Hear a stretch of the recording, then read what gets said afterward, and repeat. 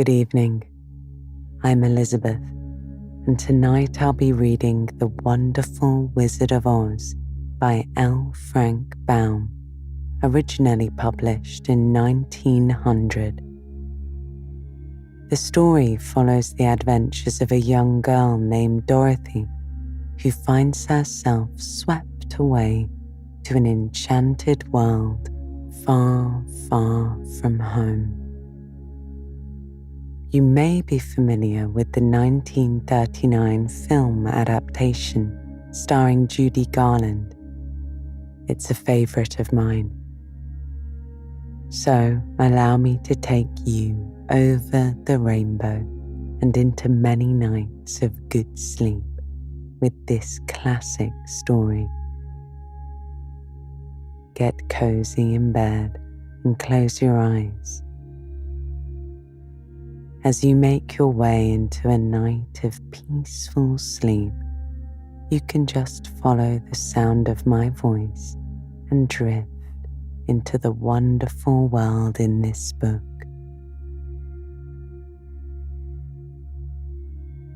Chapter 1: The Cyclone. Dorothy lived in the midst of the great Kansas prairies with Uncle Henry, who was a farmer, and Aunt Em, who was the farmer's wife. Their house was small, for the lumber to build it had to be carried by wagon many miles. There were 4 walls, a floor, and a roof, which made one room. This room contained a rusty-looking cook stove, a cupboard for the dishes, a table, 3 or 4 chairs, and the beds. Uncle Henry and Aunt Em had a big bed in one corner, and Dorothy a little bed in another corner.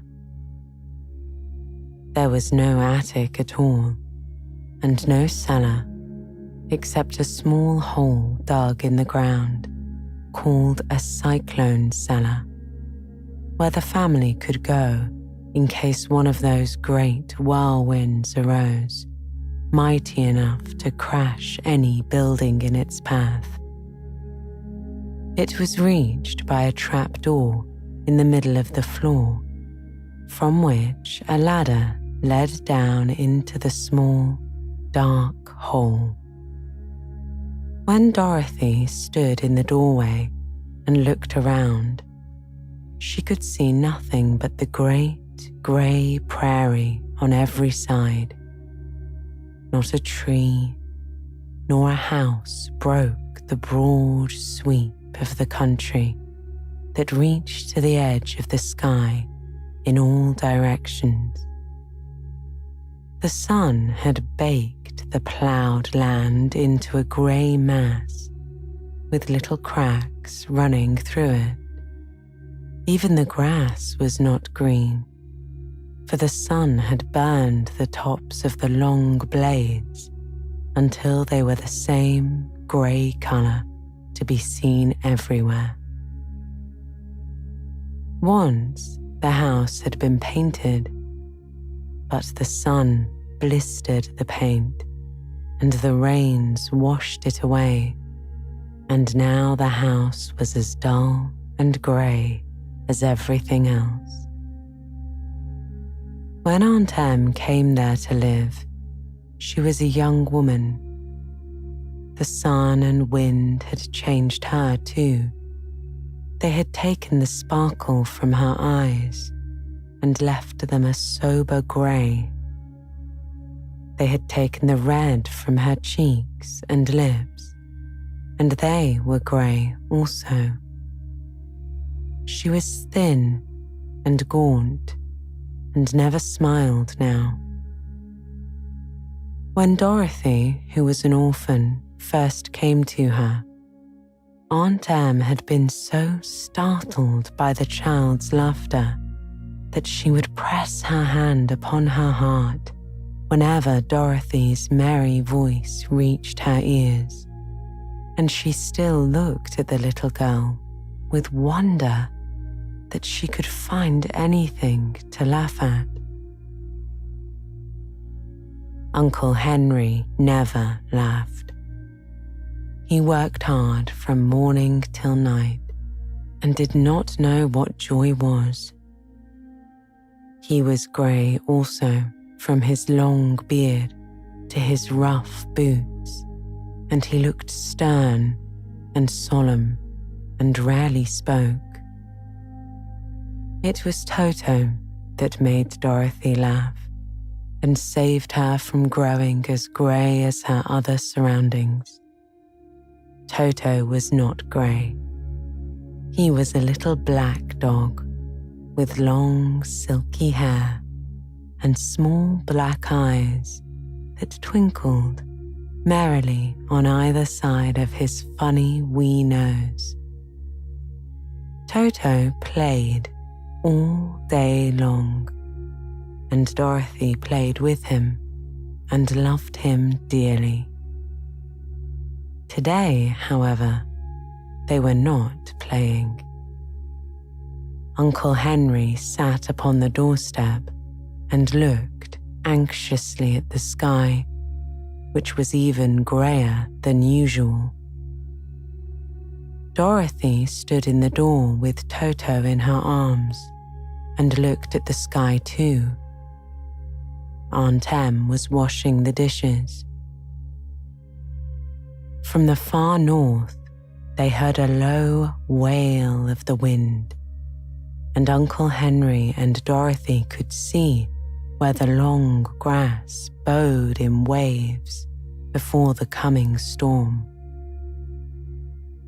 There now came a sharp whistling in the air from the south, and as they turned their eyes that way, they saw ripples in the grass coming from that direction also.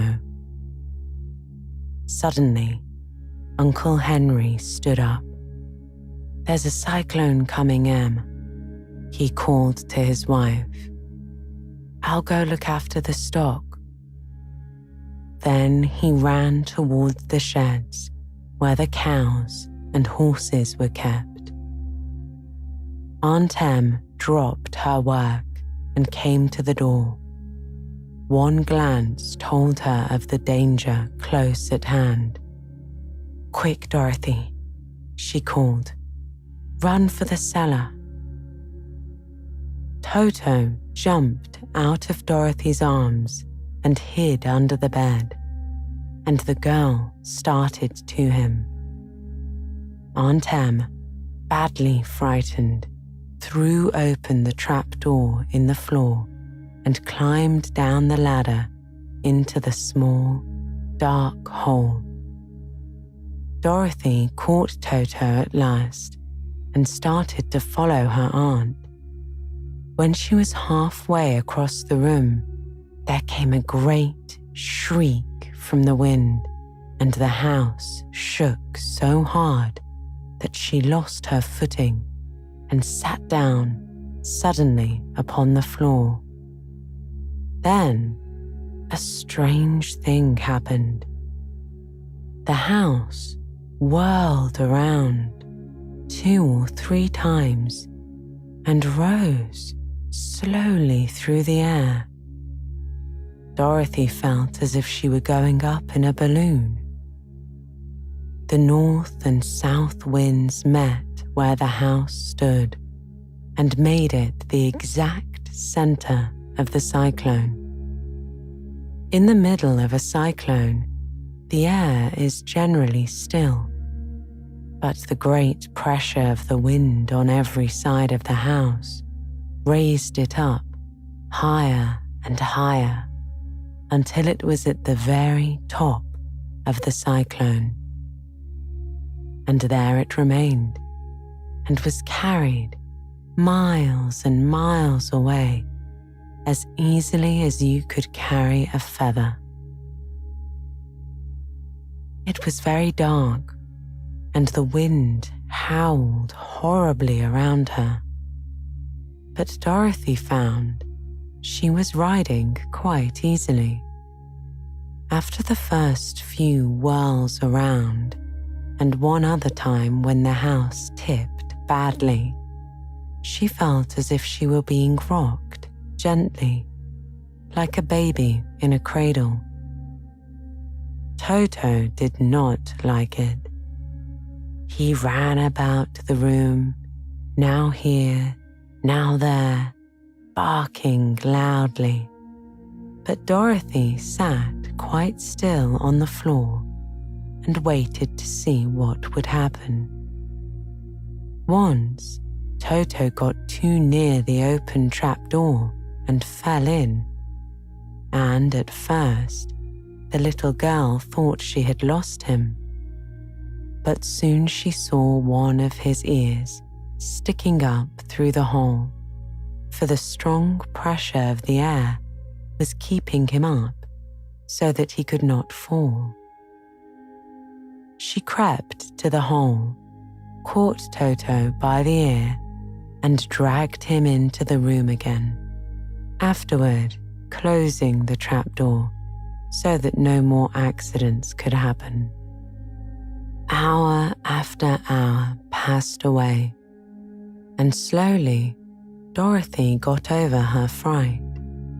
But she felt quite lonely, and the wind shrieked so loudly all about her that she nearly lost her hearing. At first, she had wondered if she would be dashed to pieces when the house fell again. But as the hours passed and nothing terrible happened, she stopped worrying and resolved to wait calmly and see what the future would bring.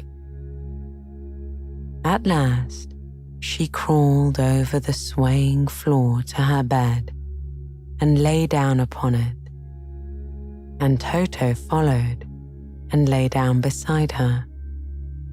In spite of the swaying of the house and the wailing of the wind, Dorothy soon closed her eyes and fell fast asleep. Chapter 2. The Council with the Munchkins. She was awakened by a shock so sudden and severe that if Dorothy had not been lying on the soft bed, she might have been heard. As it was, the jar made her catch her breath and wonder what had happened, and Toto put his cold little nose into her face and whined dismally. Dorothy sat up and noticed that the house was not moving, nor was it dark, for the bright sunshine came in at the window, flooding the little room. She sprang from her bed and, with Toto at her heels, ran and opened the door. The little girl gave a cry of amazement and looked about her, her eyes growing bigger and bigger at the wonderful sights she saw. The cyclone had set the house down very gently for a cyclone, in the midst of a country of marvelous beauty. There were lovely patches of greenery all about, with stately trees bearing rich and luscious fruits. Banks of gorgeous flowers were on every hand, and birds with rare and brilliant plumage sang and fluttered in the trees and bushes. A little way off was a small brook, rushing and sparkling along between green banks and murmuring in a voice very grateful to a little girl who had lived so long on the dry, grey prairies. While she stood, looking eagerly at the strange and beautiful sights, she noticed, coming toward her, a group of the strangest people she had ever seen. They were not as big as the grown folk she had always been used to, but neither were they very small. In fact, they seemed about as tall as Dorothy, who was a well-grown child for her age, although they were, so far as looks go, many years older. 3 were men and 1 a woman, and all were oddly dressed. They wore round hats that rose to a small point a foot above their heads, with little bells around the brims that tinkled sweetly as they moved. The hats of the men were blue. The little woman's hat was white, and she wore a white gown that hung in pleats from her shoulders. Over it were sprinkled little stars that glistened in the sun like diamonds. The men were dressed in blue of the same shade as their hats and wore well-polished boots with a deep roll of blue at the tops. The men, Dorothy thought, were about as old as Uncle Henry, for 2 of them had beards. But the little woman was doubtless much older. Her face was covered with wrinkles, her hair was nearly white, and she walked rather stiffly. When these people drew near the house where Dorothy was standing in the doorway, they paused and whispered among themselves, as if afraid to come farther. But the little old woman walked up to Dorothy, made a low bow, and said in a sweet voice, "You are welcome, most noble sorceress, to the land of the Munchkins. We are so grateful to you for having killed the wicked witch of the East and for setting our people free." Dorothy listened to this speech with wonder. What could the little woman possibly mean by calling her a sorceress and saying she had killed the wicked witch of the East? Dorothy was an innocent, harmless little girl who had been carried by a cyclone many miles from home, and she had never killed anything in all her life. But the little woman evidently expected her to answer. So Dorothy said with hesitation, "You are very kind, but there must be some mistake. I have not killed anything." "Your house did anyway," replied the little old woman with a laugh. "And that is the same thing. See?" she continued, pointing to the corner of the house. "There are her 2 feet, still sticking out from under a block of wood." Dorothy looked and gave a little cry of fright. There, indeed, just under the corner of the great beam the house rested on, 2 feet were sticking out, shod in silver shoes with pointed toes. "Oh dear, oh dear," said Dorothy, clasping her hands together in dismay. "The house must have fallen on her. Whatever shall we do?" "There is nothing to be done," said the little woman calmly. "But who was she? asked Dorothy. She was the Wicked Witch of the East, as I said, answered the little woman. She has held all the Munchkins in bondage for many years, making them work for her night and day. Now they are all set free and are grateful to you for the favor. Who are the Munchkins? Inquired Dorothy. They are the people who live in this land of the East, where the Wicked Witch ruled, the little woman said. Are you a Munchkin? Asked Dorothy. No, but I am their friend, although I live in the land of the North, the woman replied. When they saw the Witch of the East was dead, the Munchkins sent a swift message to me, and I came at once.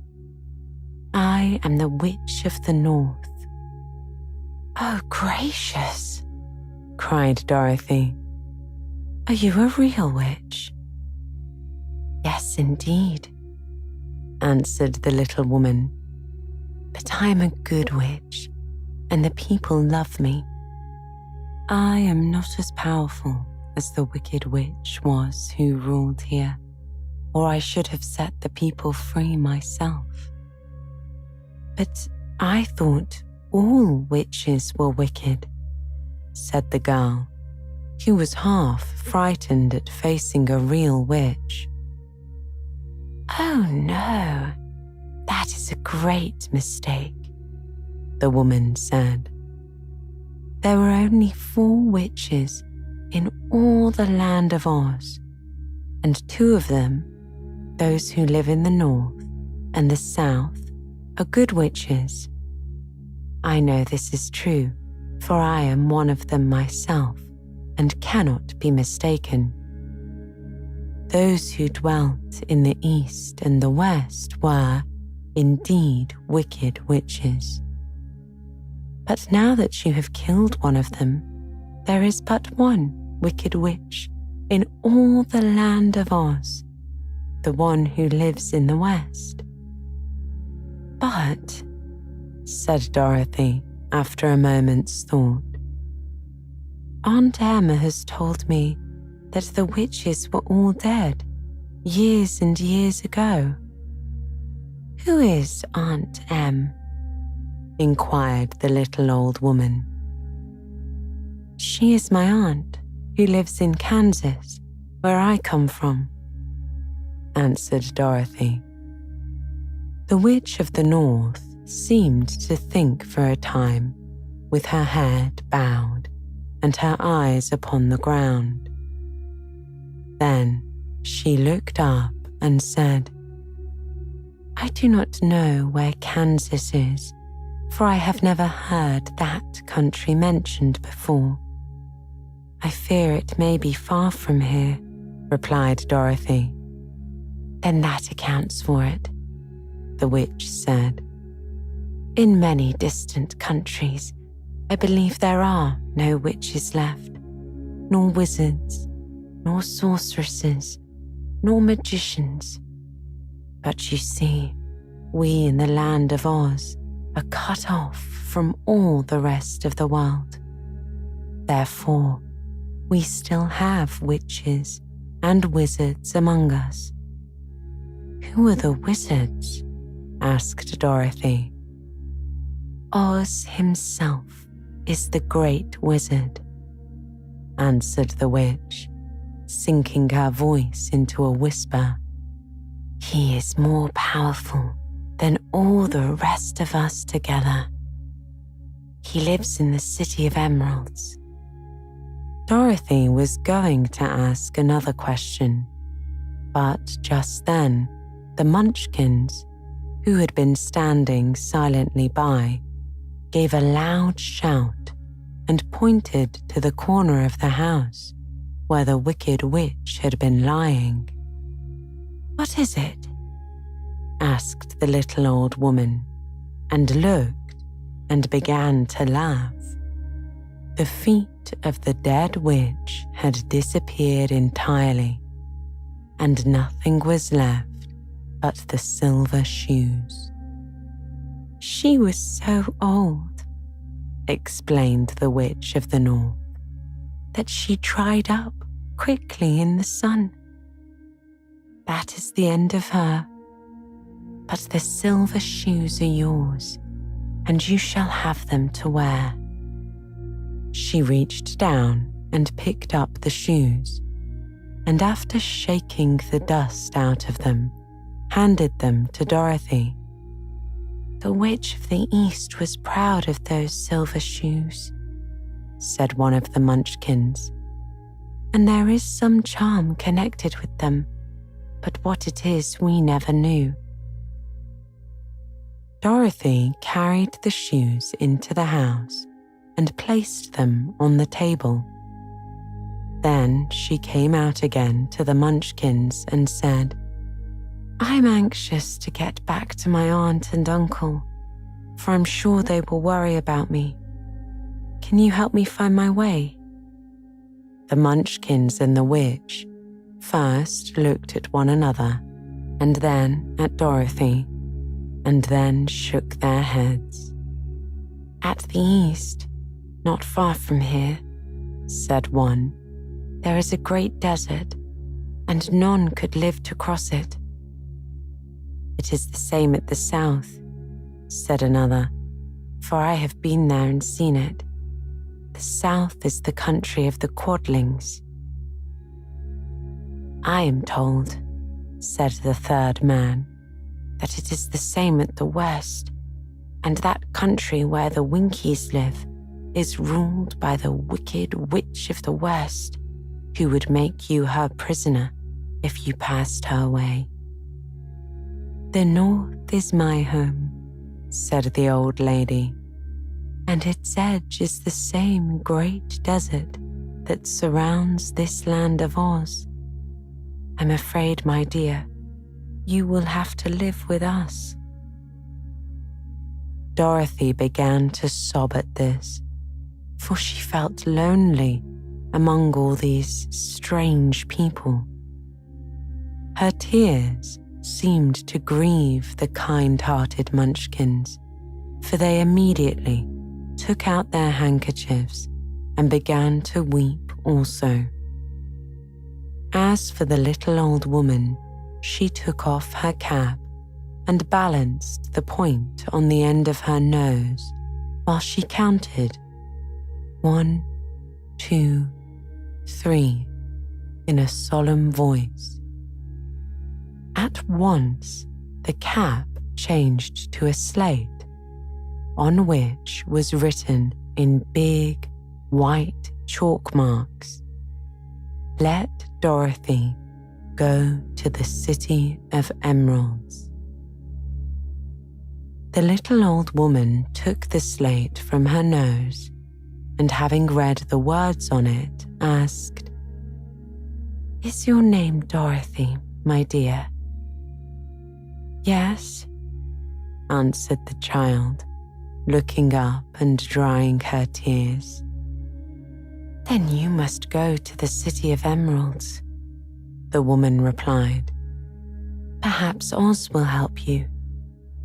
"Where is this city?" asked Dorothy. "It is exactly in the center of the country and is ruled by Oz, the great wizard I told you of," she said. "Is he a good man?" inquired the girl anxiously.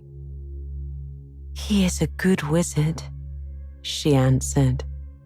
"Whether he is a man or not, I cannot tell, for I have never seen him." "How can I get there?"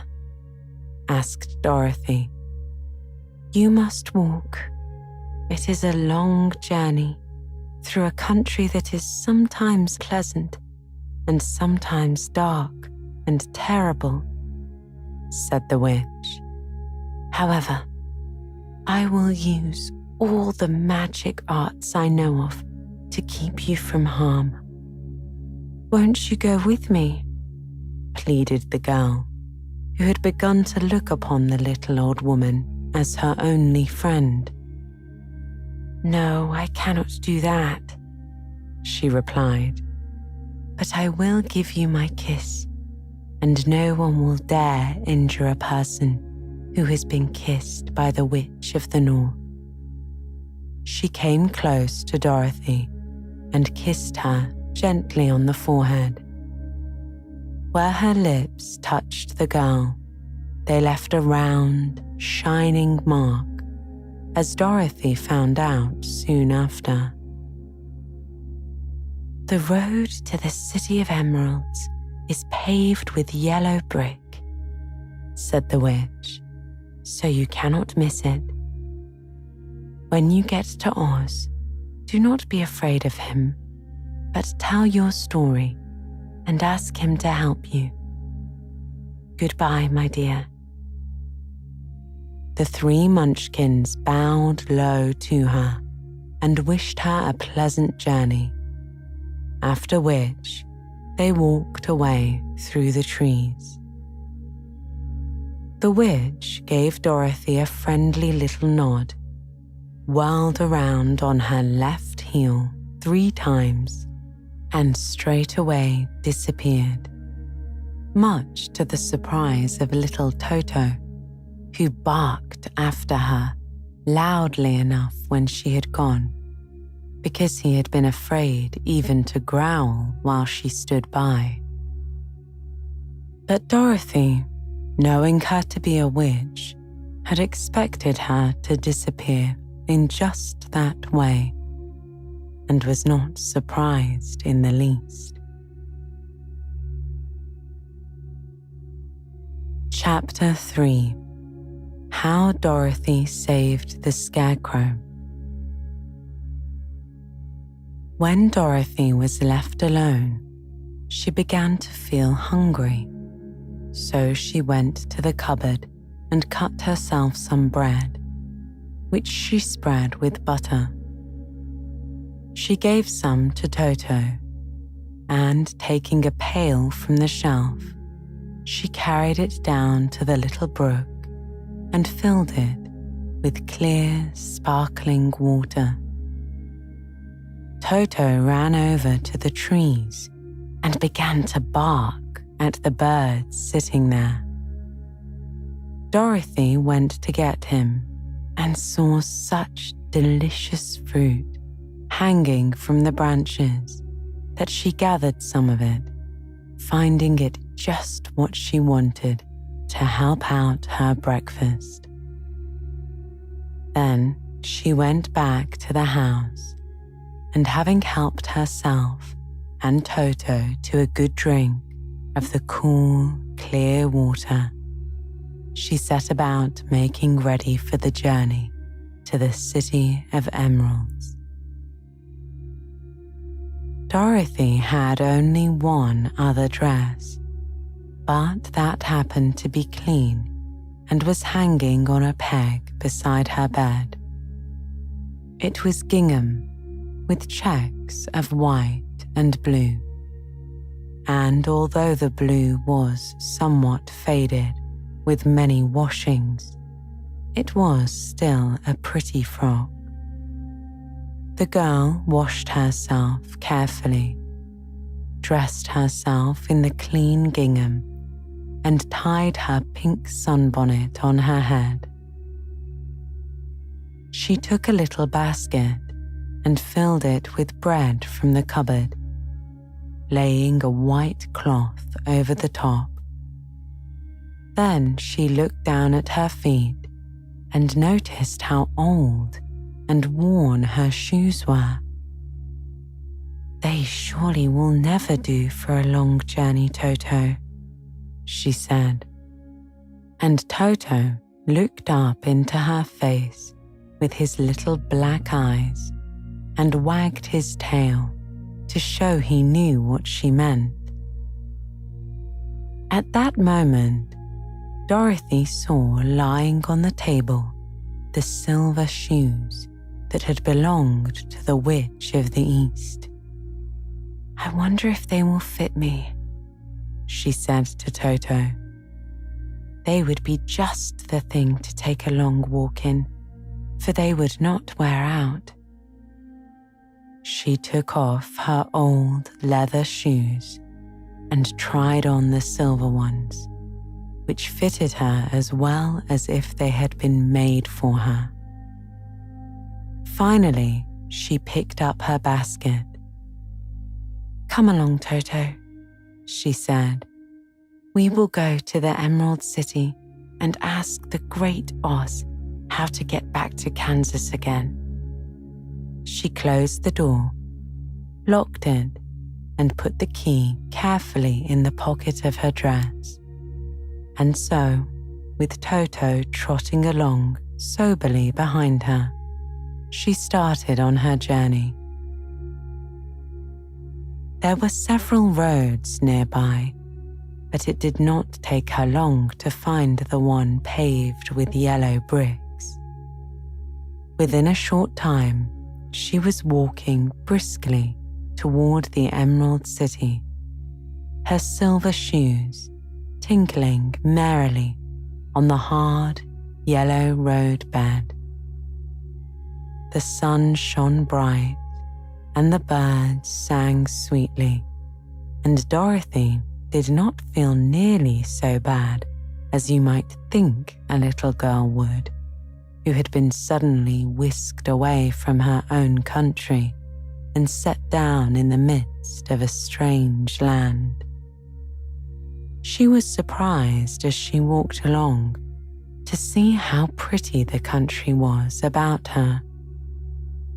There were neat fences at the sides of the road, painted a dainty blue color, and beyond them were fields of grain and vegetables in abundance. Evidently, the Munchkins were good farmers and able to raise large crops. Once in a while, she would pass a house, and the people came out to look at her and bow low as she went by, for everyone knew she had been the means of destroying the Wicked Witch and setting them free. The houses of the Munchkins were odd-looking dwellings, for each was round, with a big dome for a roof. All were painted blue, for in this country of the East, blue was the favorite color.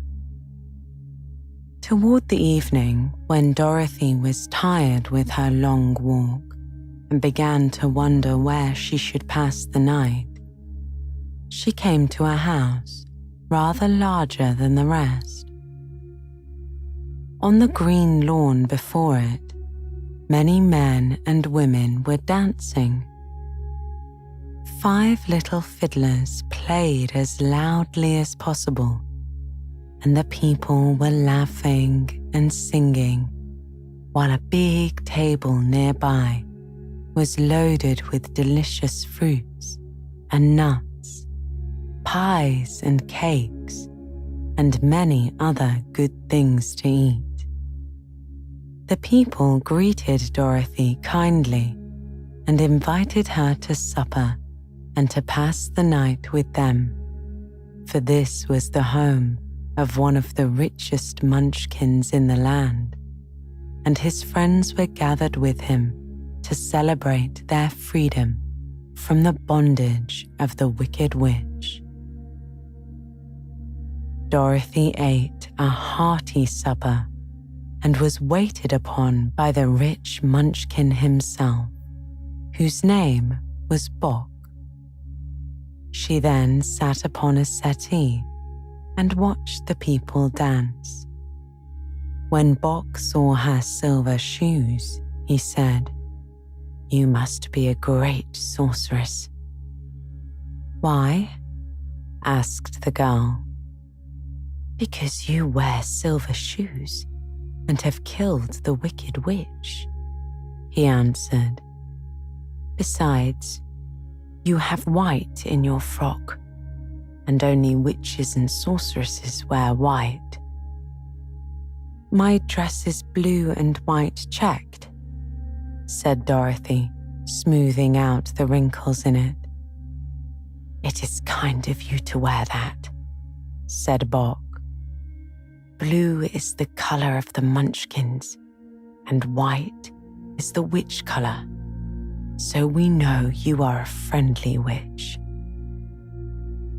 Dorothy did not know what to say to this, for all the people seemed to think her a witch, and she knew very well she was only an ordinary little girl who had come by the chance of a cyclone into a strange land. When she had tired watching the dancing, Bock led her into the house, where he gave her a room with a pretty bed in it. The sheets were made of blue cloth, and Dorothy slept soundly in them till morning, with Toto curled up on the blue rug beside her. She ate a hearty breakfast and watched a wee Munchkin baby who played with Toto and pulled his tail and crowed and laughed in a way that greatly amused Dorothy. Toto was a fine curiosity to all the people, for they had never seen a dog before. "How far is it to the Emerald City?" the girl asked. "I do not know," answered Bock gravely, "for I have never been there. It is better for people to keep away from Oz unless they have business with him. But it is a long way to the Emerald City, and it will take you many days. The country here is rich and pleasant, but you must pass through rough and dangerous places before you reach the end of your journey." This worried Dorothy a little, but she knew that only the great Oz could help her get to Kansas again. So she bravely resolved not to turn back. She bade her friends goodbye and again started along the road of yellow brick. When she had gone several miles, she thought she would stop to rest, and so climbed on top of the fence beside the road and sat down. There was a great cornfield beyond the fence, and not far away she saw a scarecrow placed high on a pole to keep the birds from the ripe corn. Dorothy leaned her chin upon her hand and gazed thoughtfully at the scarecrow. Its head was a small sack stuffed with straw, with eyes, nose, and mouth painted on it to represent a face. An old pointed blue hat that had belonged to some Munchkin was perched on his head. The rest of the figure was a blue suit of clothes, worn and faded, which had also been stuffed with straw. On the feet were some old boots with blue tops, such as every man wore in this country, and the figure was raised above the stalks of corn by means of the pole stuck up its back. While Dorothy was looking earnestly into the strange, painted face of the scarecrow, she was surprised to see one of the eyes slowly wink at her. She thought she must have been mistaken at first, for none of the scarecrows in Kansas ever wink. But presently, the figure nodded its head to her in a friendly way. Then she climbed down from the fence and walked up to it, while Toto ran around the pole and barked, "Good day, said the Scarecrow in a rather husky voice. "Did you speak?" asked the girl in wonder. "Certainly," answered the Scarecrow. "How do you do?" "I'm pretty well, thank you," replied Dorothy politely. "How do you do?" "I'm not feeling well," said the Scarecrow with a smile, "for it is very tedious being perched up here, night and day, to scare away crows." "Can't you get down?" asked Dorothy. "No, for this pole is stuck up my back," he said. "If you will please take away the pole, I shall be greatly obliged to you." Dorothy reached up both arms and lifted the figure off the pole, for being stuffed with straw, it was quite light. "Thank you very much," said the Scarecrow when he had been set down on the ground. "I feel like a new man." Dorothy was puzzled at this, for it sounded strange to hear a stuffed man speak, and to see him bow and walk along beside her. "Who are you?" asked the Scarecrow when he had stretched himself and yawned. "Where are you going?" "My name is Dorothy," said the girl, "and I'm going to the Emerald City to ask the Great Oz to send me back to Kansas." "Where is the Emerald City?" he inquired. "And who is Oz?" "Why, don't you know?" she returned in surprise. "No, indeed, I don't know anything. You see, I am stuffed, so I have no brains at all," he answered sadly. "Oh," said Dorothy, "I'm awfully sorry for you." "Do you think," he asked, "if I go to the Emerald City with you, that Oz would give me some brains?" "I cannot tell," she returned, "but you may come with me if you like. If Oz will not give you any brains, you will be no worse off than you are now." "That is true," said the Scarecrow. "You see," he continued confidentially, "I don't mind my legs and arms and body being stuffed because I cannot get hurt. If anyone treads on my toes or sticks a pin into me, it doesn't matter, for I can't feel it. But I do not want people to call me a fool, and if my head stays stuffed with straw instead of brain as yours is, how am I ever to know anything?" "I understand how you feel," said the little girl, who was truly sorry for him. "If you will come with me, I'll ask Oz to do all he can for you." "Thank you," he answered gratefully. They walked back to the road. Dorothy helped him over the fence, and they started along the path of yellow brick for the Emerald City. Toto did not like this addition to the party at first. He smelled around the stuffed man as if he suspected there might be a nest of rats in the straw, and he often growled in an unfriendly way at the Scarecrow. "Don't mind Toto," said Dorothy to her new friend. "He never bites." "Oh, I'm not afraid," replied the Scarecrow. "He can't hurt the straw. Do let me carry that basket for you.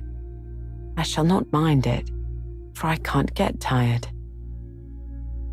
I'll tell you a secret," he continued as he walked along. There is only one thing in the world I'm afraid of." "What is that?" asked Dorothy. "The Munchkin farmer who made you." "No," answered the Scarecrow. "It's a lighted match."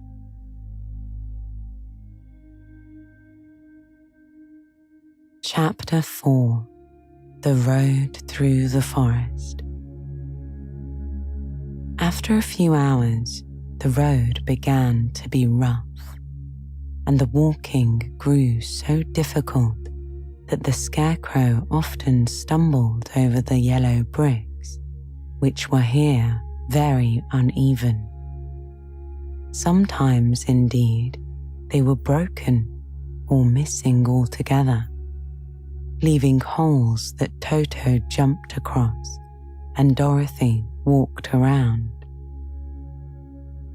As for the Scarecrow, having no brains, he walked straight ahead and so stepped into the holes and fell at full length on the hard bricks.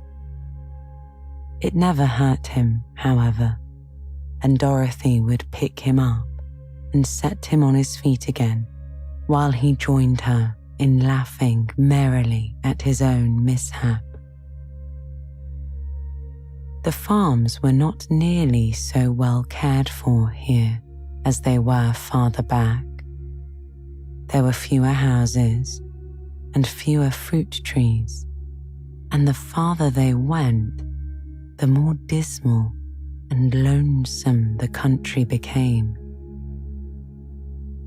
At noon, they sat down by the roadside near the little brook, and Dorothy opened her basket and got out some bread.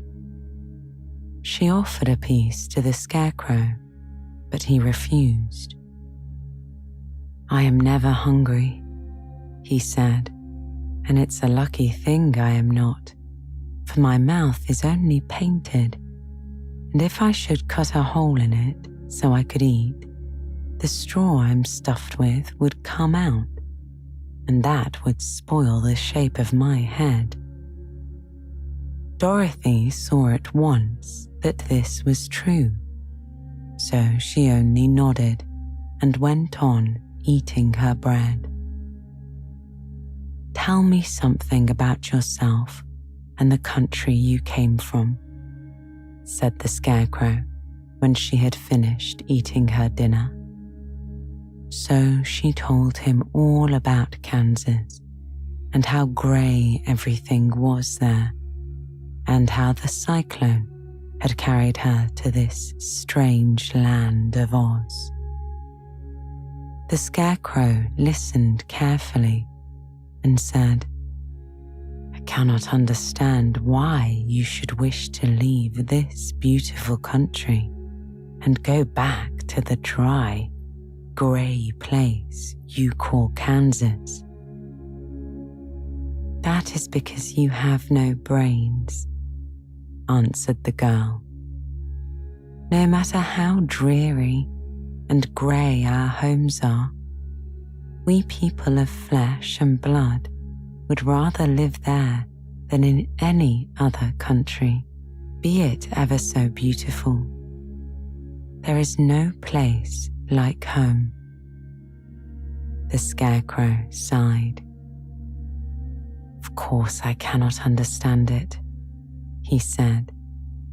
"If your heads were stuffed with straw like mine, you would probably all live in the beautiful places, and then Kansas would have no people at all. It is fortunate for Kansas that you have brains. Won't you tell me a story while we are resting?" asked the child. The Scarecrow looked at her sadly and answered, "My life has been so short that I really know nothing whatever. I was only made the day before yesterday. What happened in the world before that time is all unknown to me. Luckily, when the farmer made my head, one of the first things he did was to paint my ears so that I heard what was going on. There was another munchkin with him, and the first thing I heard was the farmer saying, "How do you like those ears?" "They aren't straight," answered the other. "Never mind," said the farmer. "They are ears just the same," which was true enough. "Now I'll make the eyes," said the farmer. So he painted my right eye, and as soon as it was finished, I found myself looking at him and everything around me with a great deal of curiosity, for this was my first glimpse of the world. "That's a rather pretty eye," remarked the other munchkin who was watching the farmer. "That paint is just the colour for eyes." "I think I'll make the other a little bigger," said the farmer. And when the second eye was done, I could see much better than before. Then he made my nose, a mouth, but I did not speak, because at that time I did not know what a mouth was for. I had the fun of watching them make my body, my arms and my legs, and when they fastened on my head at last, I felt very proud, for I thought I was just as good a man as anyone. "This fellow will scare the crows fast enough," said the farmer. "He looks just like a man." "Why, he is a man," said the other, and I quite agreed with him. The farmer carried me under his arm to the cornfield and set me up on a tall stick where you found me. He and his friend soon after walked away and left me alone. I did not like to be deserted in this way, so I tried to walk after them, but my feet would not touch the ground, and I was forced to stay on that pole. It was a lonely life to lead, for I had nothing to think of, having been made such a little while before. Many crows and other birds flew into the cornfield, but as soon as they saw me, they flew away again, thinking I was a munchkin. And this pleased me and made me feel that I was quite an important person. By and by, an old crow flew near me, and after looking at me carefully, he perched upon my shoulder and said, "I wonder if that farmer thought to fool me in this clumsy manner. Any crow of sense could see that you are only stuffed with straw." Then he hopped down at my feet and ate all the corn he wanted. The other birds, seeing he was not harmed by me, came to eat the corn too. So, in a short time, there was a great flock of them about me. I felt sad at this, for it showed I was not such a good scarecrow after all. But the old crow comforted me, saying, "If you only had brains in your head, you would be as good a man as any of them, and a better man than some of them. Brains are the only things worth having in this world, no matter whether one is a crow or a man." After the crows had gone, I thought this over and decided I would try hard to get some brains. By good luck, you came along and pulled me off the stake, and from what you say, I'm sure the Great Oz will give me brains as soon as we get to the Emerald City." "I hope so," said Dorothy earnestly, "since you seem anxious to have them." "Oh yes, I am anxious," returned the Scarecrow. "It is such an uncomfortable feeling to know one is a fool." "Well," said the girl, "let us go," and she handed the basket to the Scarecrow.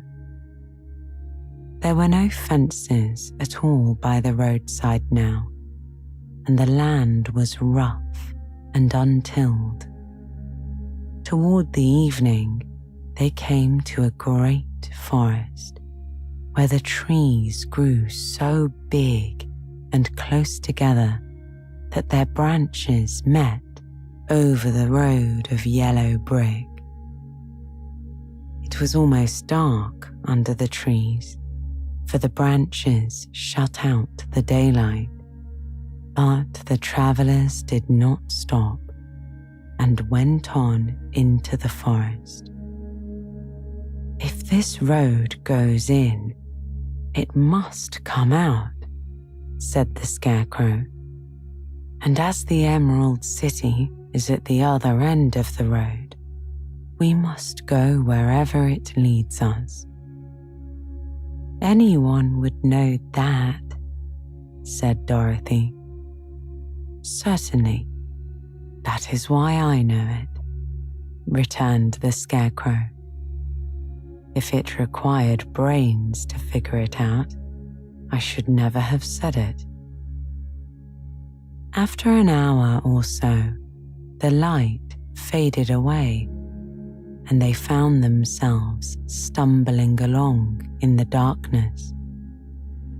Dorothy could not see at all, but Toto could, for some dogs see very well in the dark, and the Scarecrow declared he could see as well as by day. So she took hold of his arm and managed to get along fairly well. "If you see any house or a place where we can pass the night," she said, "you must tell me, for it is very uncomfortable walking in the dark." Soon after, the Scarecrow stopped.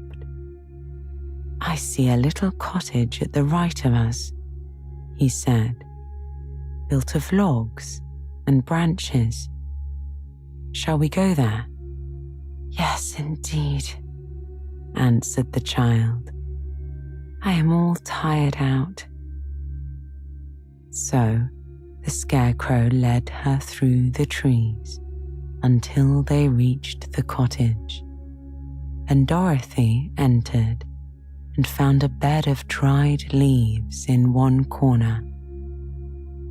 She lay down at once, and with Toto beside her, soon fell into a sound sleep. The Scarecrow, who was never tired, stood up in another corner and waited patiently until morning came.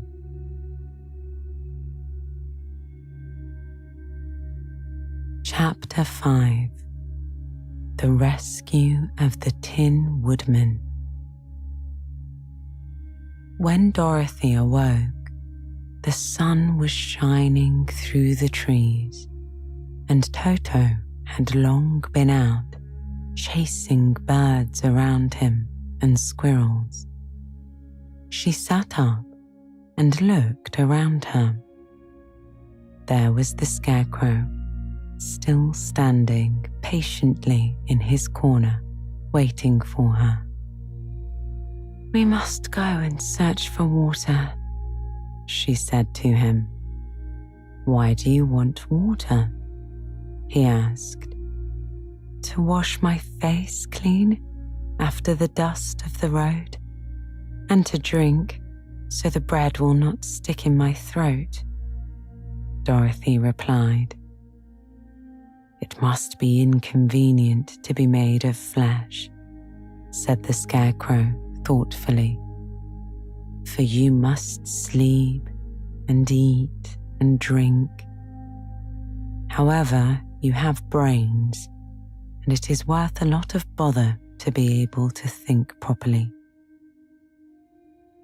They left the cottage and walked through the trees until they found a little spring of clear water where Dorothy drank and bathed and ate her breakfast. She saw there was not much bread left in the basket, and the girl was thankful the Scarecrow did not have to eat anything, for there was scarcely enough for herself and Toto for the day. When she had finished her meal and was about to go back to the road of yellow brick, she was startled to hear a deep groan nearby. "What was that?" she asked timidly. "I cannot imagine," replied the Scarecrow, "but we can go and see." Just then, another groan reached their ears, and the sound seemed to come from behind them. They turned and walked through the forest a few steps when Dorothy discovered something shining in a ray of sunshine that fell between the trees.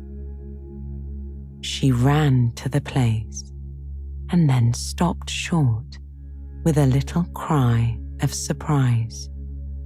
One of the big trees had been partially chopped through, and standing beside it, with an uplifted axe in his hands, was a man made entirely of tin. His head and arms and legs were jointed upon his body, but he stood perfectly motionless, as if he could not stir at all. Dorothy looked at him in amazement, and so did the Scarecrow, while Toto barked sharply and made a snap at the tin legs, which hurt his teeth. "Did you groan?" asked Dorothy. "Yes," answered the Tin Man. "I did. I've been groaning for more than a year, and no one has ever heard me before or come to help me." "What can I do for you?" she inquired softly, for she was moved by the sad voice in which the man spoke. "Get an oil can and oil my joints," he answered. "They are rusted so badly that I cannot move them at all. If I am well oiled, I shall soon be all right again. You will find an oil can on a shelf in my cottage." Dorothy at once ran back to the cottage and found the oil can. Then she returned and asked anxiously, "Where are your joints?" "Oil my neck first," replied the Tin Woodman. So she oiled it, and as it was quite badly rusted, the Scarecrow took hold of the tin head and moved it gently from side to side until it worked freely, and then the man could turn it himself. "Now oil the joints in my arms," he said, and Dorothy oiled them, and the Scarecrow bent them carefully until they were quite free from rust and as good as new. The Tin Woodman gave a sigh of satisfaction and lowered his axe, which he leaned against the tree. "Oh, this is a great comfort," he said. "I've been holding that axe in the air ever since I rusted, and I'm glad to be able to put it down at last. Now, if you will oil the joints of my legs, I shall be all right once more." So they oiled his legs until he could move them freely, and he thanked them again and again for his release, for he seemed a very polite creature and very grateful. "I might have stood there always if you had not come along," he said. "So you have certainly saved my life. How did you happen to be here?" "We are on our way to the Emerald City to see the Great Oz," she answered, "and we stopped at your cottage to pass the night." "Why do you wish to see Oz?" he asked. "I want him to send me back to Kansas, and the Scarecrow wants him to put a few brains into his head," she replied. The Tin Woodman appeared to think deeply for a moment. Then he said, "Do you suppose Oz could give me a heart?" "Why, I guess so," Dorothy answered. "It would be as easy as to give the Scarecrow brains." "True," the Tin Woodman returned.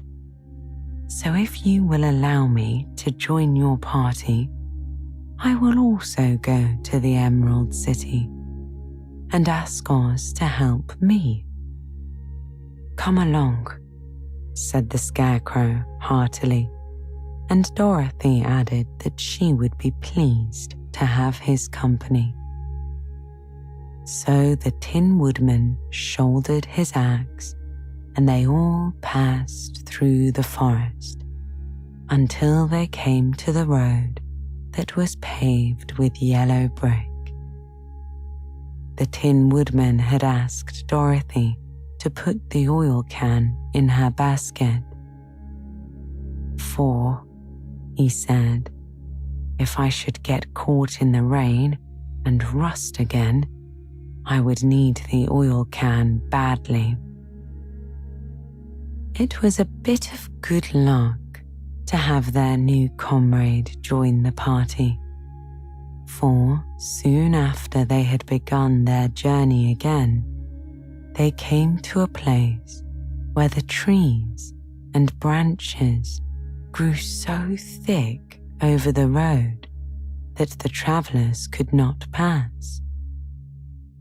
But the Tin Woodman set to work with his axe and chopped so well that soon he cleared the passage for the entire party. Dorothy was thinking so earnestly as they walked along that she did not notice when the Scarecrow stumbled into a hole and rolled over to the side of the road. Indeed, he was obliged to call her to help him up again.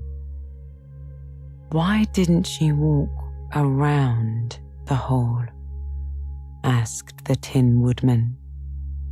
"I don't know enough," replied the Scarecrow cheerfully.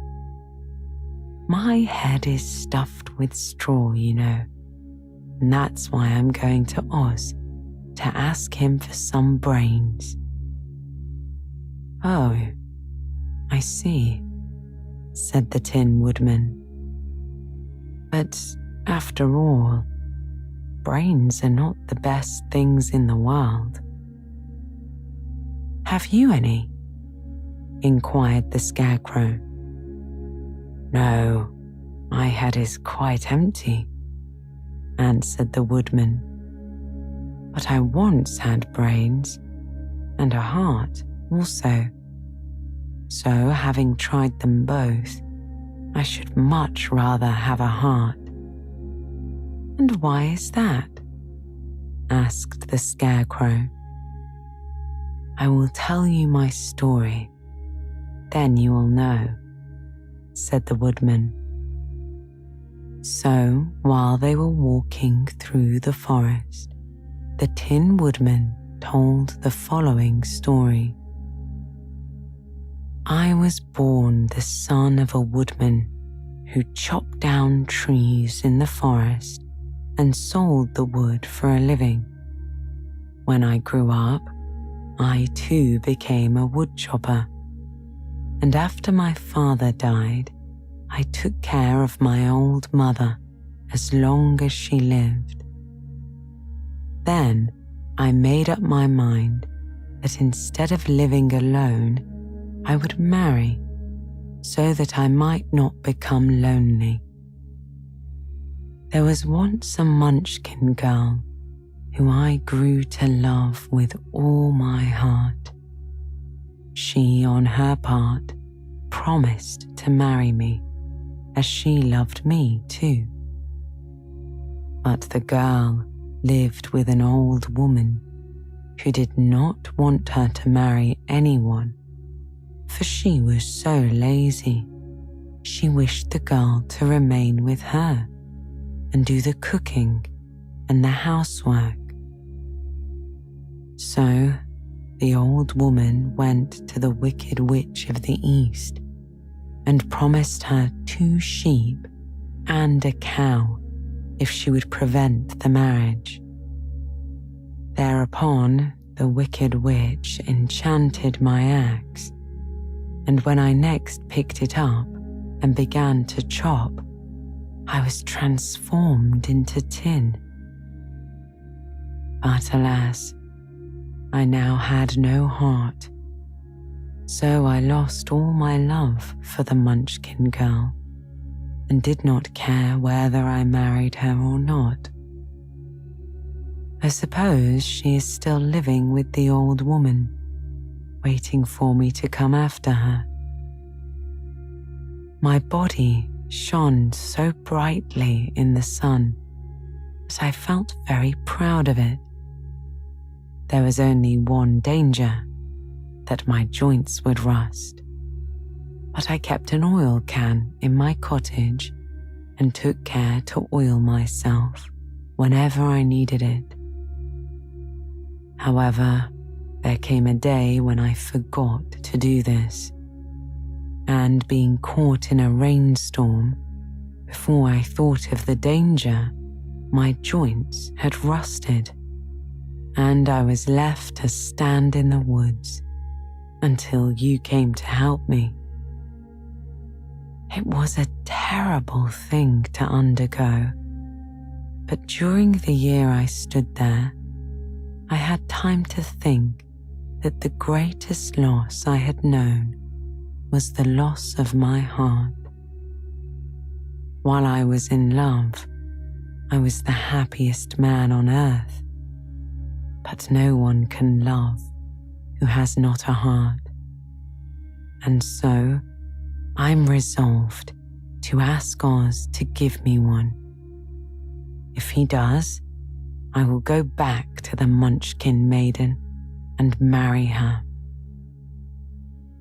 Both Dorothy and the Scarecrow had been greatly interested in the story of the Tin Woodman, and now they knew why he was so anxious to get a new heart. "All the same," said the Scarecrow, "I shall ask for brains instead of a heart, for a fool would not know what to do with a heart if he had one."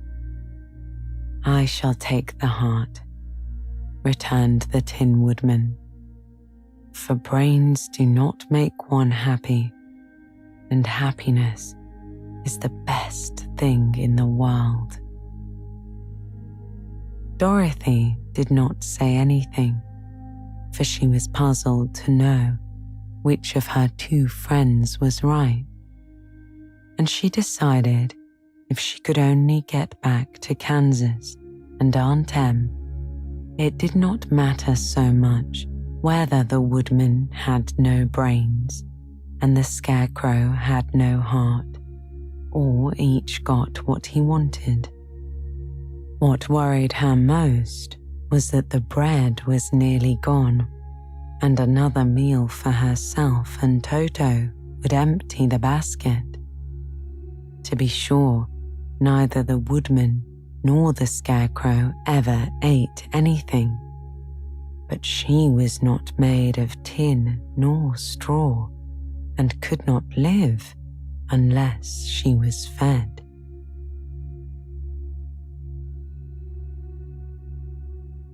Chapter 6. The Cowardly Lion.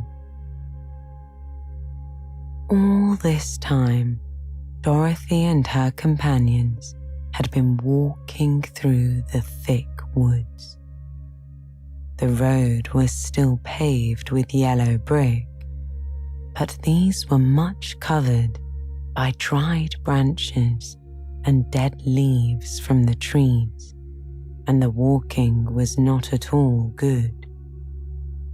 There were a few birds in this part of the forest, for birds love the open country where there is plenty of sunshine.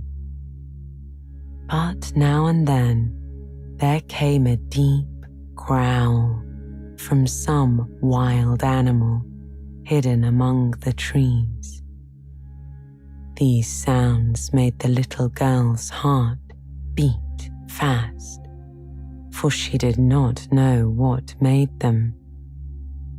But Toto knew, and he walked close to Dorothy's side and did not even bark in return. "How long will it be?" the child asked of the Tin Woodman. "Before we are out of the forest?" "I cannot tell," was the answer, "for I have never been to the Emerald City.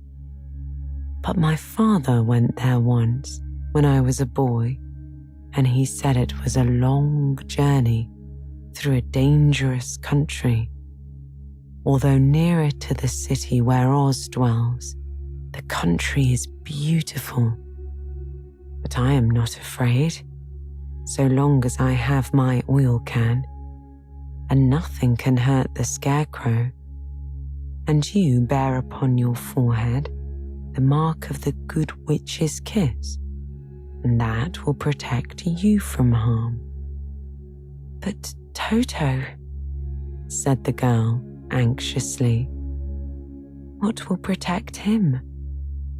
"We must protect him ourselves if he is in danger," replied the Tin Woodman. Just as he spoke, there came from the forest a terrible roar, and the next moment a great lion bounded into the road. With one blow of his paw, he sent the scarecrow spinning over and over into the edge of the road. Then he struck at the Tin Woodman with his sharp claws, but to the lion's surprise, he could make no impression on the tin, although the woodman fell over in the road and lay still.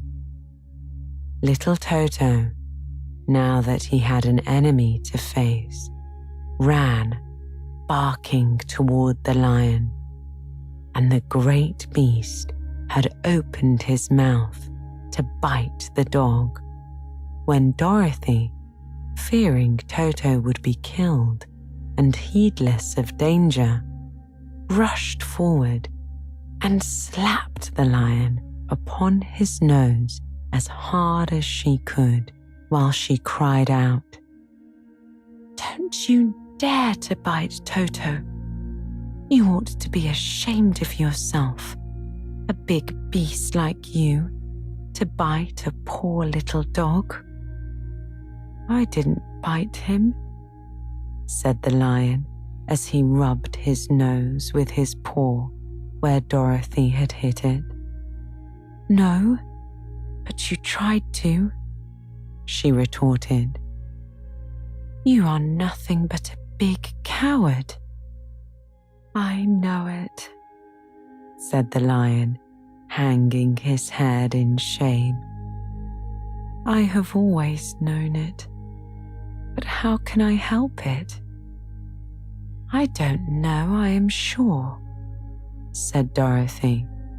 "To think of your striking a stuffed man like the poor scarecrow." "Is he stuffed?" asked the lion in surprise as he watched her pick up the scarecrow and set him on his feet while she patted him into shape again. "Of course he's stuffed," replied Dorothy, who was still angry. "That's why he went over so easily," remarked the lion. "It astonished me to see him whirl around so. Is the other one stuffed also?" "No," said Dorothy. "He's made of tin." And she helped the woodman up again. "That's why he nearly blunted my claws," said the lion. "When they scratched against the tin, it made a cold shiver run down my back." "What is that little animal you are so tender of?" "He's my dog, Toto," answered Dorothy. "Is he made of tin or stuffed?" asked the lion. "Neither. He's a meat dog," said the girl. "Oh, he's a curious animal. Seems remarkably small now that I look at him. No one would think of biting such a little thing, except a coward like me," continued the lion sadly. "What makes you a coward?" asked Dorothy, looking at the great beast in wonder, for he was as big as a small horse. "It's a mystery," replied the lion. "I suppose I was born that way. All the other animals in the forest naturally expect me to be brave, for the lion is everywhere thought to be the king of beasts. I learned that if I roared very loudly, every living thing was frightened and got out of my way. Whenever I've met a man, I've been awfully scared, but I just roared at him, and he has always run away as fast as he could go. If the elephants and the tigers and the bears had ever tried to fight me, I should have run myself. I am such a coward. But as soon as they hear me roar, they all try to get away from me.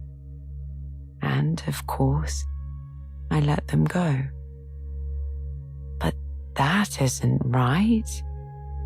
The king of beasts shouldn't be a coward," said the scarecrow.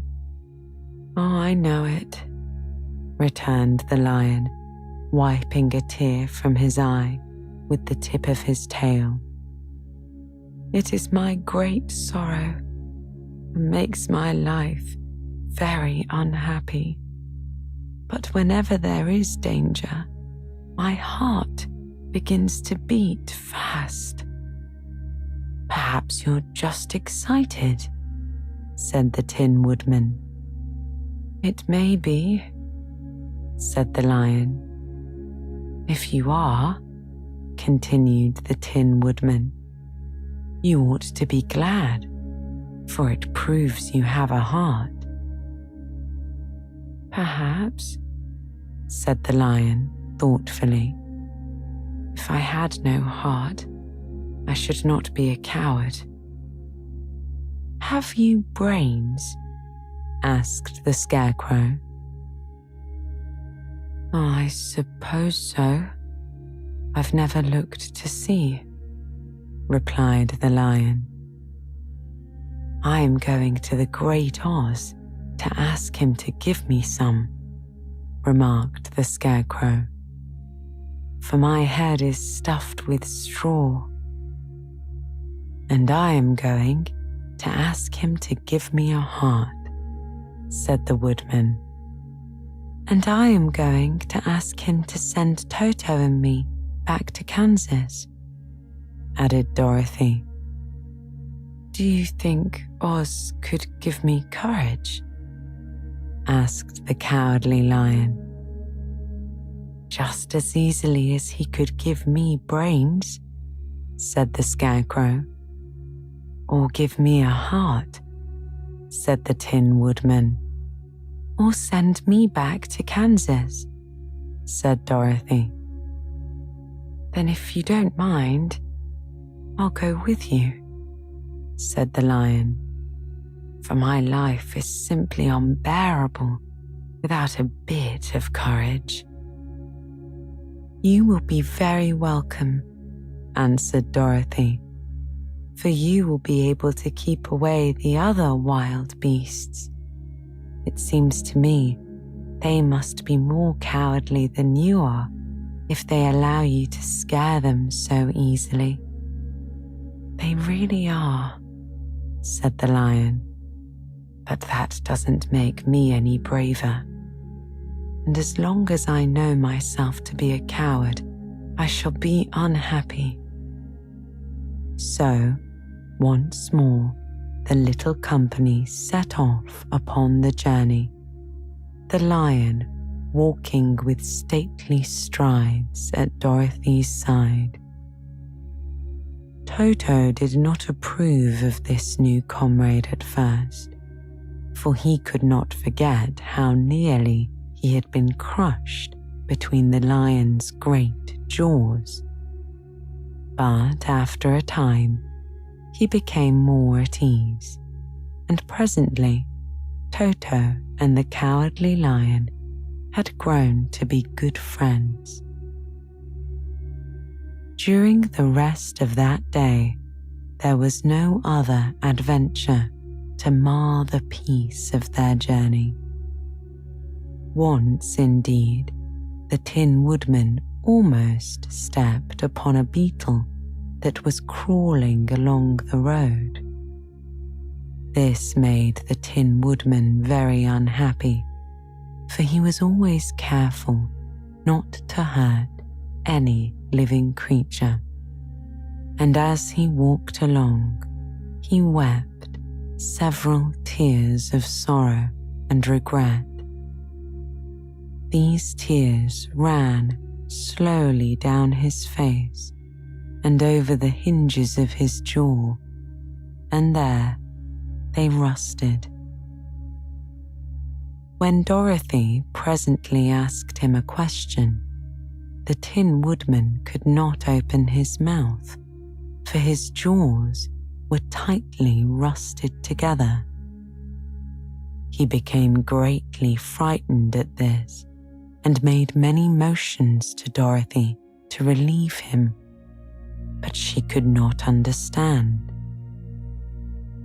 The Lion was also puzzled to know what was wrong, but the Scarecrow seized the oil can from Dorothy's basket and oiled the Woodman's jaws, so that after a few moments he could talk as well as before. "This will serve me a lesson," said he, "to look where I step. For if I should accidentally harm a bug or beetle, I should surely cry again, and crying rusts my jaws so that I cannot speak. Thereafter, he walked very carefully with his eyes on the road, and when he saw a tiny ant toiling by, he would step over it so as not to harm it. The Tin Woodman knew very well he had no heart, and therefore he took great care never to be cruel or unkind to anything. "You people with hearts," he said, "have something to guide you and need never to do wrong. But I have no heart, and so I must be very careful. When Oz gives me a heart, of course, I needn't mind so much." Chapter 7. The Journey to the Great Oz. They were obliged to camp out that night under a large tree in the forest, for there were no houses near. The tree made a good, thick covering to protect them from the dew, and the Tin Woodman chopped a great pile of wood with his axe, and Dorothy built a splendid fire that warmed her and made her feel less lonely. She and Toto ate the last of their bread, and now she did not know what they would do for breakfast. "If you wish," said the lion, "I will go into the forest and get a deer for you. You can roast it by the fire, since your tastes are so peculiar that you prefer cooked food, and then you will have a very good breakfast." "Don't, please don't," begged the Tin Woodman. "I should certainly weep if you got a poor deer, and then my jaws would rust again." But the lion went away into the forest and found his own supper, and no one ever knew what it was, for he didn't mention it. And the Scarecrow found a tree full of nuts and filled Dorothy's basket with them so that she would not be hungry for a long time. She thought this was very kind and thoughtful of the Scarecrow, but she laughed heartily at the awkward way in which the poor creature picked up the nuts. His padded hands were so clumsy and the nuts were so small that he dropped almost as many as he put in the basket. But the Scarecrow did not mind how long it took him to fill the basket, for it enabled him to keep away from the fire, as he feared a spark might get into his straw and burn him up. So he kept a good distance away from the flames and only came near to cover Dorothy with dry leaves when she lay down to sleep. These kept her very snug and warm, and she slept soundly until morning. When it was daylight, the girl bathed her face in a little rippling brook, and soon after, they all started toward the Emerald City. This was to be an eventful day for the travelers. They had hardly been walking an hour when before them they saw a great ditch that crossed the road and divided the forest as far as they could see on either side It was a very wide ditch, and when they crept up to the edge and looked into it, they could see it was also very deep, and there were many big, jagged rocks at the bottom. The sides were so steep that none of them could climb down, and for a moment it seemed that their journey must end. "What shall we do?" asked Dorothy despairingly. "I haven't the faintest idea," said the Tin Woodman, and the lion shook his shaggy mane and looked thoughtful. But the Scarecrow said, "We cannot fly, that is certain. Neither can we climb down into this great ditch. Therefore, if we cannot jump over it, we must stop where we are." "I think I could jump over it," said the Cowardly Lion, after measuring the distance carefully in his mind. "Then we are all right," answered the Scarecrow, "for you can carry us all over on your back, one at a time." "Well, I'll try it," said the lion. "Who will go first?" "I will," declared the Scarecrow. "For if you found that you could not jump over the gulf, Dorothy would be killed, or the Tin Woodman badly dented on the rocks below. But if I am on your back, it will not matter so much, for the fall would not hurt me at all." "I am terribly afraid of falling myself," said the Cowardly Lion, "but I suppose there is nothing to do but try it. So get on my back and we'll make the attempt." The Scarecrow sat upon the lion's back, and the big beast walked to the edge of the gulf and crouched down. "Why don't you run and jump?" asked the Scarecrow.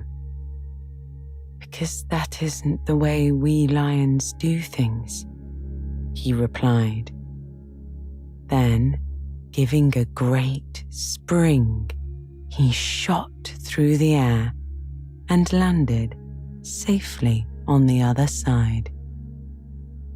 They were all greatly pleased to see how easily he did it, and after the Scarecrow had got down from his back, the lion sprang across the ditch again. Dorothy thought she would go next, so she took Toto in her arms and climbed on the lion's back, holding tightly to his mane with one hand. The next moment, it seemed as if she were flying through the air, and then, before she had time to think about it, she was safe on the other side. The lion went back a third time and got the Tin Woodman. Then they all sat down for a few moments to give the beast a chance to rest, for his great leaps had made his breath short, and he panted like a big dog that has been running too long. They found the forest very thick on this side, and it looked dark and gloomy. After the lion had rested, they started along the road of yellow brick, silently wondering, each in his own mind, if they would ever come to the end of the woods and reach the bright sunshine again.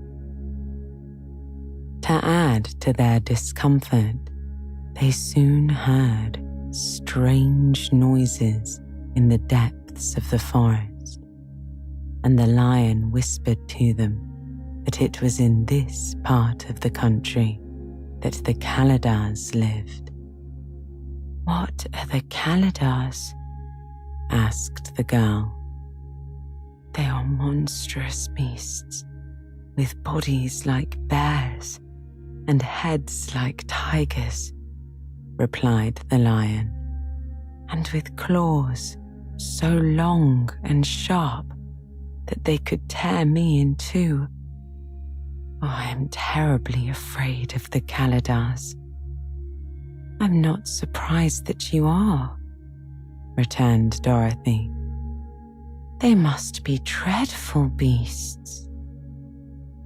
The lion was about to reply when suddenly they came to another gulf across the road. But this one was so broad and deep that the lion knew at once he could not leap across it. So they sat down to consider what they should do, and after serious thought, the Scarecrow said, "Here is a great tree standing close to the ditch. If the Tin Woodman can chop it down so that it will fall to the other side, we can walk across it easily." "That is a first-rate idea," said the lion. "One would almost suspect you had brains in your head instead of straw." The woodman set to work at once, and so sharp was his axe that the tree was soon chopped nearly through. Then the lion put his strong front legs against the tree and pushed with all his might. And slowly the big tree tipped and fell with a crash across the ditch, with its top branches on the other side. They had just started to cross this strange bridge when a sharp growl made them all look up, and to their horror, they saw running toward them two great beasts with bodies like bears and heads like tigers. "They are the Kalidahs," said the Cowardly Lion, beginning to tremble. "Quick," said the Scarecrow, "let us cross over." So Dorothy went first, holding Toto in her arms. The Tin Woodman followed, and the Scarecrow came next. The lion, although he was certainly afraid, turned to face the Kalidahs, and then he gave so loud and terrible a roar that Dorothy screamed, and the Scarecrow fell over backward, while even the fierce beasts stopped short and looked at him in surprise. But seeing they were bigger than the lion, and remembering that there were two of them and only one of him, the Kalidahs again rushed forward, and the lion crossed over the tree and turned to see what they would do next. Without stopping an instant, the fierce beasts also began to cross the tree, and the lion said to Dorothy, "We are lost, for they will surely tear us to pieces with their sharp claws. But stand close behind me, and I will fight them for as long as I am alive." "Wait a minute," called the Scarecrow, He had been thinking what was best to be done, and now he asked the woodman to chop away the end of the tree that rested on their side of the ditch. The Tin Woodman began to use his axe at once, and just as the two Canadas were nearly across, the tree fell with a crash into the gulf, carrying the snarling brutes with it. "Well," said the Cowardly Lion, drawing a long breath of relief, "I see we're going to live a little while longer, and I'm glad of it, for it must be a very uncomfortable thing not to be alive. Those creatures frightened me so badly that my heart is beating yet." "Ah," said the Tin Woodman sadly, "I wish I had a heart to beat." This adventure made the travelers more anxious than ever to get out of the forest, and they walked so fast that Dorothy became tired and had to ride on the lion's back. To their great joy, the trees became thinner the farther they advanced, and in the afternoon they suddenly came upon a broad river flowing swiftly just before them. On the other side of the water, they could see the road of yellow brick running through a beautiful country with green meadows dotted with bright flowers, and all the road bordered with trees hanging full of delicious fruits. They were greatly pleased to see this delightful country before them. "How shall we cross the river?" asked Dorothy. "That is easily done," replied the Scarecrow. "The Tin Woodman must build us a raft so we can float to the other side." So the woodman took his axe and began to chop down small trees to make a raft. And while he was busy at this, the Scarecrow found on the riverbank a tree full of fine fruit. This pleased Dorothy, who had eaten nothing but nuts all day, and she made a hearty meal of the ripe fruit. But it takes time to make a raft, even when one is as industrious and untiring as the Tin Woodman. And when night came, the work was not done.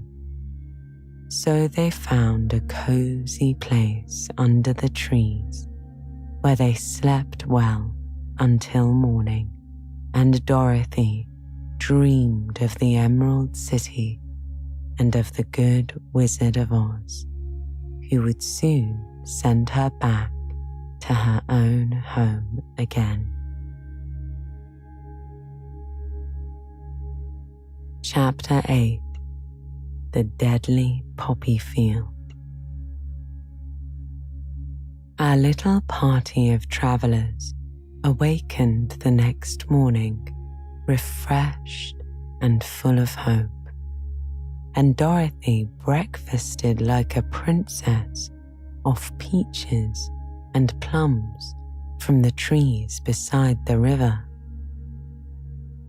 Behind them was the dark forest they had passed safely through, although they had suffered many discouragements. But before them was a lovely, sunny country that seemed to beckon them on to the Emerald City. To be sure, the broad river now cut them off from this beautiful land. But the raft was nearly done, and after the Tin Woodman had cut a few more logs and fastened them together with wooden pins, they were ready to start. Dorothy sat down in the middle of the raft and held Toto in her arms. When the Cowardly Lion stepped upon the raft, it tipped badly, for he was big and heavy. But the Scarecrow and the Tin Woodman stood upon the other end to steady it, and they had long poles in their hands to push the raft through the water. They got along quite well at first, but when they reached the middle of the river, the swift current swept the raft downstream, farther and farther away from the road of yellow brick, and the water grew so deep that the long poles would not touch the bottom. "This is bad," said the Tin Woodman, "for if we cannot get to the land, we shall be carried into the country of the Wicked Witch of the West, and she will enchant us and make us her prisoners. And then I should get no brains," said the Scarecrow. "And I should get no courage," said the Cowardly Lion. "And I should get no heart," said the Tin Woodman. "And I should never get back to Kansas," said Dorothy. "We must certainly get to the Emerald City if we can," the Scarecrow continued, and he pushed so hard on his long pole that it stuck fast in the mud at the bottom of the river. Then, before he could pull it out again or let go, the raft was swept away, and the poor Scarecrow was clinging to the pole in the middle of the river. "Goodbye," he called after them, and they were very sorry to leave him. Indeed, the Tin Woodman began to cry, but fortunately remembered that he might rust, and so dried his tears on Dorothy's apron. Of course, this was a bad thing for the Scarecrow. "I am worse off now than when I first met Dorothy," he thought. "Then I was stuck on a pole in a cornfield where I could make believe scare the crows at any rate. But surely there is no use for a Scarecrow stuck on a pole in the middle of a river. I'm afraid I shall never have any brains after all." Down the stream the raft floated, and the poor Scarecrow was left far behind. Then the Lion said, "Something must be done to save us. I think I can swim to the shore and pull the raft after me, if you will only hold fast to the tip of my tail." So he sprang into the water, and the Tin Woodman caught fast hold of his tail. Then the Lion began to swim with all his might toward the shore.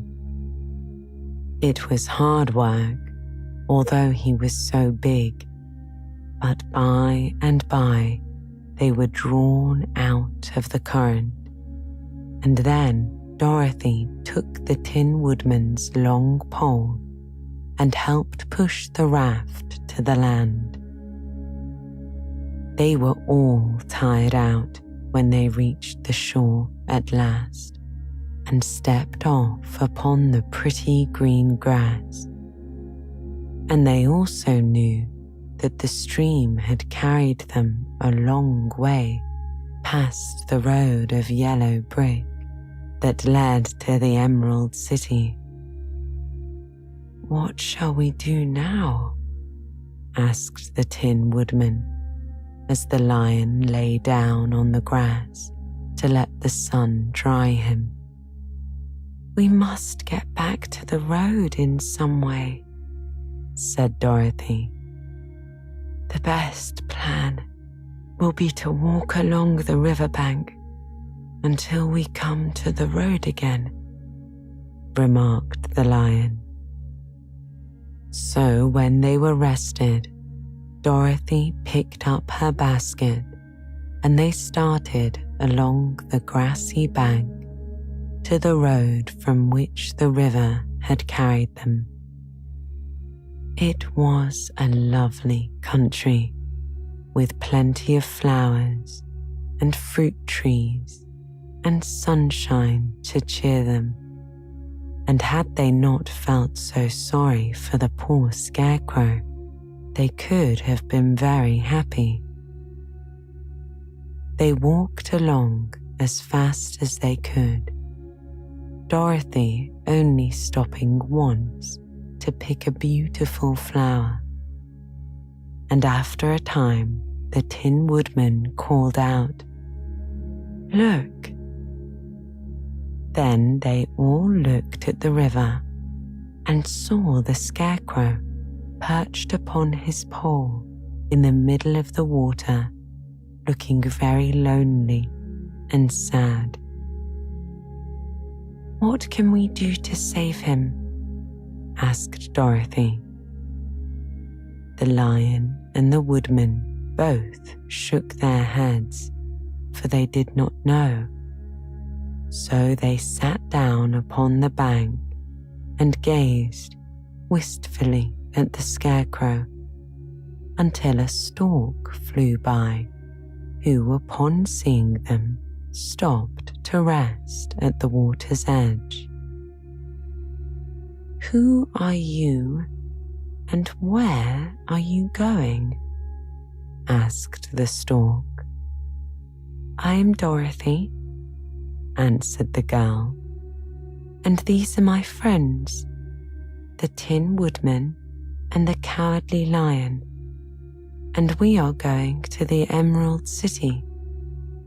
"This isn't the road," said the stork as she twisted her long neck and looked sharply at the strange party. "I know it," returned Dorothy, "but we have lost the scarecrow and are wondering how we shall get him again." "Where is he?" asked the stork. "Over there in the river," answered the little girl. "If he wasn't so big and heavy, I would get him for you," remarked the stork. "He isn't heavy a bit," said Dorothy eagerly, "for he is stuffed with straw, and if you will bring him back to us, we shall thank you ever and ever so much." "Well, I'll try," said the stork, "but if I find he is too heavy to carry, I shall have to drop him in the river again." So the big bird flew into the air and over the water till she came to where the scarecrow was perched upon his pole.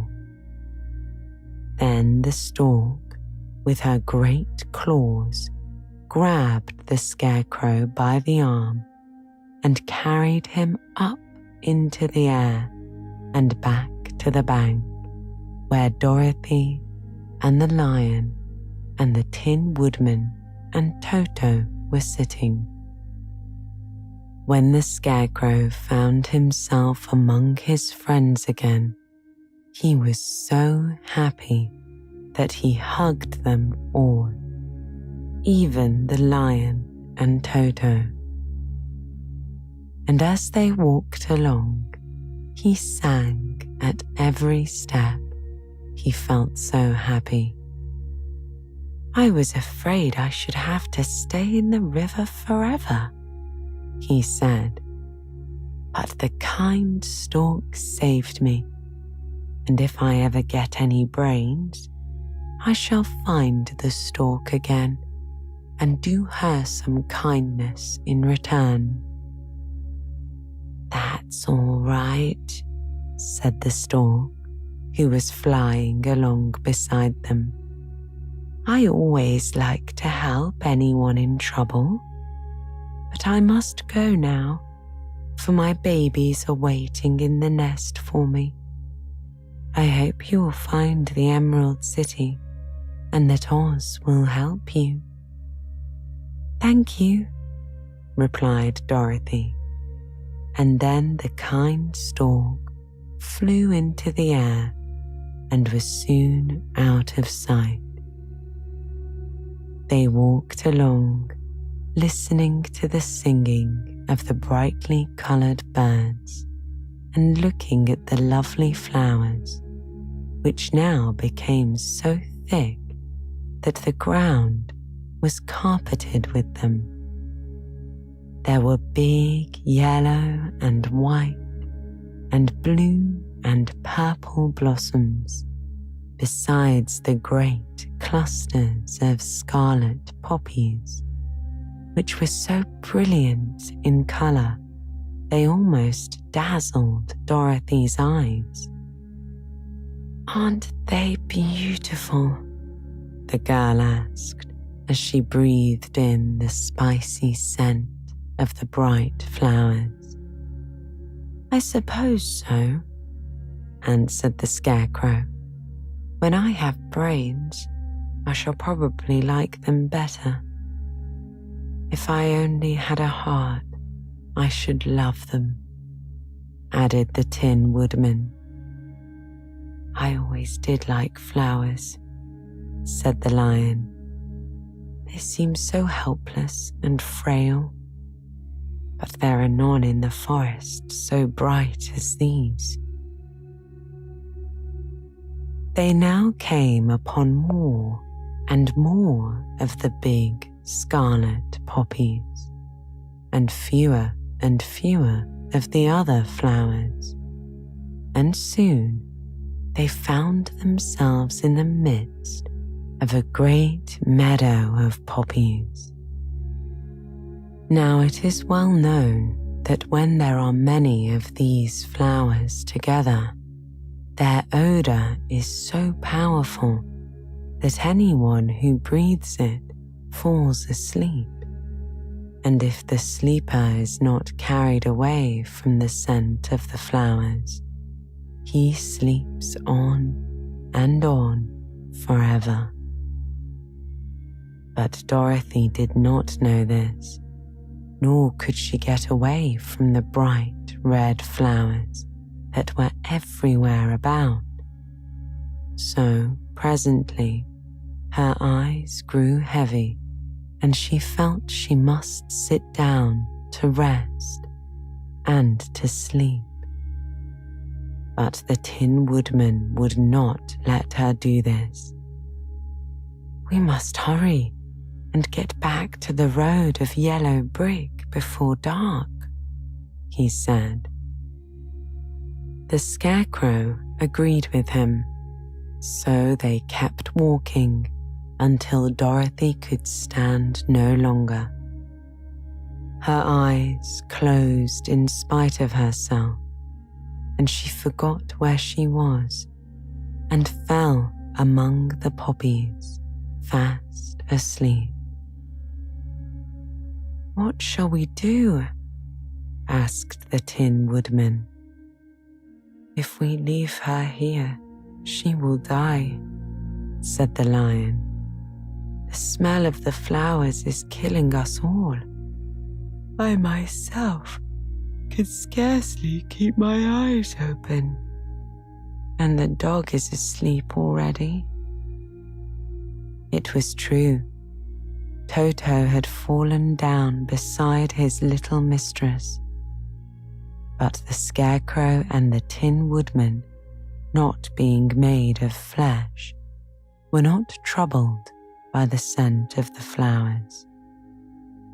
"Run fast," said the Scarecrow to the Lion, "and get out of this deadly flower bed as soon as you can. We will bring the little girl with us, but if you should fall asleep, you are too big to be carried." So the Lion aroused himself and bounded forward as fast as he could go. In a moment, he was out of sight. "Let us make a chair with our hands and carry her," said the Scarecrow. So they picked up Toto and put the dog in Dorothy's lap, and then they made a chair with their hands for the seat and their arms for the arms, and carried the sleeping girl between them through the flowers. On and on they walked, and it seemed that the great carpet of deadly flowers that surrounded them would never end. They followed the bend of the river, and at last came upon their friend the Lion, lying fast asleep among the poppies. The flowers had been too strong for the huge beast, and he had given up at last, and fallen only a short distance from the end of the poppy bed, where the sweet grass spread in beautiful fields before them. "We can do nothing for him," said the Tin Woodman sadly, "for he is much too heavy to lift. We must leave him here to sleep on forever, and perhaps he will dream that he has found courage at last." "I'm sorry," said the Scarecrow. "The Lion was a very good comrade for one so cowardly. But let us go on." They carried the sleeping girl to a pretty spot beside the river, far enough from the poppy field to prevent her breathing any more of the poison of the flowers. And here they laid her gently on the soft grass and waited for the fresh breeze to waken her. Chapter 9. The Queen of the Field Mice.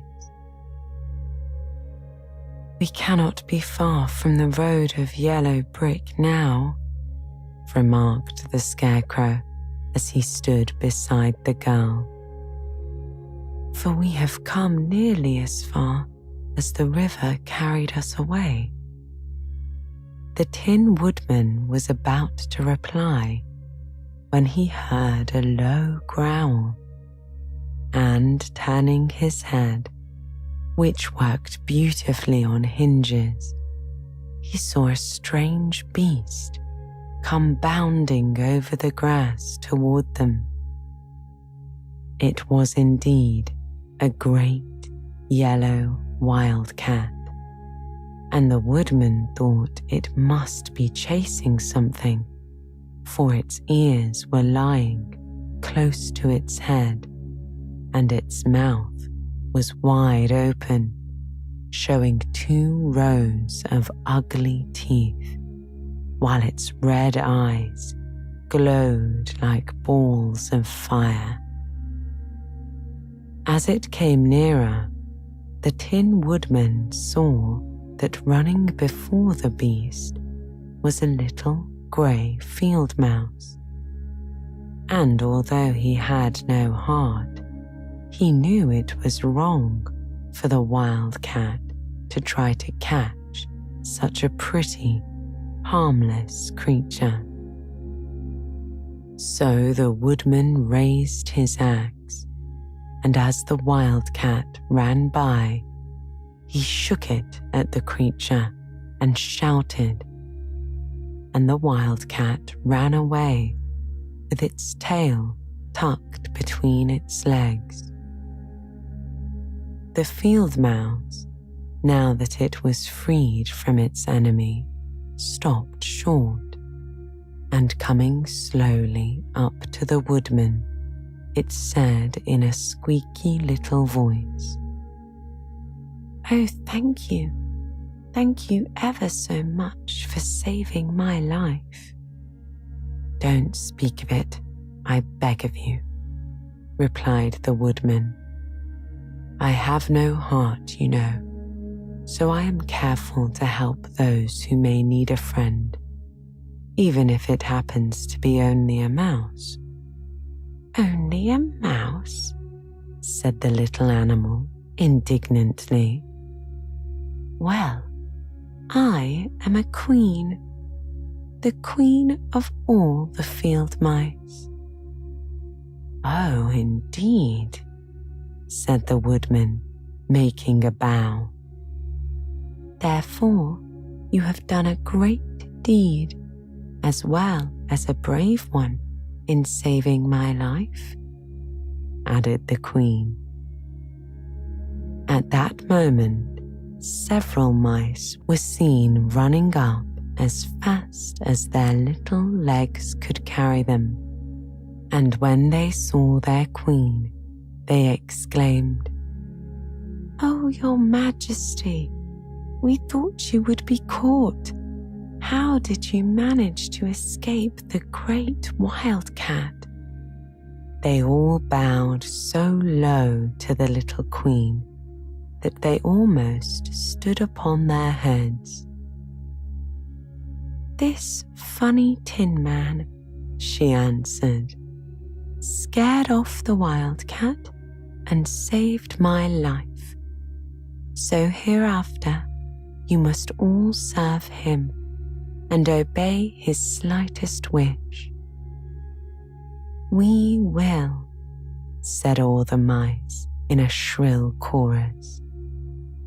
And then they scampered in all directions, for Toto had awakened from his sleep, and seeing all these mice around him, he gave one bark of delight and jumped right into the middle of the group.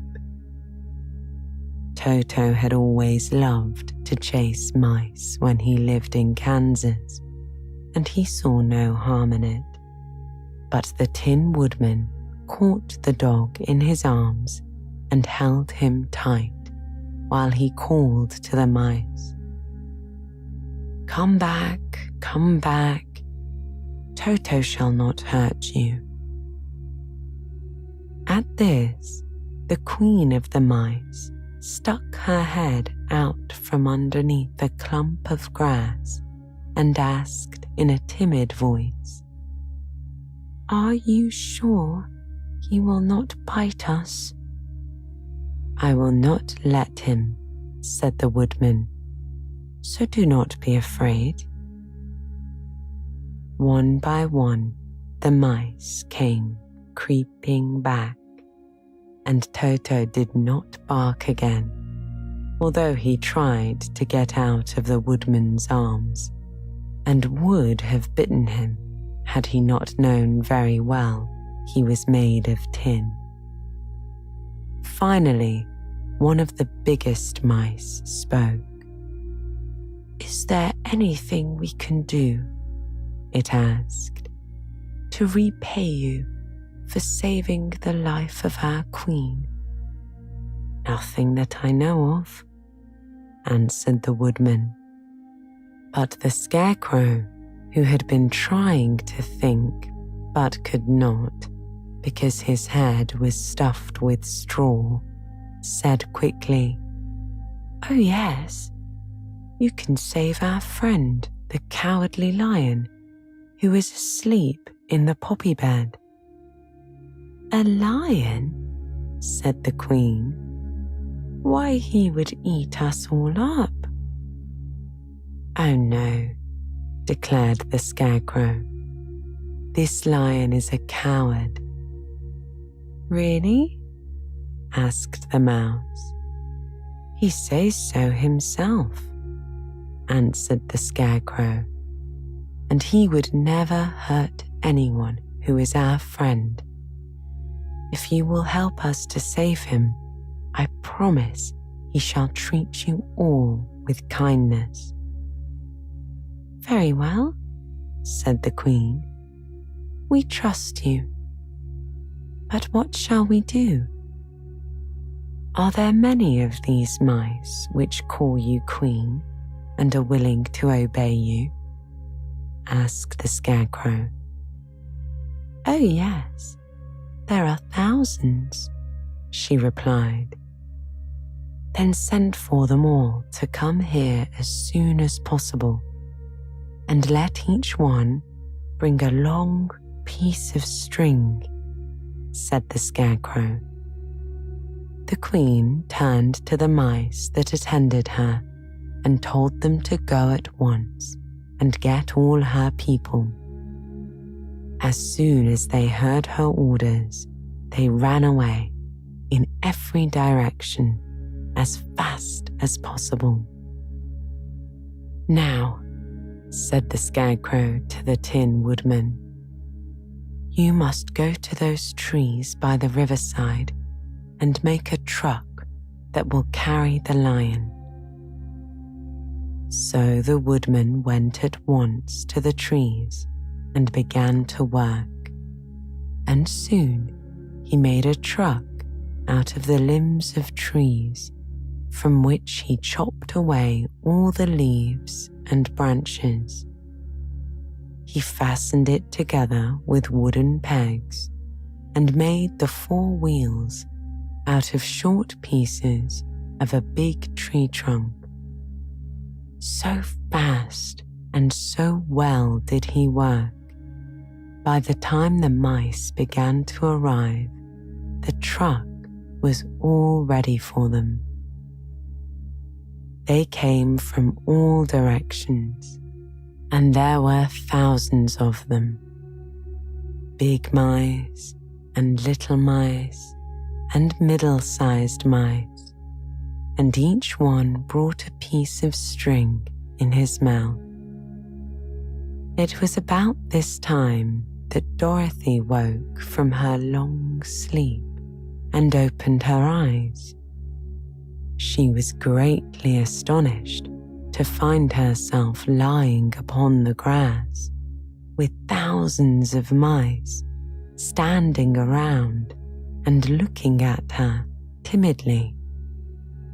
But the Scarecrow told her about everything, and turning to the dignified little mouse, he said, "Permit me to introduce to you Her Majesty the Queen." Dorothy nodded gravely, and the Queen made a curtsy, after which she became quite friendly with the little girl. The Scarecrow and the Woodman now began to fasten the mice to the truck using the strings they had brought. One end of a string was tied around the neck of each mouse, and the other end to the truck. Of course, the truck was 1,000 times bigger than any of the mice who were to draw it. But when all the mice had been harnessed, they were able to pull it quite easily. Even the Scarecrow and the Tin Woodman could sit on it, and were drawn swiftly by their strange little horses to the place where the lion lay asleep. After a great deal of hard work, for the lion was heavy, they managed to get him up on the truck. Then the queen hurriedly gave her people the order to start, for she feared if the mice stayed among the poppies too long, they also would fall asleep. At first, the little creatures, many though they were, could hardly stir the heavily loaded truck. But the woodman and the scarecrow both pushed from behind, and they got along better. Soon they rolled the lion out of the poppy bed into the green fields, where he could breathe the sweet, fresh air again, instead of the poisonous scent of the flowers. Dorothy came to meet them and thanked the little mice warmly for saving her companion from death. She had grown so fond of the big lion, she was glad he had been rescued. Then the mice were unharnessed from the truck and scampered away through the grass to their homes. The queen of the mice was the last to leave. "If you ever need us again," she said, "come out into the field and call, and we shall hear you and come to your assistance. Goodbye." "Goodbye," they all answered, and away the queen ran, while Dorothy held Toto tightly, lest he should run after her and frighten her. After this, they sat down beside the lion until he should awaken. And the scarecrow brought Dorothy some fruit from a tree nearby, which she ate for her dinner. Chapter 10. The Guardian of the Gate. It was some time before the cowardly lion awakened, for he had lain among the poppies a long while, breathing in their deadly fragrance. But when he did open his eyes and roll off the truck, he was very glad to find himself still alive. "I ran as fast as I could," he said, sitting down and yawning. "But the flowers were too strong for me. How did you get me out?" Then they told him of the field mice and how they had generously saved him. And the cowardly lion laughed and said, "I have always thought myself very big and terrible, yet such little things as flowers came near to killing me, and such small animals as mice have saved my life. How strange it all is. But, comrades, what shall we do now?" "We must journey on until we find the road of yellow brick again," said Dorothy. "And then we can keep on to the Emerald City." So, the lion being fully refreshed and feeling quite himself again, they all started upon the journey, greatly enjoying the walk through the soft, fresh grass. And it was not long before they reached the road of yellow brick and turned again toward the Emerald City where the great Oz dwelt. The road was smooth and well paved now, and the country about was beautiful, so that the travelers rejoiced in leaving the forest far behind, and with it the many dangers they had met in its gloomy shades. Once more they could see fences built beside the road, but these were painted green, and when they came to a small house in which a farmer evidently lived, that was also painted green. They passed by several of these houses during the afternoon. Sometimes people came to the doors and looked at them as if they would like to ask questions, but no one came near to them, nor spoke to them because of the great lion of which they were very much afraid. The people were all dressed in clothing of a lovely emerald green colour and wore peaked hats like those of the Munchkins. "This must be the land of Oz," said Dorothy, "and we are surely getting near to the Emerald City." "Yes," answered the Scarecrow. "Everything is green here, while in the country of the Munchkins, blue was the favourite colour. But the people do not seem to be as friendly as the Munchkins, and I'm afraid we shall be unable to find a place to pass the night. I should like something to eat besides fruit," said the girl, "and I'm sure Toto is hungry too. Let us stop at the next house and talk to the people." So, when they came to a good-sized farmhouse, Dorothy walked boldly up to the door and knocked. A woman opened it just far enough to look out and said, "What do you want, child? And why is that great lion with you?" "We wish to pass the night with you, if you will allow us," answered Dorothy. "And the lion is my friend and comrade, and would not hurt you for the world." "Is he tame?" asked the woman, opening the door a little wider.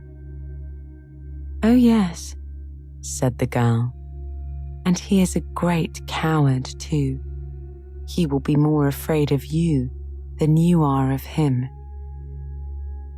"Well," said the woman, after thinking it over and taking another peep at the lion, "if that is the case, you may come in, and I will give you some supper and a place to sleep."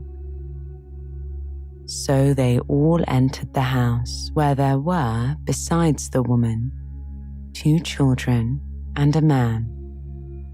The man had hurt his leg and was lying on the couch in a corner. They seemed greatly surprised to see so strange a company, and while the woman was busy laying the table, the man asked, "Where are you all going?" "To the Emerald City," said Dorothy, "to see the Great Oz." "Oh, indeed," said the man. "Are you sure that Oz will see you?" "Why not?" she replied. "Why, it is said that he never lets anyone come into his presence," the man answered.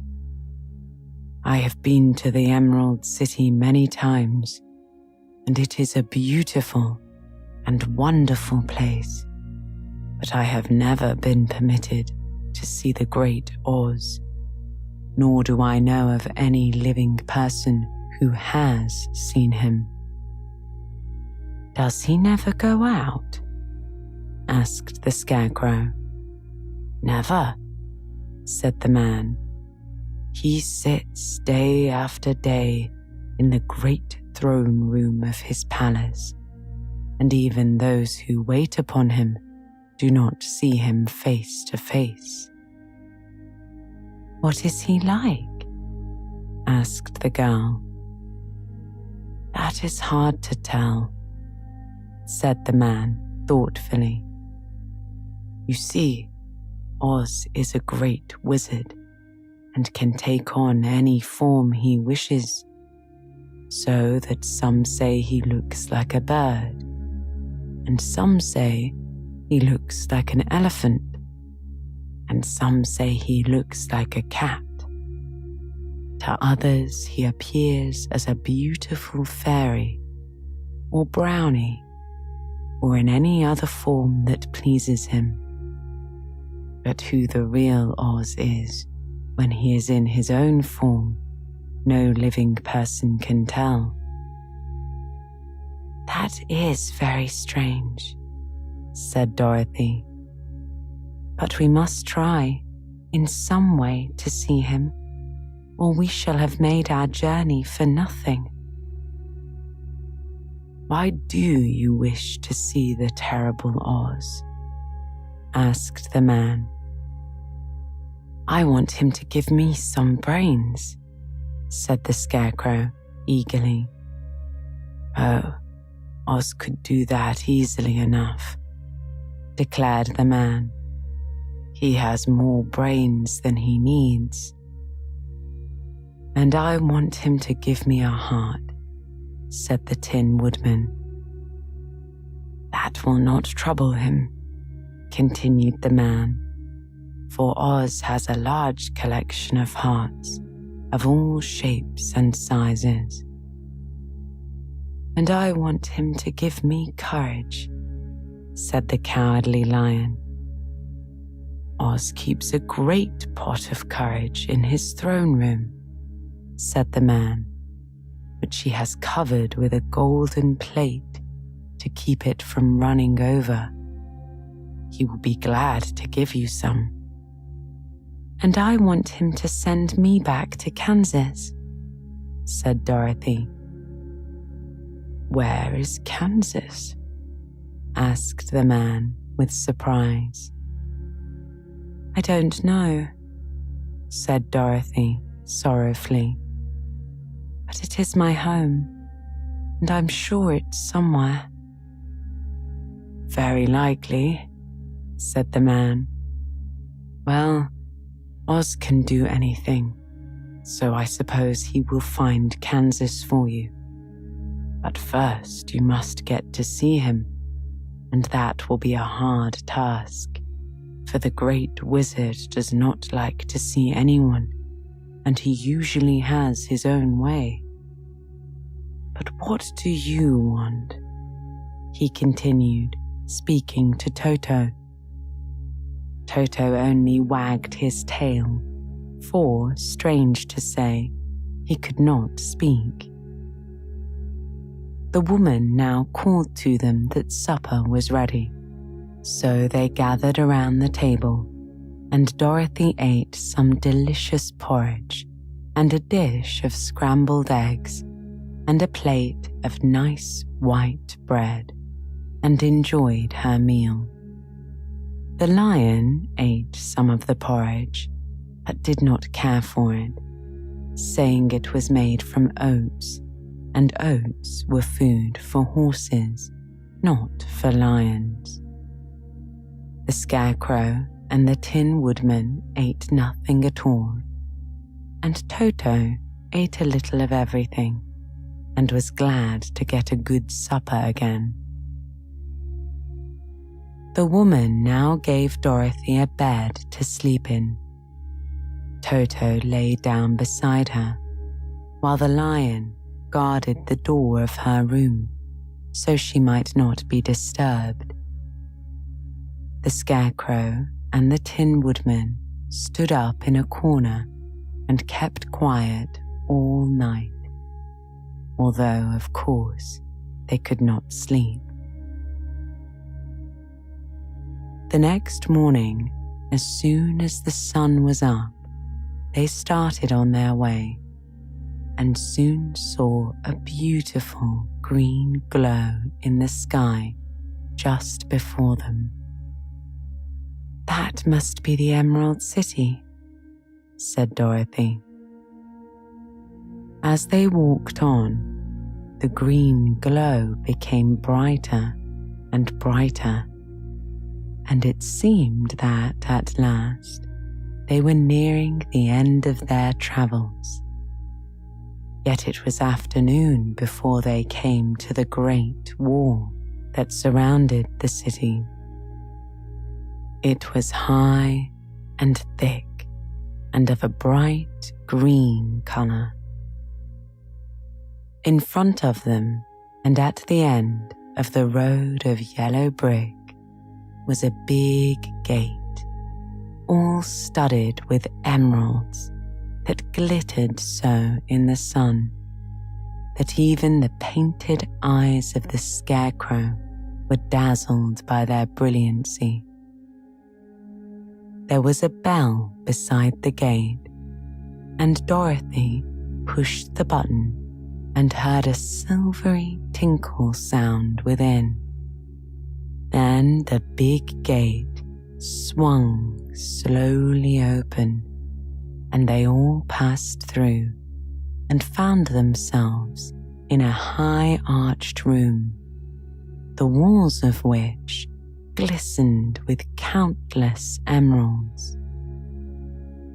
Before them stood a little man about the same size as the Munchkins.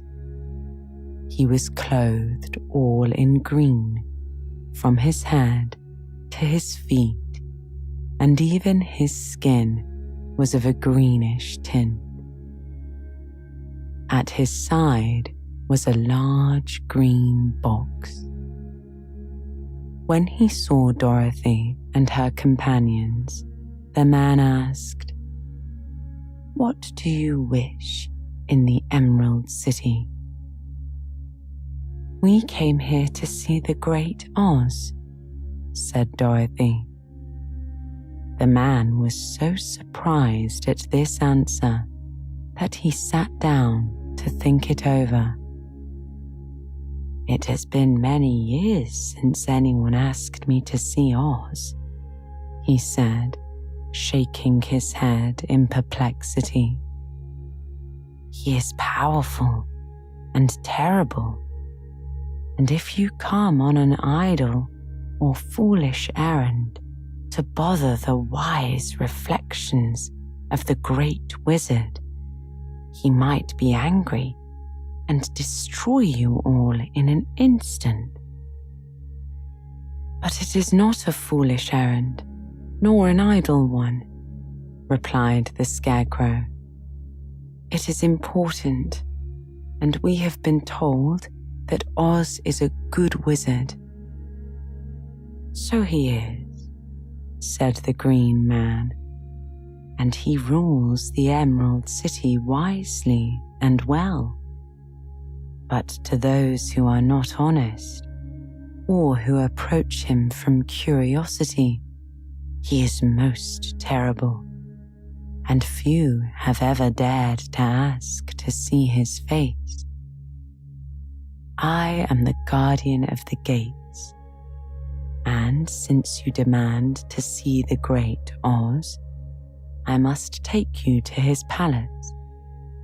But first, you must put on the spectacles." "Why?" asked Dorothy. "Because if you did not wear spectacles, the brightness and glory of the Emerald City would blind you. Even those who live in the city must wear spectacles night and day. They are all locked on, for Oz so ordered it when the city was first built, and I have the only key that will unlock them." He opened the big box, and Dorothy saw that it was filled with spectacles of every size and shape. All of them had green glass in them. The guardian of the gates found a pair that would just fit Dorothy and put them over her eyes. There were 2 golden bands fastened to them that passed around the back of her head, where they were locked together by a little key that was at the end of a chain the guardian of the gates wore around his neck. When they were on, Dorothy could not take them off had she wished. But of course, she did not wish to be blinded by the glare of the Emerald City, so she said nothing. Then the Green Man fitted spectacles for the Scarecrow and the Tin Woodman and the Lion, and even on little Toto, and all were locked fast with the key. Then the Guardian of the Gates put on his own glasses and told them he was ready to show them to the palace. Taking a big golden key from a peg on the wall, he opened another gate, and they all followed him through the portal into the streets of the Emerald City.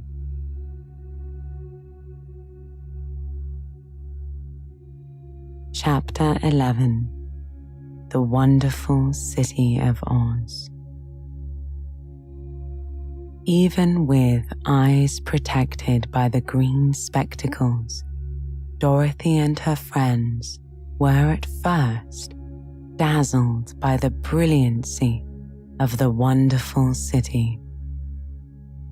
The streets were lined with beautiful houses, all built of green marble and studded everywhere with sparkling emeralds. They walked over a pavement of the same green marble, and where the blocks were joined together were rows of emeralds set closely and glittering in the brightness of the sun. The window panes were of green glass. Even the sky above the city had a green tint, and the rays of the sun were green. There were many people, men, women, and children, walking about, and these were all dressed in green clothes and had greenish skins. They looked at Dorothy and her strangely assorted company with wondering eyes, and the children all ran away and hid behind their mothers when they saw the lion, but no one spoke to them. Many shops stood in the street, and Dorothy saw that everything in them was green. Green candy and green popcorn were offered for sale, as well as green shoes, green hats, and green clothes of all sorts. At one place, a man was selling green lemonade, and when the children bought it, Dorothy could see that they paid for it with green pennies. There seemed to be no horses or animals of any kind. The men carried things around in little green carts, which they pushed before them. Everyone seemed happy and contented and prosperous. The Guardian of the Gates led them through the streets until they came to a big building exactly in the middle of the city, which was the Palace of Oz, the Great Wizard. There was a soldier before the door, dressed in a green uniform and wearing a long green beard. "Here are strangers," said the Guardian of the Gates to him, "and they demand to see the Great Oz." "Step inside," answered the soldier, "and I will carry your message to him." So they passed through the palace gates and were led into a big room with a green carpet and lovely green furniture set with emeralds. The soldier made them all wipe their feet upon a green mat before entering this room, and when they were seated, he said politely, "Please make yourselves comfortable while I go to the door of the throne room and tell Oz you are here." They had to wait a long time before the soldier returned. When at last he came back, Dorothy asked, "Have you seen Oz?" "Oh no," returned the soldier. "I have never seen him. But I spoke to him as he sat behind his screen and gave him your message. He said he will grant you an audience if you so desire, but each one of you must enter his presence alone, and he will admit but one each day. Therefore, as you must remain in the palace for several days, I will have you shown to rooms where you may rest in comfort after your journey." "Thank you," replied the girl. "That is very kind of Oz." The soldier now blew upon a green whistle, and at once a young girl dressed in a pretty silk gown entered the room. She had lovely green hair and green eyes, and she bowed low before Dorothy as she said, "Follow me, and I will show you to your room." So Dorothy said goodbye to all her friends except Toto, and taking the dog in her arms, followed the green girl through 7 passages and up 3 flights of stairs until they came to a room at the front of the palace. It was the sweetest little room in the world, with a soft, comfortable bed that had sheets of green silk and a green velvet counterpane. There was a tiny fountain in the middle of the room that shot a spray of green perfume into the air, to fall back into a beautifully carved green marble basin. Beautiful green flowers stood in the windows, and there was a shelf with a row of little green books. When Dorothy had time to open these books, she found them full of strange green pictures that made her laugh, they were so funny. In a wardrobe were many green dresses made of silk and satin and velvet, and all of them fitted Dorothy exactly. "Make yourself perfectly at home," said the green girl. "And if you wish for anything, ring the bell. Oz will send for you tomorrow morning." She left Dorothy alone and went back to the others. These she also led to rooms, and each one of them found himself lodged in a very pleasant part of the palace. Of course, this politeness was wasted on the Scarecrow, for when he found himself alone in his room, he stood in one spot, just within the doorway, to wait till morning. It would not rest him to lie down, and he could not close his eyes, so he remained all night staring at a little spider which was weaving its web in the corner of the room. just as if it were not one of the most wonderful rooms in the world. The Tin Woodman lay down on his bed from force of habit, for he remembered when he was made of flesh. But not being able to sleep, he passed the night moving his joints up and down to make sure they kept in good working order. The lion would have preferred a bed of dried leaves in the forest and did not like being shut up in a room, but he had too much sense to let this worry him. So he sprang upon the bed and rolled himself up like a cat and purred himself to sleep in a minute. The next morning, after breakfast, the Green Maiden came to fetch Dorothy, and she dressed her in one of the prettiest gowns made of green brocade satin.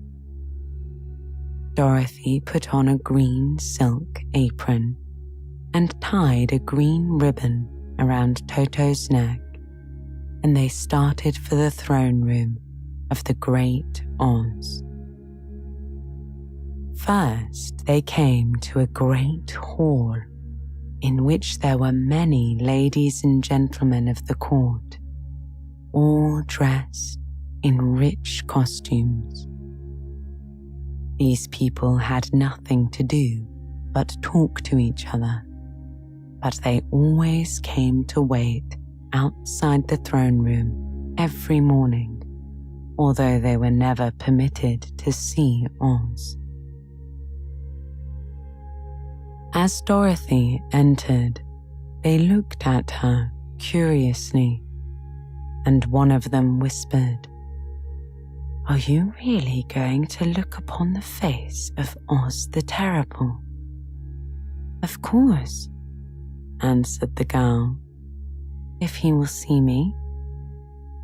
"Oh, he will see you," said the soldier who had taken her message to the wizard, "although he does not like to have people ask to see him. Indeed, at first he was angry and said I should send you back where you came from. Then he asked me what you looked like, and when I mentioned your silver shoes, he was very much interested. At last, I told him about the mark upon your forehead, and he decided he would admit you to his presence." Just then, a bell rang, and the green girl said to Dorothy, "That is the signal. You must go into the throne room alone." She opened a little door, and Dorothy walked boldly through and found herself in a wonderful place. It was a big, round room with a high-arched roof. The walls and ceiling and floor were covered with large emeralds set closely together. In the center of the roof was a great light, as bright as the sun, which made the emeralds sparkle in a wonderful manner. But what interested Dorothy most was the big throne of green marble that stood in the middle of the room. It was shaped like a chair and sparkled with gems, as did everything else. In the center of the chair was an enormous head without a body to support it, or any arms or legs whatever. There was no hair upon this head, but it had eyes and a nose and a mouth, and was much bigger than the head of the biggest giant. As Dorothy gazed upon this in wonder and fear, the eyes turned slowly and looked at her sharply and steadily. Then the mouth moved, and Dorothy heard a voice say, "I am Oz, the great and terrible. Who are you, and why do you seek me?" It was not such an awful voice as she had expected to come from the big head, so she took courage and answered, "I am Dorothy, the small and meek. I have come to you for help." The eyes looked at her thoughtfully for a minute. Then said the voice, "Where did you get your silver shoes?" "I got them from the Wicked Witch of the East when my house fell on her and killed her," she replied. "Where did you get the mark upon your forehead?" continued the voice. "That is where the Good Witch of the North kissed me when she bade me goodbye and sent me to you," said the girl. Again, the eyes looked at her sharply, and they saw she was telling the truth. Then Oz asked, "What do you wish me to do?"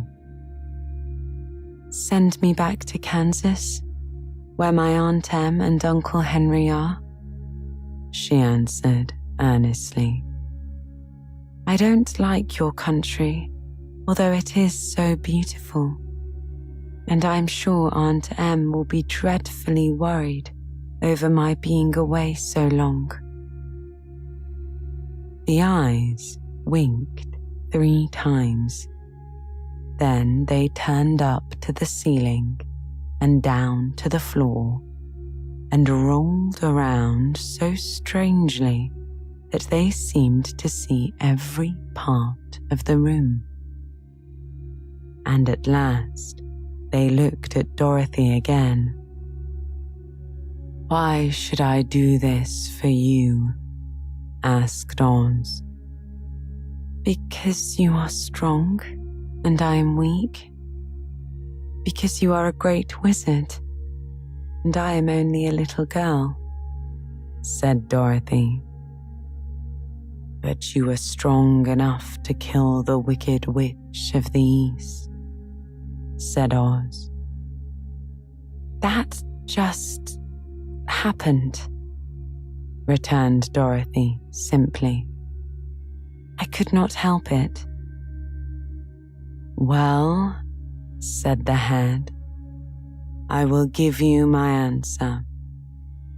You have no right to expect me to send you back to Kansas unless you do something for me in return. In this country, everyone must pay for everything he gets. If you wish me to use my magic power to send you home again, you must do something for me first. Help me, and I will help you." "What must I do?" asked the girl. "Kill the Wicked Witch of the West," answered Oz. "But I cannot," said Dorothy, greatly surprised. "You killed the Witch of the East, and you wear the silver shoes, which bear a powerful charm," said Oz. "There is now but one wicked witch left in all this land, and when you can tell me she is dead, I will send you back to Kansas, but not before." The little girl began to weep.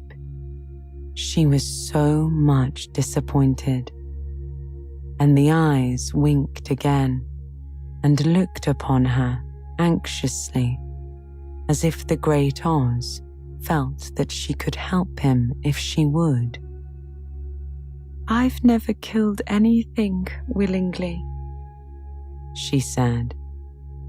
"Even if I wanted to, how could I kill the Wicked Witch?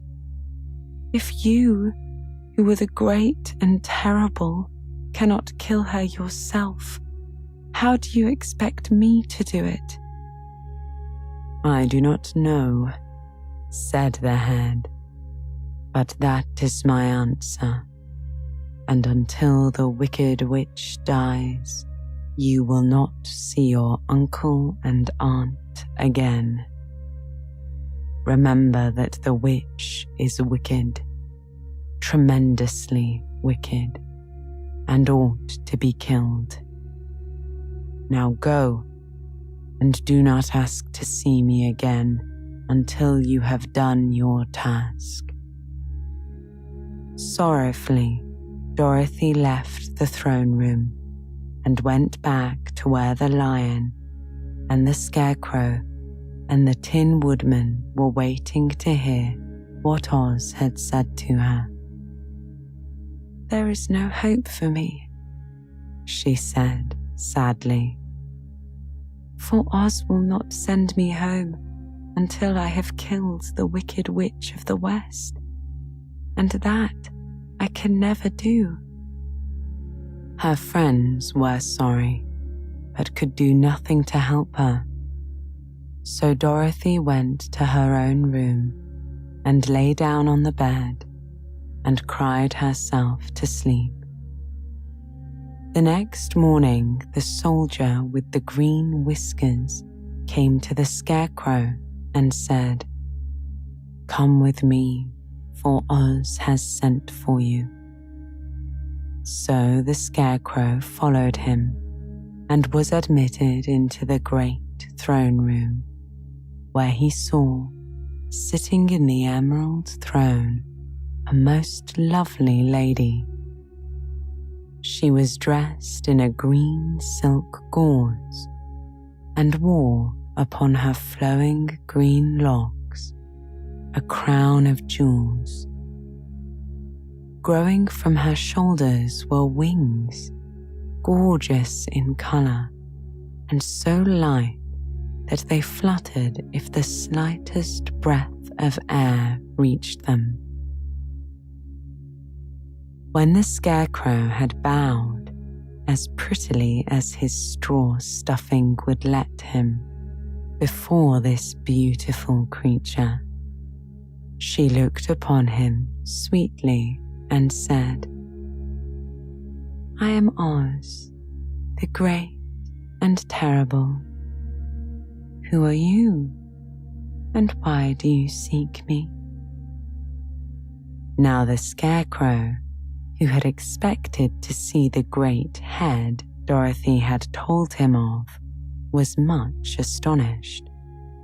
But he answered her bravely, "I am only a scarecrow, stuffed with straw.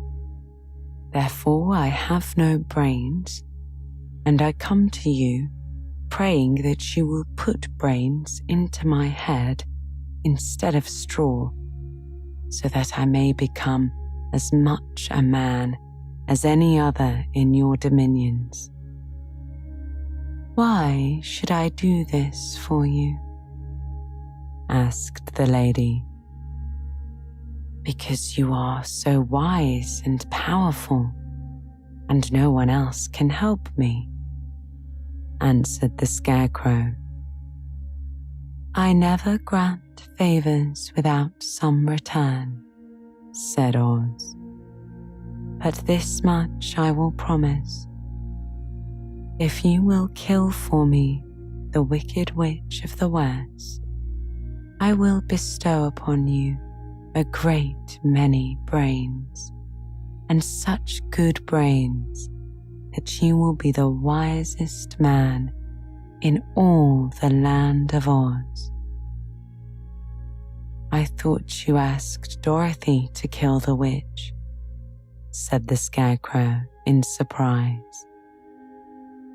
"So I did," said Oz. "I don't care who kills her, but until she is dead, I will not grant your wish. Now go, and do not seek me again until you have earned the brains you so greatly desire." The Scarecrow went sorrowfully back to his friends and told them what Oz had said, and Dorothy was surprised to find that the Great Wizard was not a head, as she had seen him, but a lovely lady. "All the same," said the Scarecrow, "she needs a heart as much as the Tin Woodman." On the next morning, the soldier with the green whiskers came to the Tin Woodman and said, "Oz has sent for you. Follow me." So the Tin Woodman followed him and came to the great throne room. He did not know whether he would find Oz a lovely lady or a head, but he hoped it would be the lovely lady. "For," he said to himself, "if it is the head, I am sure I shall not be given a heart, since the head has no heart of its own, and therefore cannot feel for me. But if it is the lovely lady, I shall beg hard for a heart, for all ladies are themselves said to be kindly-hearted." But when the Woodman entered the great throne room, he saw neither the head nor the lady, for Oz had taken the shape of a most terrible beast. It was nearly as big as an elephant, and the green throne seemed hardly strong enough to hold its weight. The beast had a head like that of a rhinoceros, only there were 5 eyes in its face. There were 5 long arms growing out of its body, and it also had 5 long, slim legs. Thick, woolly hair covered every part of it, and a more dreadful-looking monster could not be imagined. It was fortunate the Tin Woodman had no heart at that moment, for it would have beat loud and fast from terror. But being only tin, the Woodman was not at all afraid, although he was much disappointed. "I am Oz, the great and terrible," spoke the beast in a voice that was one great roar. "Who are you, and why do you seek me?" "I am a woodman and made of tin. Therefore I have no heart and cannot love. I pray you to give me a heart, that I may be as other men are." "Why should I do this?" demanded the beast. "Because I ask it, and you alone can grant my request," answered the Woodman. Oz gave a low growl at this, but said gruffly, "If you indeed desire a heart, you must earn it." "How?" asked the Woodman. "Help Dorothy to kill the wicked witch of the West," replied the beast. When the witch is dead, come to me, and I will then give you the biggest and kindest and most loving heart in all the land of Oz." So the Tin Woodman was forced to return sorrowfully to his friends and tell them of the terrible beast he had seen. They all wondered greatly at the many forms the great wizard could take upon himself, and the Lion said, "If he is a beast when I go to see him, I shall roar my loudest and so frighten him that he will grant all I ask.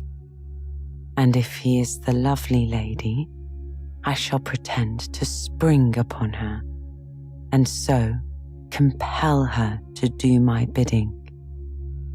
And if he is the great head, he will be at my mercy, for I will roll this head all about the room until he promises to give us what we desire.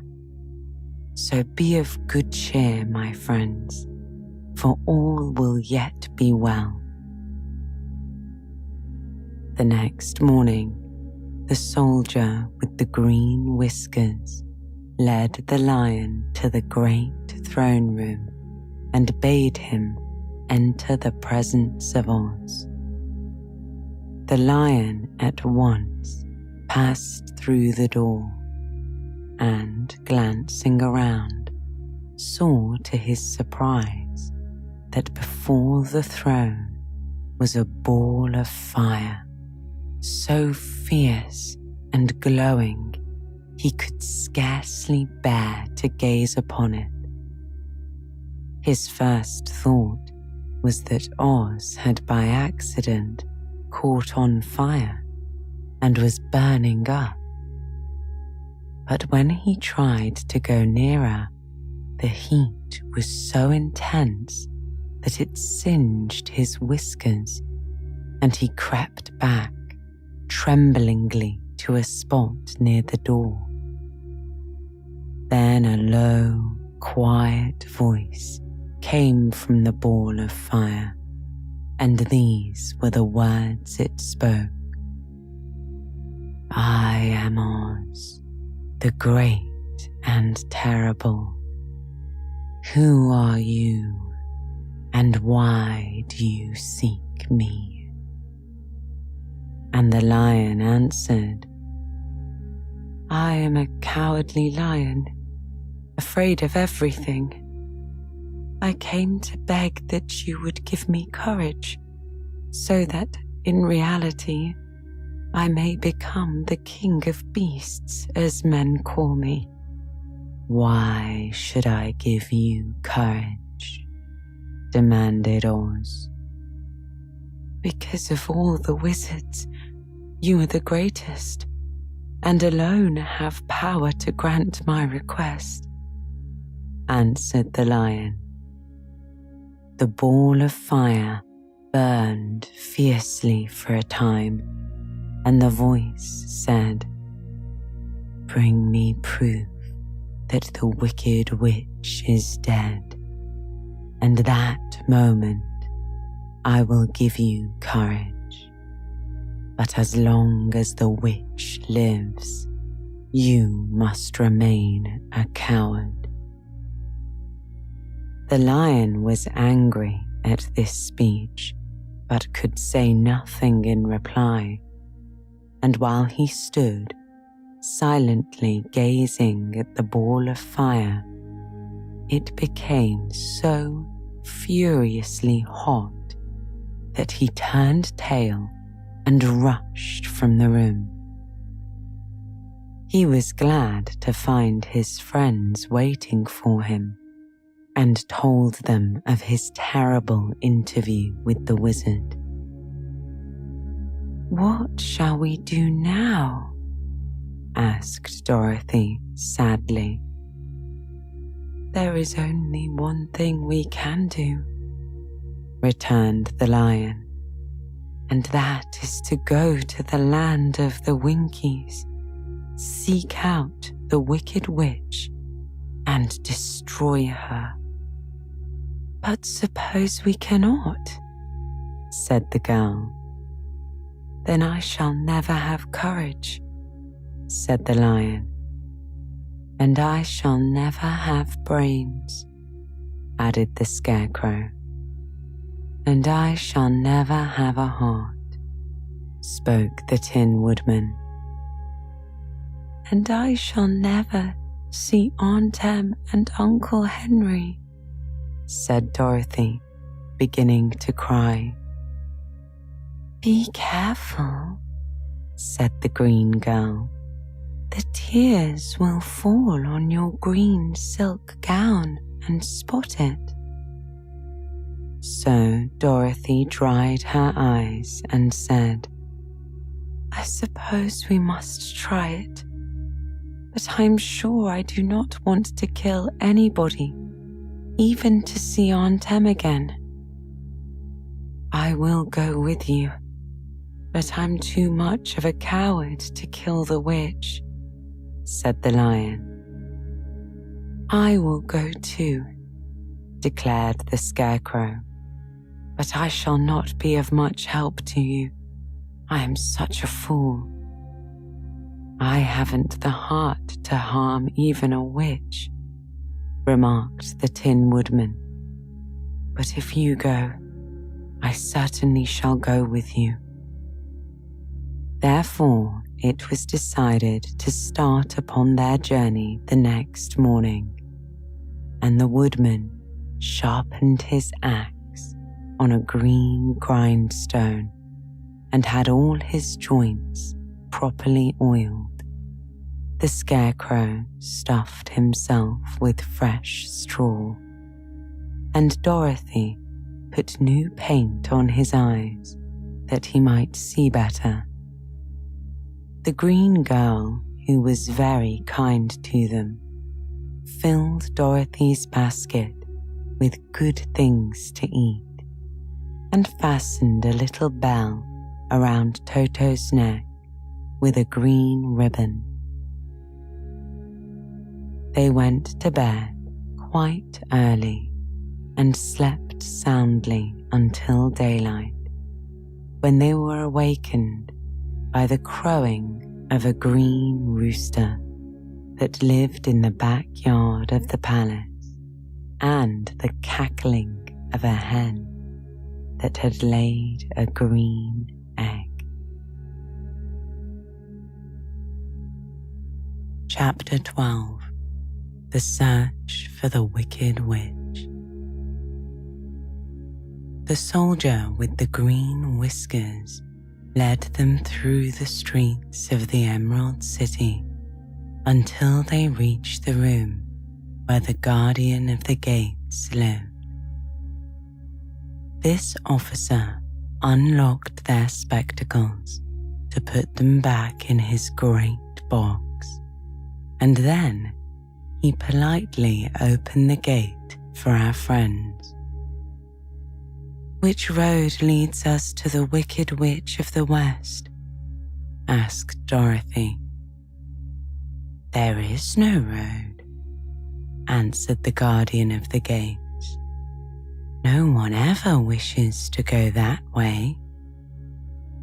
"How then are we to find her?" inquired the girl. "That will be easy," replied the man. "For when she knows you are in the country of the Winkies, she will find you and make you all her prisoners." "Perhaps not," said the scarecrow, "for we mean to destroy her." "Oh, that is different," said the guardian of the gates. "No one has ever destroyed her before, so I naturally thought she would make prisoners of you as she has of the rest.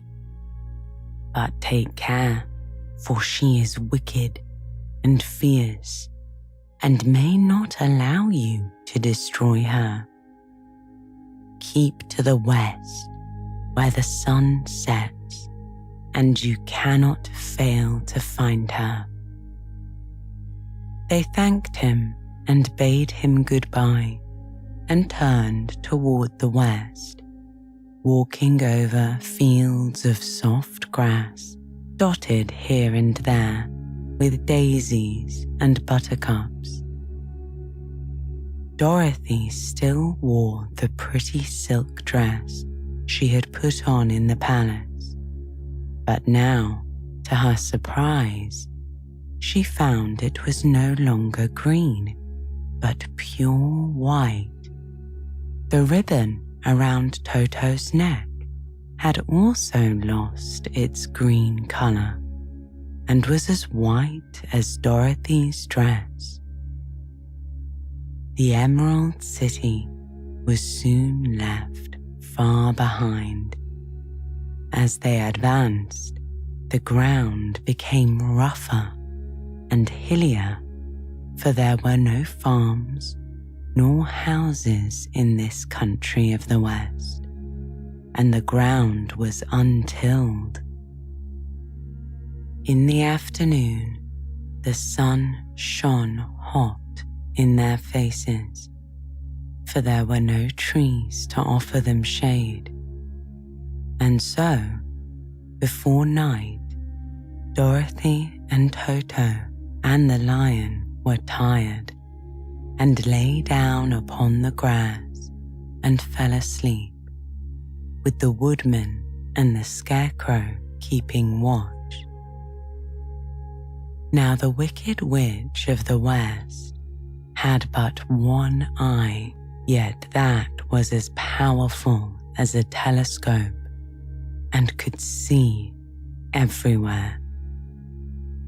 So as she sat in the door of her castle, she happened to look around and saw Dorothy lying asleep with her friends all about her. They were a long distance off, but the Wicked Witch was angry to find them in her country. So she blew upon a silver whistle that hung around her neck. At once there came, running to her from all directions, a pack of great wolves. They had long legs and fierce eyes and sharp teeth. "Go to those people," said the witch, "and tear them to pieces." "Are you not going to make them your prisoners?" asked the leader of the wolves. "No," she answered. "One is of tin and one of straw. One is a girl and another a lion. None of them is fit to work, so you may tear them into small pieces." "Very well," said the wolf, and he dashed away at full speed, followed by the others. It was lucky the scarecrow and the woodman were wide awake and heard the wolves coming. "This is my fight," said the woodman, "so get behind me and I will meet them as they come." He seized his axe, which he had made very sharp, and as the leader of the wolves came on, the Tin Woodman swung his arm and shouted. The wolf ran away with his tail tucked between his legs. As soon as he could raise his axe, another wolf came up, and he too ran away at the sound of the woodman's cry. There were 40 wolves, and 40 times a wolf was frightened off, so that at last there was peace and quiet. Then he put down his axe and sat beside the Scarecrow, who said, "It was a good fight, friend." They waited until Dorothy awoke the next morning. The little girl was quite frightened when she heard the tale, but the Tin Woodman comforted her. She thanked him for saving them and sat down to breakfast, after which they started again upon their journey. Now this same morning, the Wicked Witch came to the door of her castle and looked out with her one eye that could see far off. She saw all her wolves scattered across the wilderness, and the strangers still traveling through her country. This made her angrier than before, and she blew her silver whistle twice. Straight away, a great flock of wild crows came flying toward her, enough to darken the sky, and the Wicked Witch said to the King Crow, "Fly at once to the strangers, peck at them and tear them to pieces." The wild crows flew in one great flock toward Dorothy and her companions. When the little girl saw them coming, she was afraid. But the Scarecrow said, "This is my battle, so lie down beside me, and you will not be harmed." So they all lay upon the ground, except the Scarecrow, and he stood up and stretched out his arms, and when the crows saw him, they were frightened, as these birds always are by scarecrows, and did not dare to come any nearer. Then he called to his companions to rise, and again they went upon their journey. When the Wicked Witch looked out again and saw all her crows scattered across the sky, she got into a terrible rage and blew 3 times upon her silver whistle. Forthwith there was heard a great buzzing in the air, and a swarm of black bees came flying towards her.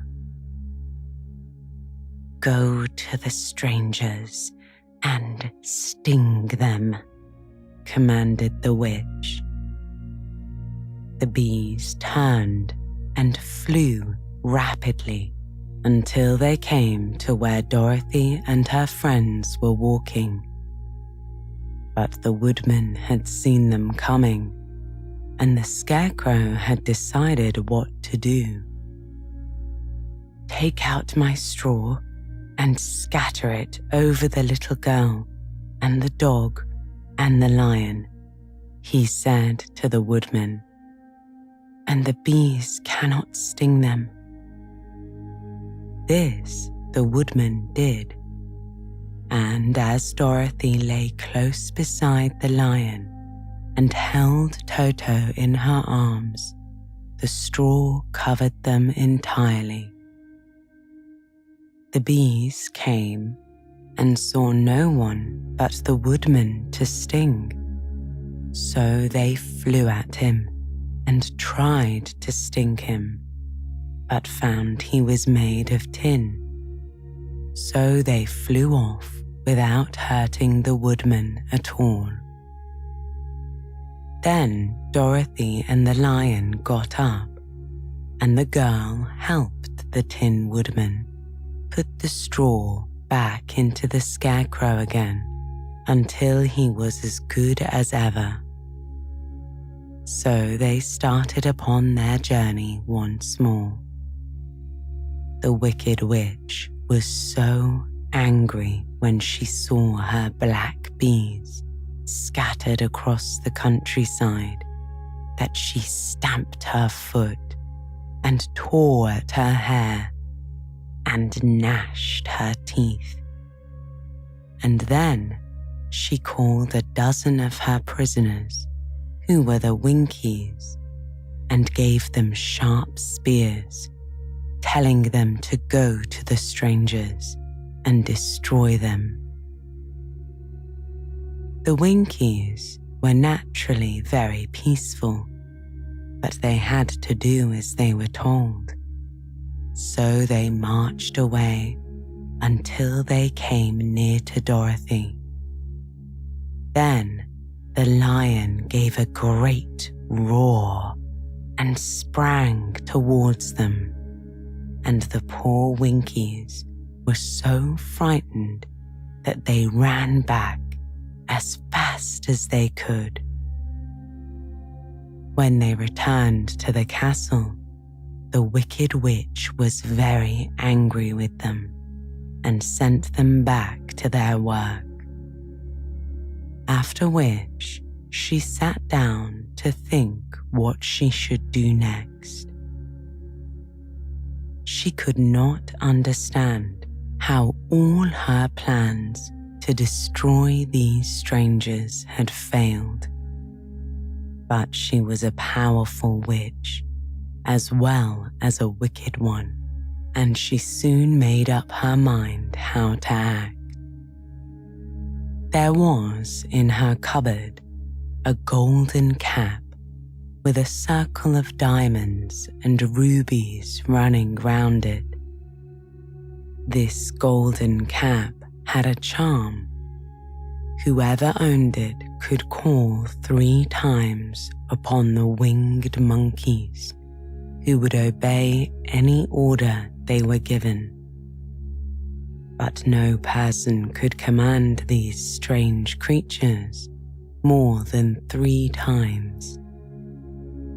Twice already the Wicked Witch had used the charm of the cap.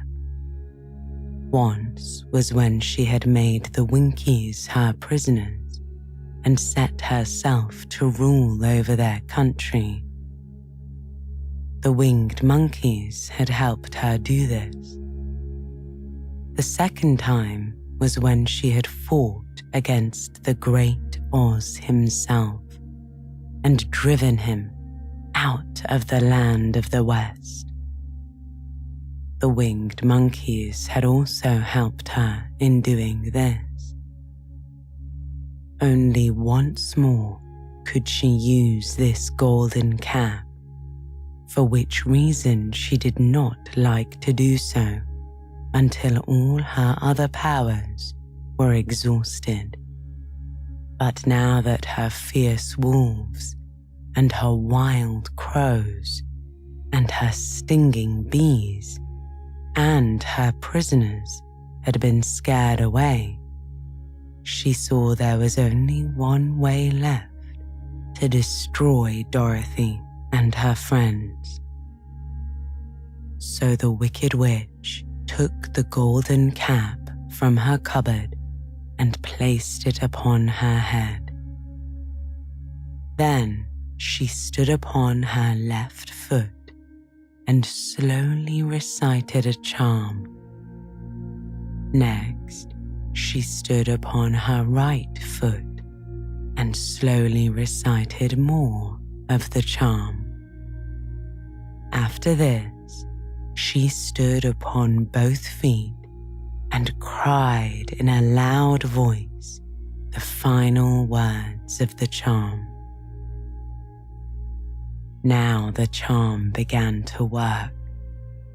The sky was darkened, and a low rumbling sound was heard in the air there was a rushing of many wings, a great chattering and laughing, and the sun came out of the dark sky to show the wicked witch surrounded by a crowd of monkeys, each with a pair of immense and powerful wings on his shoulders.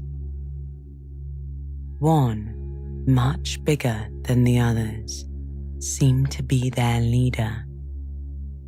He flew close to the witch and said, "You have called us for the third and last time. What do you command?"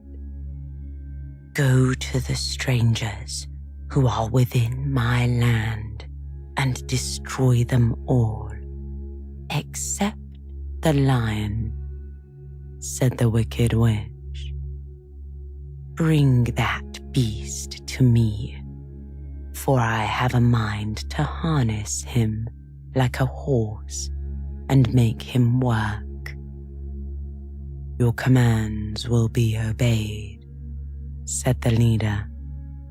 Then, with a great deal of chattering and noise, the winged monkeys flew away to the place where Dorothy and her friends were walking.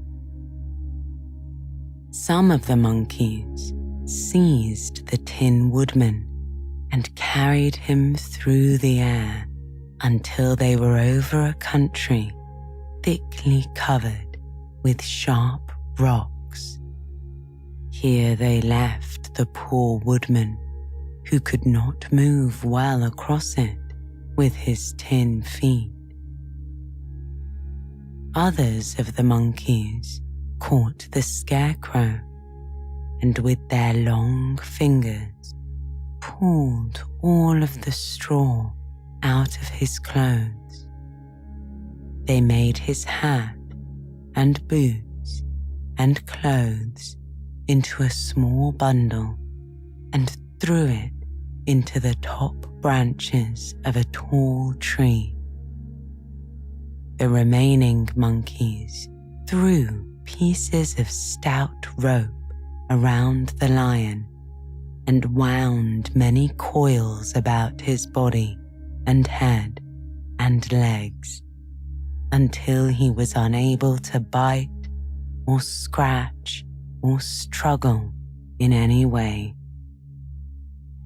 Then they lifted him up and flew away with him to the witch's castle, where he was placed in a small yard with a high iron fence around it so that he could not escape. But Dorothy they did not harm at all. She stood with Toto in her arms, watching the sad fate of her comrades and thinking it would soon be her turn. The leader of the winged monkeys flew up to her, his long, hairy arms stretched out and his ugly face grinning terribly. But he saw the mark of the good witch's kiss upon her forehead and stopped short, motioning the others not to touch her. "We dare not harm this little girl," he said to them, "for she is protected by the power of good, and that is greater than the power of evil. All we can do is to carry her to the castle of the wicked witch and leave her there."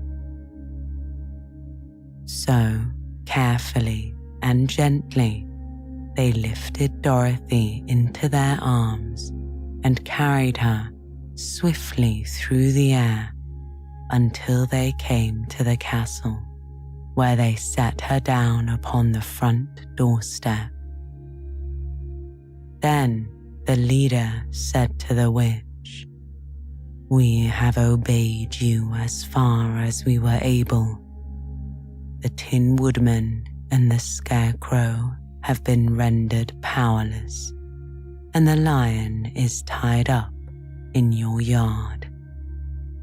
The little girl we dare not harm, nor the dog she carries in her arms. Your power over our band is now ended, and you will never see us again."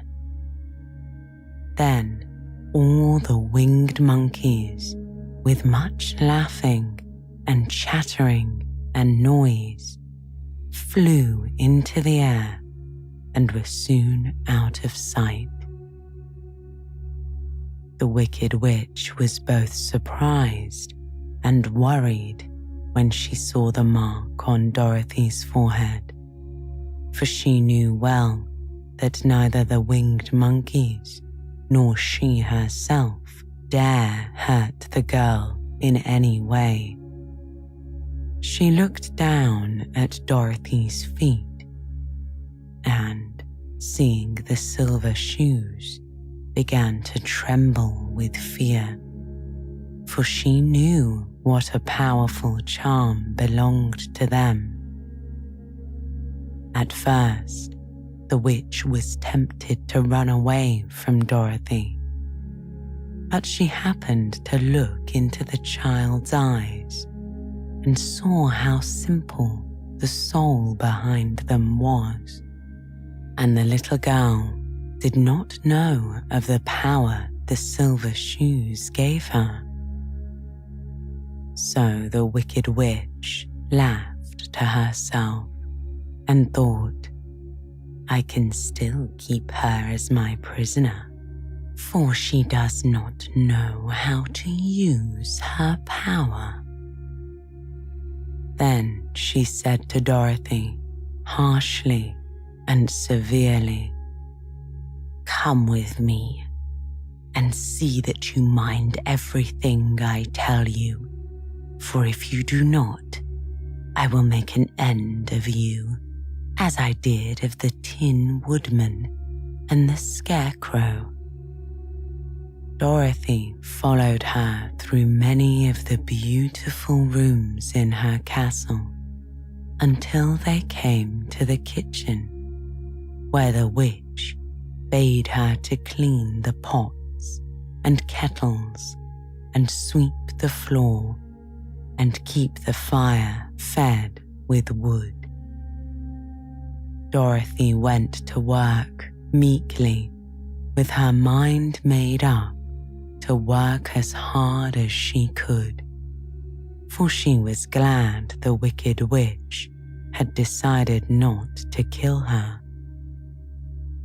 With Dorothy hard at work, the witch thought she would go into the courtyard and harness the cowardly lion like a horse. It would amuse her, she was sure, to make him draw her chariot whenever she wished to go to drive. But as she opened her gate, the lion gave a loud roar and bounded at her so fiercely that the witch was afraid and ran out and shut the gate again. "If I cannot harness you," said the witch to the lion, speaking through the bars of the gate, "I can punish you. You shall have nothing to eat until you do as I wish." So, after that, she took no food to the imprisoned lion, but every day she came to the gate at noon and asked, "Are you ready to be harnessed like a horse?" And the lion would answer, "No, if you come in this yard, I will bite you." The reason the lion did not have to do as the witch wished was that every night, while the woman was asleep, Dorothy carried him food from the cupboard. After he had eaten, he would lie down on his bed of straw, and Dorothy would lie beside him and put her head on his soft, shaggy mane while they talked of their troubles and tried to plan some way of escape. But they could find no way to get out of the castle, for it was constantly guarded by the Winkies, who were prisoners of the Wicked Witch and too afraid of her not to do as she told them. The girl had to work hard during the day, and often the witch menaced her with the old umbrella she always carried in her hand. But in truth, she did not dare to strike Dorothy because of the mark upon her forehead. The child did not know this and was fearful for herself and for Toto. Dorothy's life became very sad as she grew to understand that it would be harder than ever to get back to Kansas and Aunt Em again.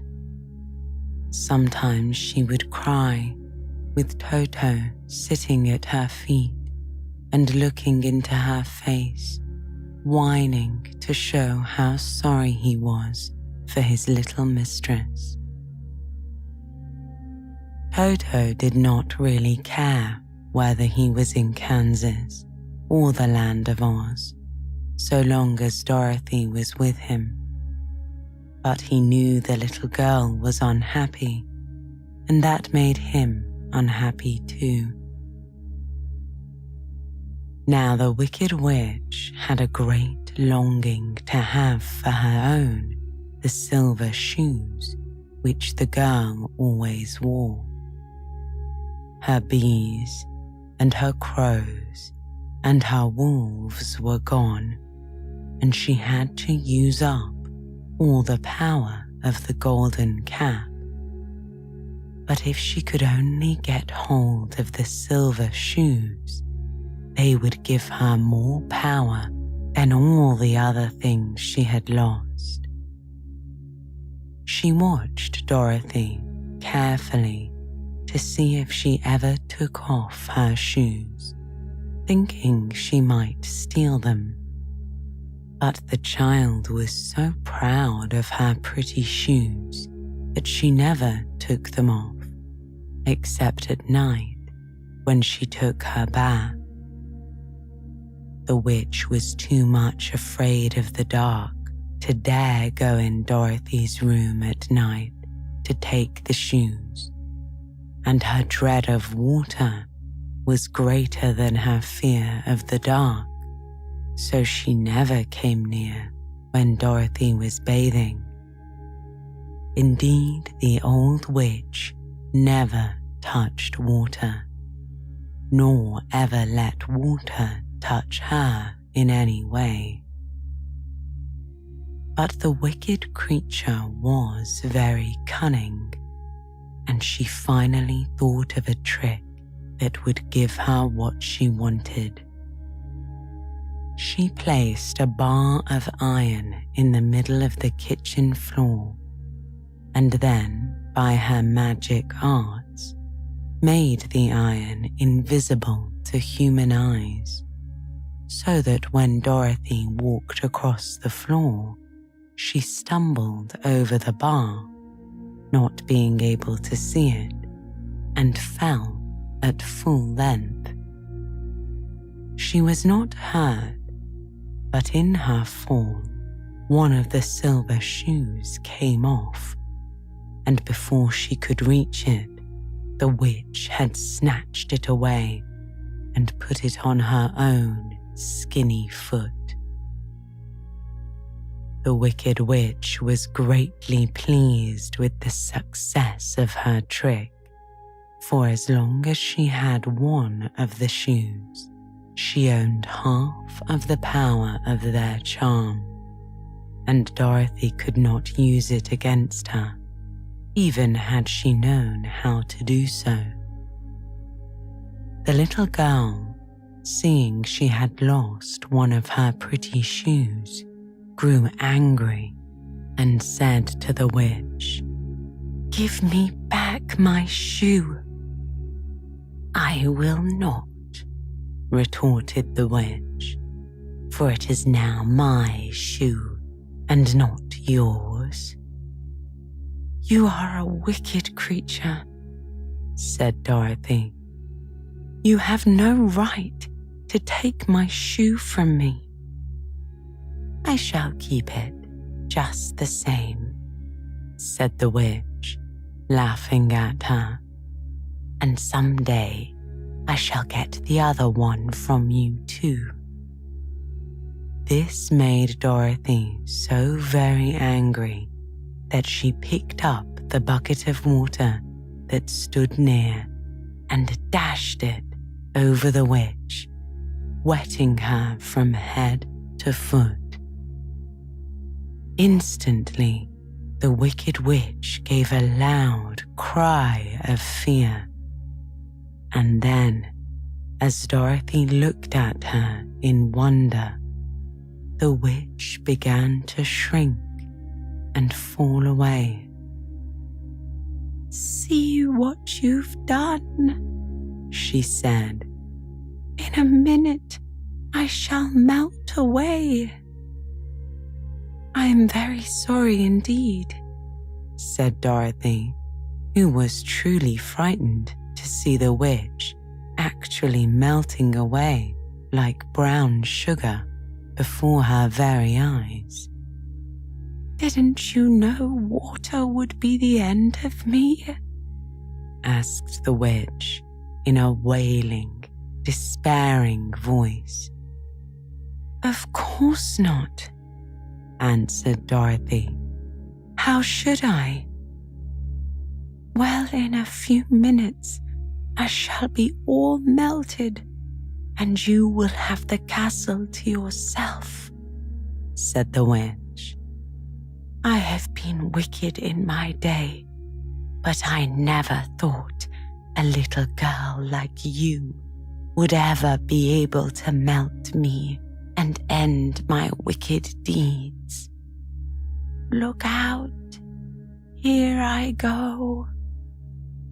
With these words, the witch fell down in a brown, melted, shapeless mass and began to spread over the clean boards of the kitchen floor. Seeing that she had really melted away to nothing, Dorothy drew another bucket of water and threw it over the mess. She then swept it all out the door. After picking out the silver shoe, which was all that was left of the old woman, she cleaned and dried it with a cloth and put it on her foot again. Then, being at last free to do as she chose, she ran out to the courtyard to tell the lion that the wicked witch of the West had come to an end, and they were no longer prisoners in a strange land.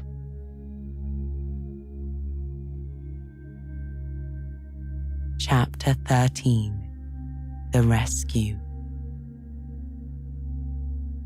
The Cowardly Lion was much pleased to hear that the wicked witch had been melted by a bucket of water, and Dorothy at once unlocked the gate and set him free. They went in together to the castle, where Dorothy's first act was to call all the Winkies together and tell them that they were no longer prisoners. There was a great rejoicing amongst the Winkies, for they had been made to work hard during many years for the wicked witch. They kept this day as a holiday, then and ever after, and spent the time in feasting and dancing. If our friends, the Scarecrow and the Tin Woodman, were only with us, said the Lion, I should be quite happy. Don't you suppose we could rescue them? Asked the girl anxiously. We can try, answered the Lion. So they called the Winkies and asked them if they would help to rescue their friends, and the Winkies said that they would be delighted to do all in their power for Dorothy, who had set them free. So she chose a number of the Winkies who looked as if they knew the most, and they all started away. They travelled that day and part of the night until they came to the rocky plain where the Tin Woodman was stranded and badly rusted. His axe was near him, but the blade was rusted and the handle broken off short. The Winkies lifted him tenderly in their arms and carried him back to the yellow castle, for yellow was the colour of this land. Dorothy shed a few tears by the way at the plight of her old friend, and the Lion looked sober and sorry.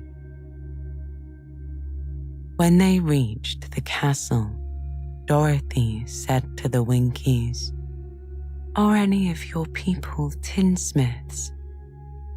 Oh yes, some of us are very good tinsmiths, they told her. Then bring them to me, she said. And when the tinsmiths came, bringing with them all their tools in baskets, she inquired, Can you straighten out the Tin Woodman and mend any of his broken pieces and oil him well again? The tinsmiths looked the woodman over carefully and then answered that they could mend him so he would be as good as ever. So they set to work in one of the big yellow rooms of the castle and worked for 3 days and 4 nights, hammering and twisting and bending and soldering and polishing and pounding until at last the Tin Woodman was in perfect form and his joints worked as well as ever. When at last he walked into Dorothy's room and thanked her for rescuing him, he was so pleased that he wept tears of joy, and Dorothy had to wipe every tear carefully from his face with her apron so his joints would not be rusted. At the same time, her own tears fell thick and fast at the joy of meeting her old friend again, and these tears did not need to be wiped away. As for the Lion, he wiped his eyes so often with the tip of his tail that it became quite wet, and he was obliged to go out into the courtyard and hold it in the sun till it dried. If only we had the Scarecrow with us again, said the Tin Woodman, when Dorothy had finished telling him everything that had happened. I should be quite happy. We must try to find him, said the girl.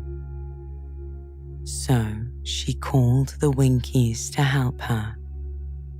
Together, they walked all that day and part of the next until they came to the tall tree in the branches of which the winged monkeys had tossed the Scarecrow's clothes. It was a very tall tree, and the trunk was so smooth that no one could climb it. But the woodman said at once, "I'll chop it down, and then we can get the Scarecrow's clothes."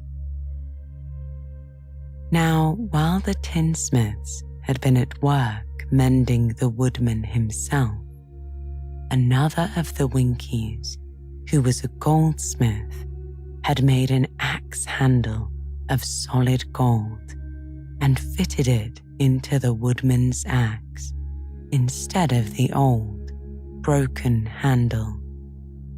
Others polished the blade until all the rust was removed and it glistened like burnished silver. As soon as he had spoken, the Tin Woodman began to chop.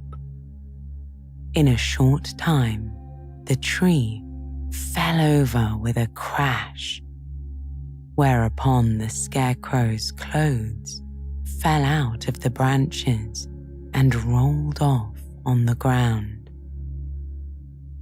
Dorothy picked them up and had the Winkies carry them back to the castle, where they were stuffed with nice, clean straw.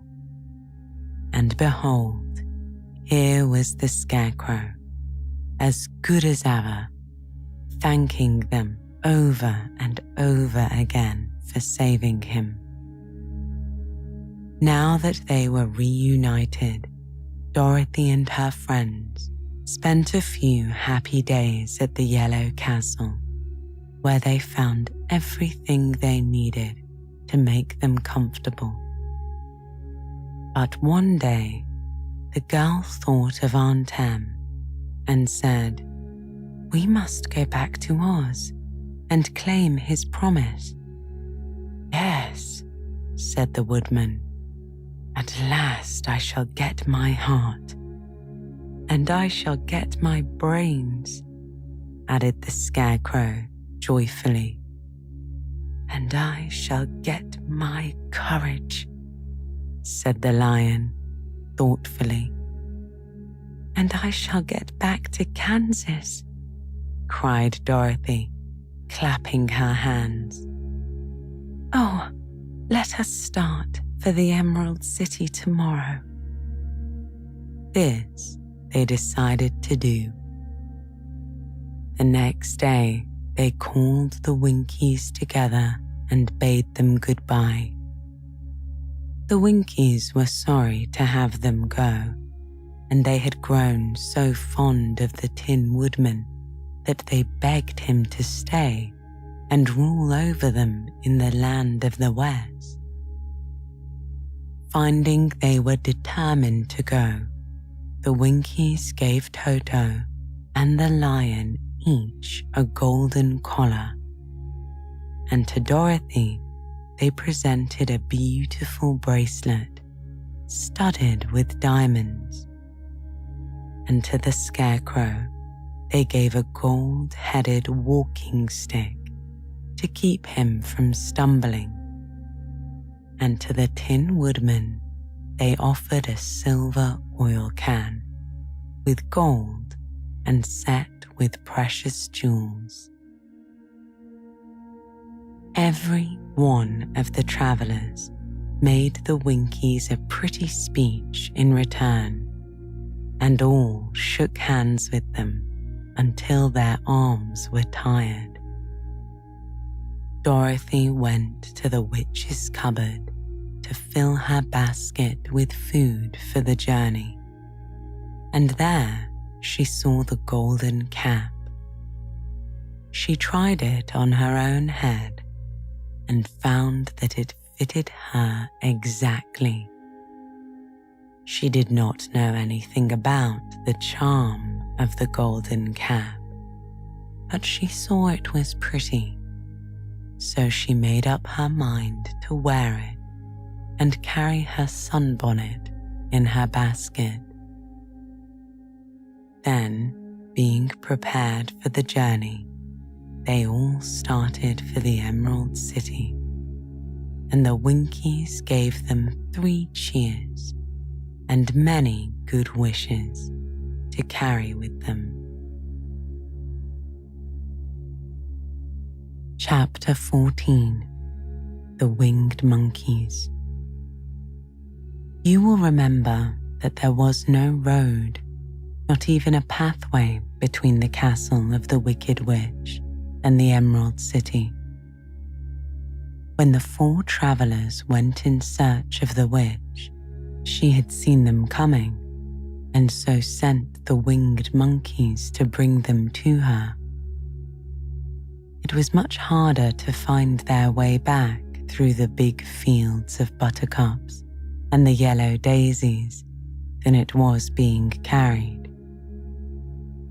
They knew, of course, they must go straight east toward the rising sun, and they started off in the right way.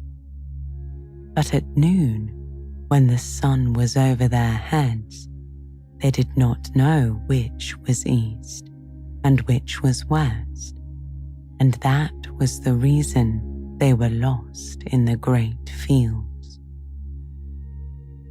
They kept on walking, however, and at night the moon came out and shone brightly, so they lay down among the sweet-smelling yellow flowers and slept soundly until morning.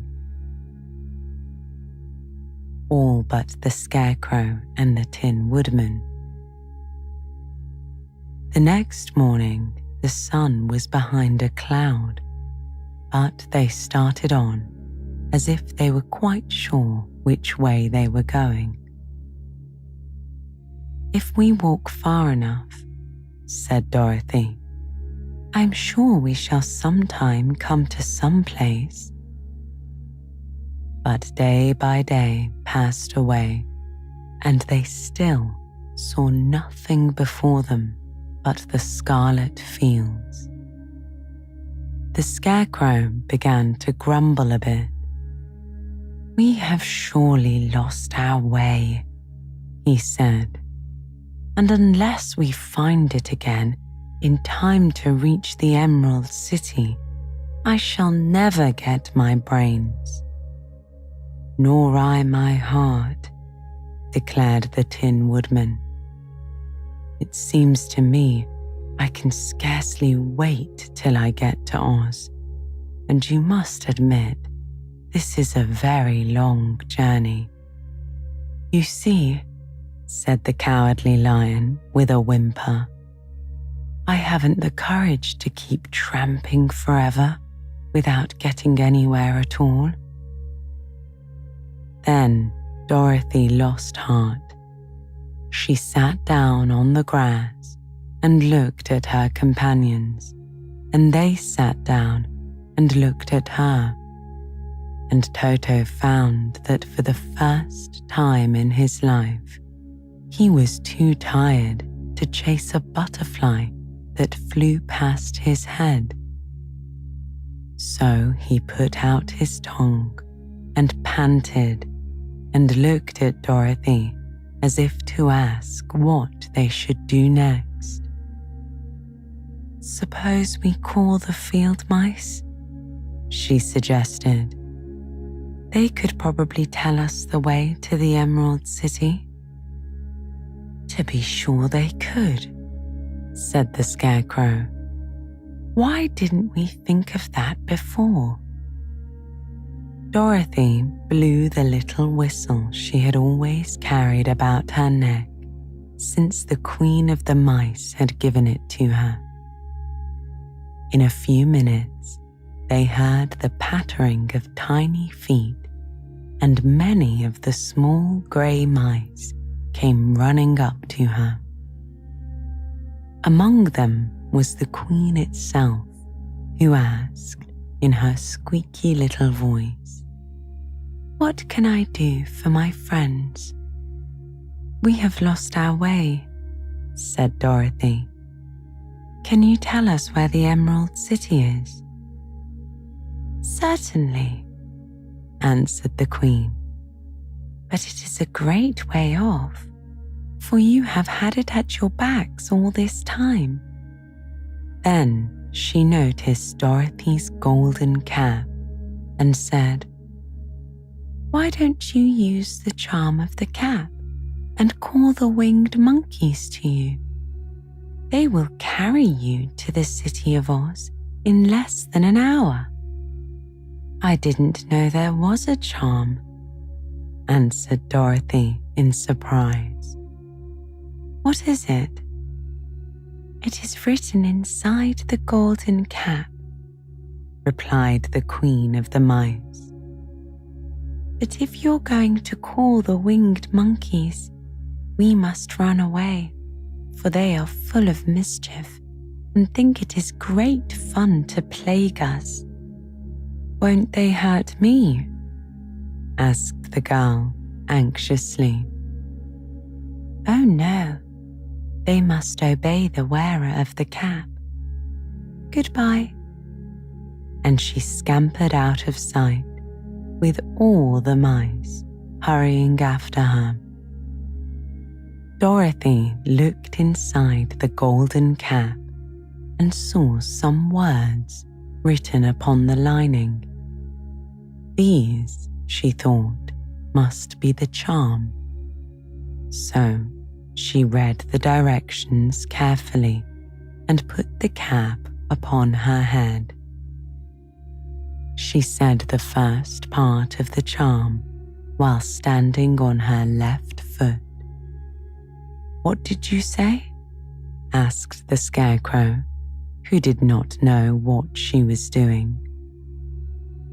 Dorothy went on with the next part, standing this time on her right foot. "Hello," replied the Tin Woodman calmly. Dorothy, who was now standing on both feet, said the final words. This ended the saying of the charm, and they heard a great chattering and flapping of wings as the band of winged monkeys flew up to them. The king bowed low before Dorothy and asked, "What is your command?" "We wish to go to the Emerald City," said the child, "and we have lost our way." "We will carry you," replied the king. And no sooner had he spoken than two of the monkeys caught Dorothy in their arms and flew away with her.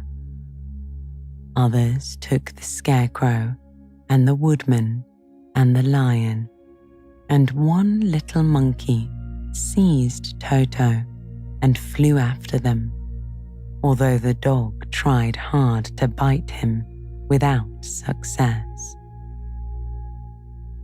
The Scarecrow and the Tin Woodman were rather frightened at first, for they remembered how badly the winged monkeys had treated them before. But they saw that no harm was intended, so they rode through the air quite cheerfully and had a fine time looking at the pretty gardens and woods far below them. Dorothy found herself riding easily between two of the biggest monkeys, one of them the king himself. They had made a chair of their hands and were careful not to hurt her. "Why do you have to obey the charm of the golden cap?" she asked. "That is a long story," answered the king with a winged laugh. "But as we have a long journey before us, I will pass the time by telling you about it, if you wish." I shall be glad to hear it, she replied. Once, began the leader, we were a free people, living happily in the great forest, flying from tree to tree, eating nuts and fruit, and doing just as we pleased without anybody commanding us. Perhaps some of us were rather too full of mischief at times, flying down to pull the tails of the animals that had no wings, chasing birds and throwing nuts at the people who walked in the forest. But we were careless and happy and full of fun, and enjoyed every minute of the day. This was many years ago, long before Oz came out of the clouds to rule over this land. There lived here then, away at the north, a beautiful princess who was also a beautiful sorceress. All her magic was used to help the people, and she was never known to hurt anyone who was good. Her name was Gaelet, and she lived in a handsome palace built from great blocks of ruby. Everyone loved her, but her greatest sorrow was that she could find no one to love in return, since all the eligible people were much too stupid and ugly to be with one so beautiful and wise. At last, however, she found a boy who was handsome and wise beyond his years. Gaelet made up her mind that when he grew to be a man, she would make him her husband. So she took him to her ruby palace and used all her magic powers to make him as strong and good and lovely as anyone could wish. When he grew, Quelala, as he was called, was said to be the best and wisest man in all the land, while his beauty was so great that Gaelet loved him dearly and hastened to make everything ready for the wedding. My grandfather was, at that time, the king of the winged monkeys, which lived in the forest near Gaelet's palace. The old fellow loved a joke better than a good dinner. One day, just before the wedding, my grandfather was flying out with his band when he saw Quelala walking beside the river. He was dressed in a rich costume of pink silk and purple velvet, and my grandfather thought he would see what he could do. At his word, the band flew down and seized Quelala, carried him in their arms until they were over the middle of the river, and then dropped him into the water. "Swim out, my fine fellow," cried my grandfather, "and see if the water has spotted your clothes." Quelala was much too wise not to swim, and he was not in the least spoiled by all his good fortune. He laughed when he came to the top of the water and swam into shore. But when Gaelet came running out to him, she found his silks and velvet all ruined by the river. The princess was angry, and she knew, of course, who did it. She had all the winged monkeys brought before her, and she said at first that they should be dropped in the river. But my grandfather pleaded hard, for he knew the monkeys would drown in the river if their wings were tied, and Quelala said a kind word for them also, so that Gaelet finally spared them, on condition that the winged monkeys should ever after do 3 times the bidding of the owner of the golden cap. This cap had been made for a wedding present to Quelala, and it is said to have cost the princess half her kingdom. Of course, my grandfather and all the other monkeys at once agreed to the condition, and that is how it happens that we are 3 times under the will of the owner of the golden cap, whosoever they may be. And what became of them? Asked Dorothy, who had been greatly interested in the story. Quelala, being the first owner of the golden cap, replied the monkey. He was the first to lay his wishes upon us. As Gaelet could not bear the sight of us, he called us all to him in the forest after he had married her, and ordered us to always keep where she could never again set eyes on a winged monkey, which we were glad to do, for we were all afraid of her. This was all we ever had to do, until the golden cap fell into the hands of the wicked witch of the West, who made us capture the Winkies and afterwards drive Oz himself out of the land of the West. Now the golden cap is yours, and 3 times you have the right to lay your wishes upon us. As the monkey finished his story, Dorothy looked down and saw the green, shining walls of the Emerald City before them. She wondered at the rapid flight of the monkeys, but was glad the journey was over. The strange creatures set the travelers down carefully before the gate of the city. The king bowed low to Dorothy and then flew swiftly away, followed by all his band.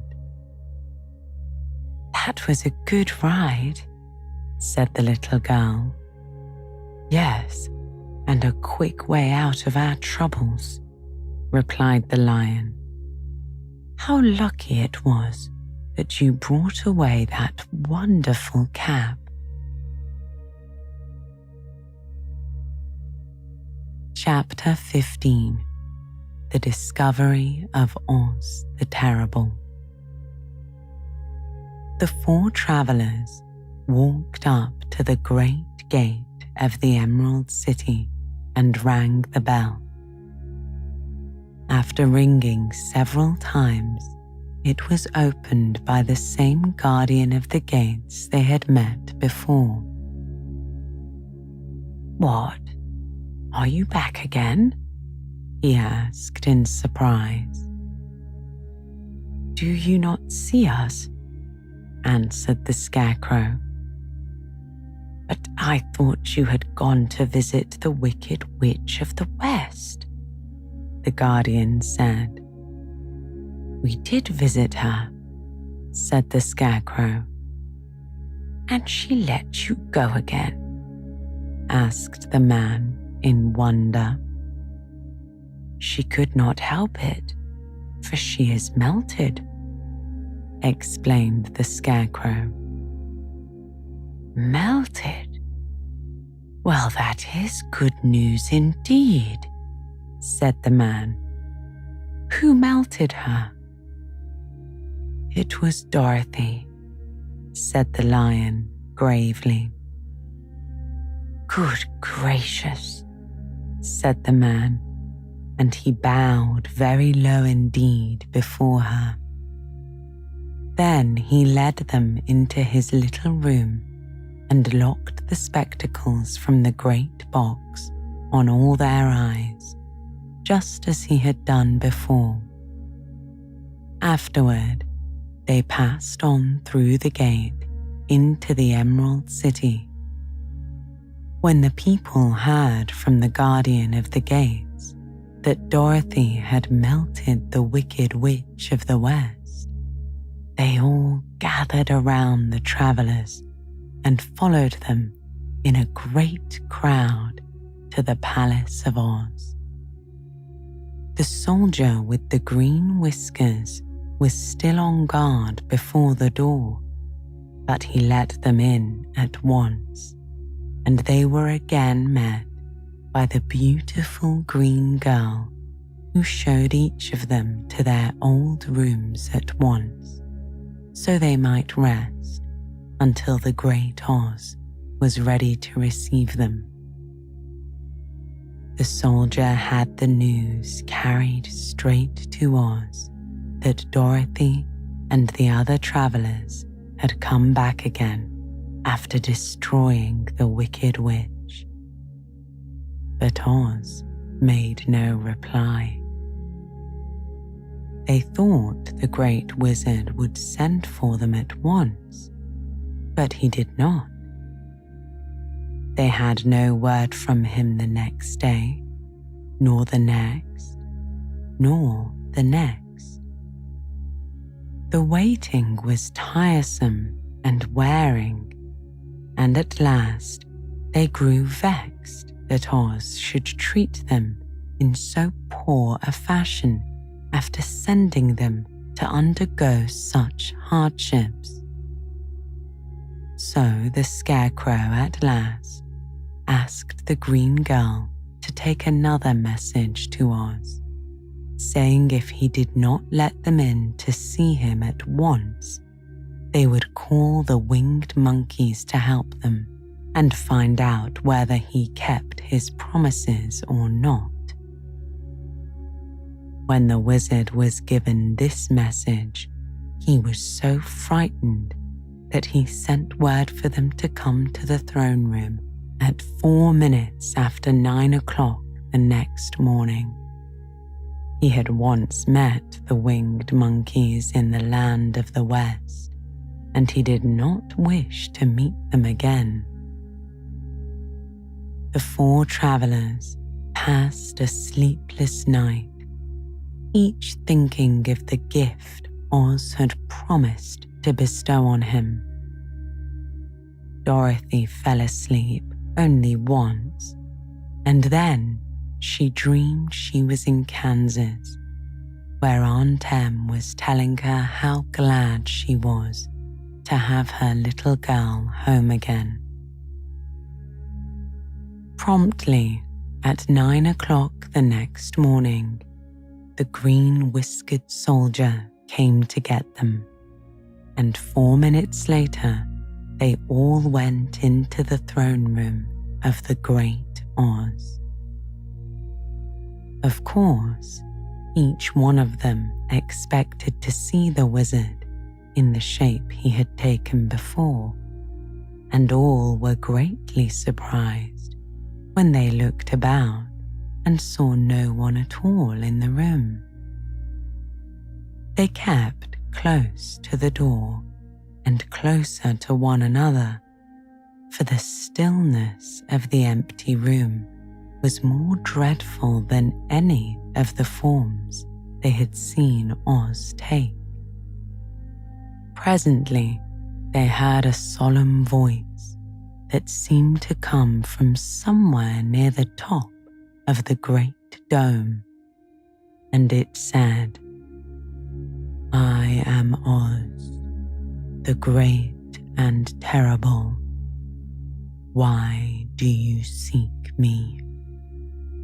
They looked again in every part of the room, and then, seeing no one, Dorothy asked, "Where are you?" "I am everywhere," answered the voice, but to the eyes of common mortals, I am invisible. I will now seat myself upon my throne, that you may converse with me." Indeed, the voice seemed just then to come straight from the throne itself. So they walked toward it and stood in a row while Dorothy said, "We have come to claim our promise, O Oz." "What promise?" asked Oz. "You promised to send me back to Kansas when the witch was destroyed," said the girl. "And you promised to give me brains," said the Scarecrow. "And you promised to give me a heart," said the Tin Woodman. "And you promised to give me courage," said the Cowardly Lion. "Is the Wicked Witch really destroyed?" asked the voice, and Dorothy thought it trembled a little. "Yes," she answered. "I melted her with a bucket of water." "Dear me," said the voice. "How sudden. Well, come to me tomorrow, for I must have time to think it over." "You've had plenty of time already," said the Tin Woodman. "We shan't wait a day longer," said the Scarecrow. "You must keep your promises to us," said Dorothy. The lion thought it might be as well to frighten the wizard, so he gave a large, loud roar, which was so fierce and dreadful that Toto jumped away from him in alarm and tipped over the screen that stood in a corner.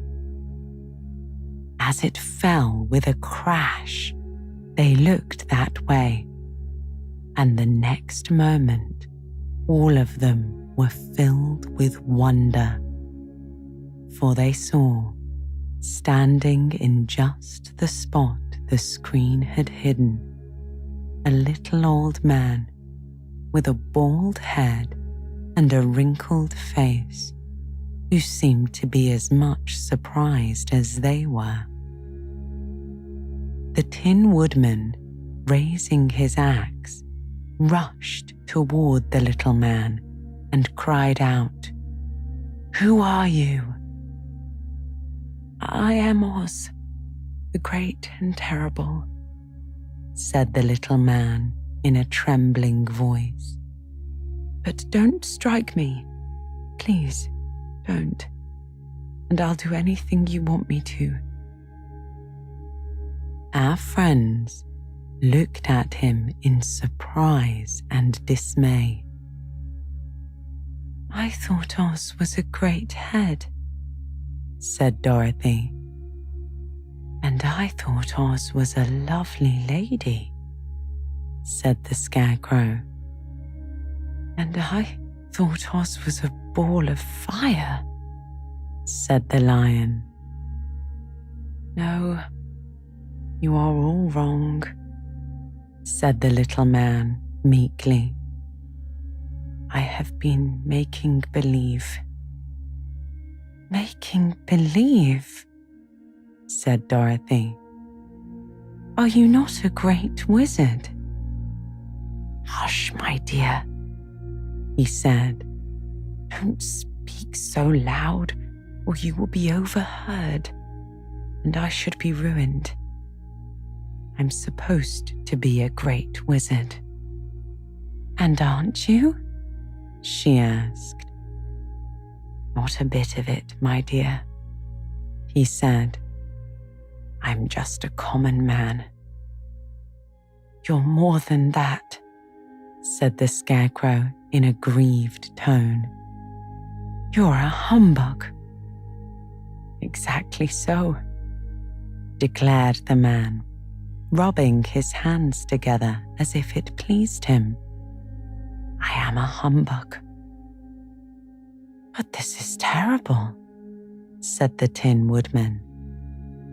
How shall I ever get my heart? Or I my courage? Asked the Lion. Or I my brains? Said the Scarecrow, wiping the tears from his eyes with his coat sleeve. My dear friends, said Oz, I pray you not to speak of these little things.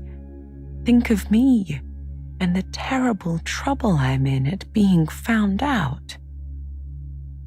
Doesn't anyone else know you're a humbug? Asked Dorothy.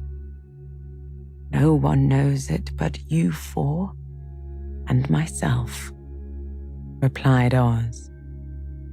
I have fooled everyone so long that I thought I should never be found out. It was a great mistake, my ever letting you into the throne room. Usually, I will not see even my subjects, and so they believe I am something terrible. But I don't understand, said Dorothy in bewilderment. How was it that you appeared to me as a great head? That was one of my tricks, answered Oz.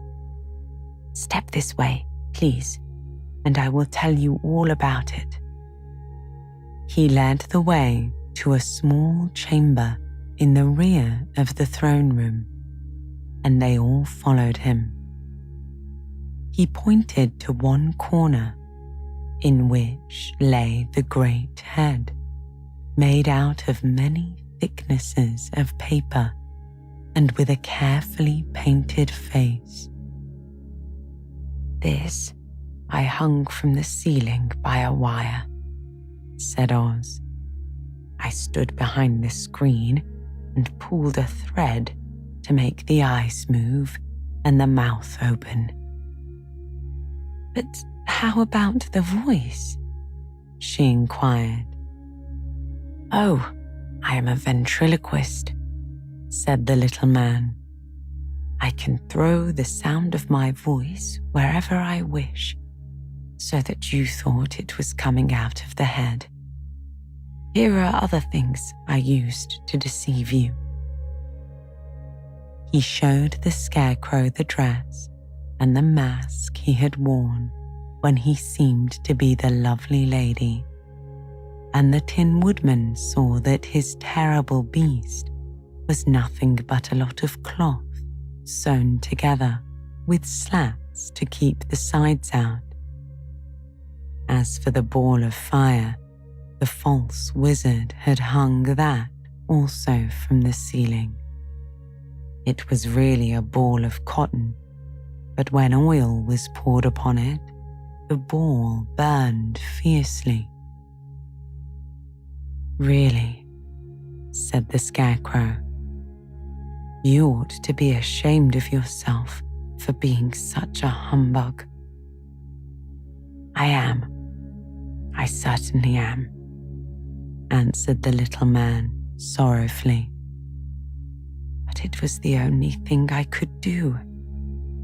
Sit down, please. There are plenty of chairs, and I will tell you my story. So they sat down and listened while he told the following tale. I was born in Omaha, Nebraska, he began. Why, that isn't very far from Kansas, said Dorothy. No, but it's farther from here, he said, shaking his head at her sadly. When I grew up, I became a ventriloquist, and at that I was very well trained by a great master. I can imitate any kind of a bird or beast. Here he mewed so like a kitten that Toto pricked up his ears and looked everywhere to see where she was. After a time, continued Oz, I tired of that and became a balloonist. What is that? Asked Dorothy. A man who goes up in a balloon on circus day so as to draw a crowd of people together and get them to pay to see the circus, he explained. Oh, she said, I know. Well, one day I went up in a balloon and the ropes got twisted so that I couldn't come down again, said Oz. It went way up above the clouds, so far that a current of air struck it and carried it many, many miles away. For a day and a night I travelled through the air, and on the morning of the second day I awoke and found the balloon floating over a strange and beautiful country. It came down gradually, and I was not hurt a bit, but I found myself in the midst of a strange people who, seeing me come from the clouds, thought I was a great wizard. Of course, I let them think so because they were afraid of me and promised to do anything I wished them to. Just to amuse myself and keep the good people busy, I ordered them to build this city and my palace, and they did it willingly and well. Then I thought, as the country was so green and beautiful, I would call it the Emerald City. And to make the name fit better, I put green spectacles on all the people so that everything they saw was green. But isn't everything here green? Asked Dorothy. No more than any other city, replied Oz. But when you wear green spectacles, why, of course, everything you see looks green to you. The Emerald City was built a great many years ago, for I was a young man when the balloon brought me here, and I am a very old man now. But my people have worn green glasses on their eyes so long that most of them think it really is an Emerald City. And it certainly is a beautiful place, abounding in jewels and precious metals and every good thing that is needed to make one happy. I have been good to the people, and they like me. But ever since this palace was built, I have shut myself up and would not see any of them.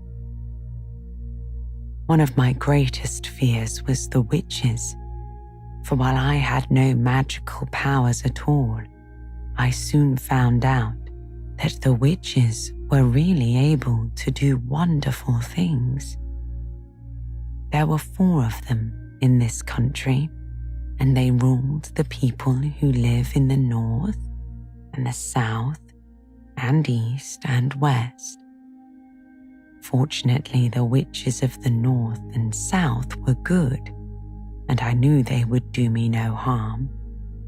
But the witches of the east and west were terribly wicked, and had they not thought I was more powerful than they themselves, they would surely have destroyed me. As it was, I lived in deadly fear of them for many years, so you can imagine how pleased I was when I heard your house had fallen on the wicked witch of the east. When you came to me, I was willing to promise anything if you would only do away with the other witch.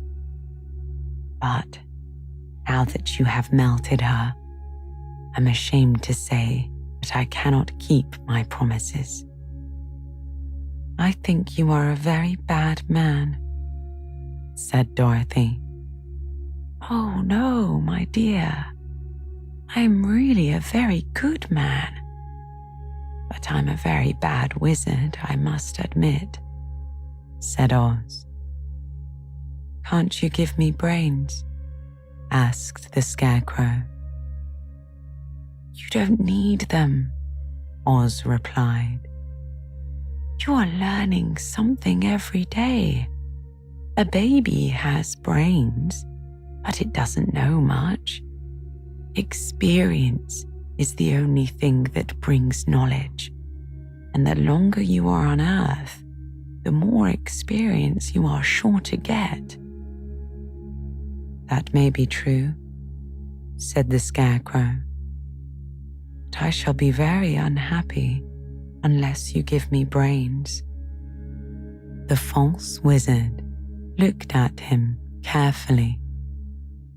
Well, he said with a sigh, I'm not much of a magician, as I said, but if you will come to me tomorrow morning, I will stuff your head with brains. I cannot tell you how to use them, however. You must find that out for yourself. Oh, thank you, said the Scarecrow. I'll find a way to use them, never fear. But how about my courage? Said the Lion anxiously. You have plenty of courage, I'm sure, answered Oz. All you need is confidence in yourself. There is no living thing that is not afraid when it faces danger. The true courage is facing danger when you are afraid, and that kind of courage you have in plenty. Perhaps I have, but I'm scared all the same, said the Lion. I shall really be very unhappy unless you give me the sort of courage that makes one forget he is afraid. Very well, I will give you that sort of courage tomorrow, replied Oz. How about my heart? Asked the Tin Woodman. Why, as for that, answered Oz, I think you are wrong to want a heart. It makes most people unhappy. If you only knew it, you are in luck not to have a heart. That must be a matter of opinion, said the Tin Woodman. For my part, I will bear all the unhappiness without a murmur if you will give me the heart. Very well, answered Oz meekly. Come to me tomorrow, and you shall have a heart. I have played wizard for so many years that I may as well continue the part a little longer. And now, said Dorothy, how am I to get back to Kansas? We shall have to think about that, replied the little man. Give me 2 or 3 days to consider the matter, and I'll try to find a way to carry you over the desert. In the meantime, you shall all be treated as my guests, and while you live in the palace, my people will wait upon you and obey your slightest wish. There is only one thing I ask in return for my help, such as it is. You must keep my secret and tell no one I am a humbug. They agreed to say nothing of what they had learned and went back to their rooms in high spirits. Even Dorothy had hope that the great and terrible humbug, as she called him, would find a way to send her back to Kansas. and if he did, she was willing to forgive him everything.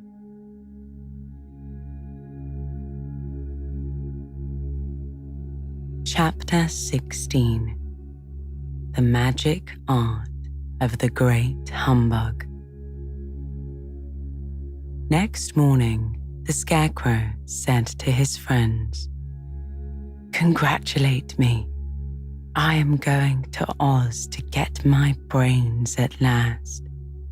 When I return, I shall be as other men are."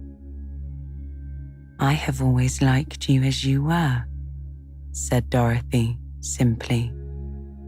"It's kind of you to like a scarecrow," he replied. "But surely you will think more of me when you hear the splendid thoughts my new brain is going to turn out." Then he said goodbye to them all in a cheerful voice and went to the throne room, where he rapped upon the door. "Come in," said Oz. The Scarecrow went in and found the little man sitting down by the window, engaged in deep thought. "I have come for my brains," remarked the Scarecrow, a little uneasily. "Oh, yes. Sit down in that chair, please," replied Oz. "You must excuse me for taking your head off, but I shall have to do it in order to put your brains in the proper place." "That's all right," said the Scarecrow. "You are quite welcome to take my head off, as long as it will be a better one when you put it on again." So the wizard unfastened his head and emptied out the straw. Then he entered the back room and took up a measure of bran, which he mixed with a great many pins. Having shaken them together thoroughly, he filled the top of the Scarecrow's head with the mixture and stuffed the rest of the space with straw to hold it in place. When he had fastened the Scarecrow's head on his body again, he said to him, "Hereafter, you will be a great man, for I have given you a lot of brand new brains."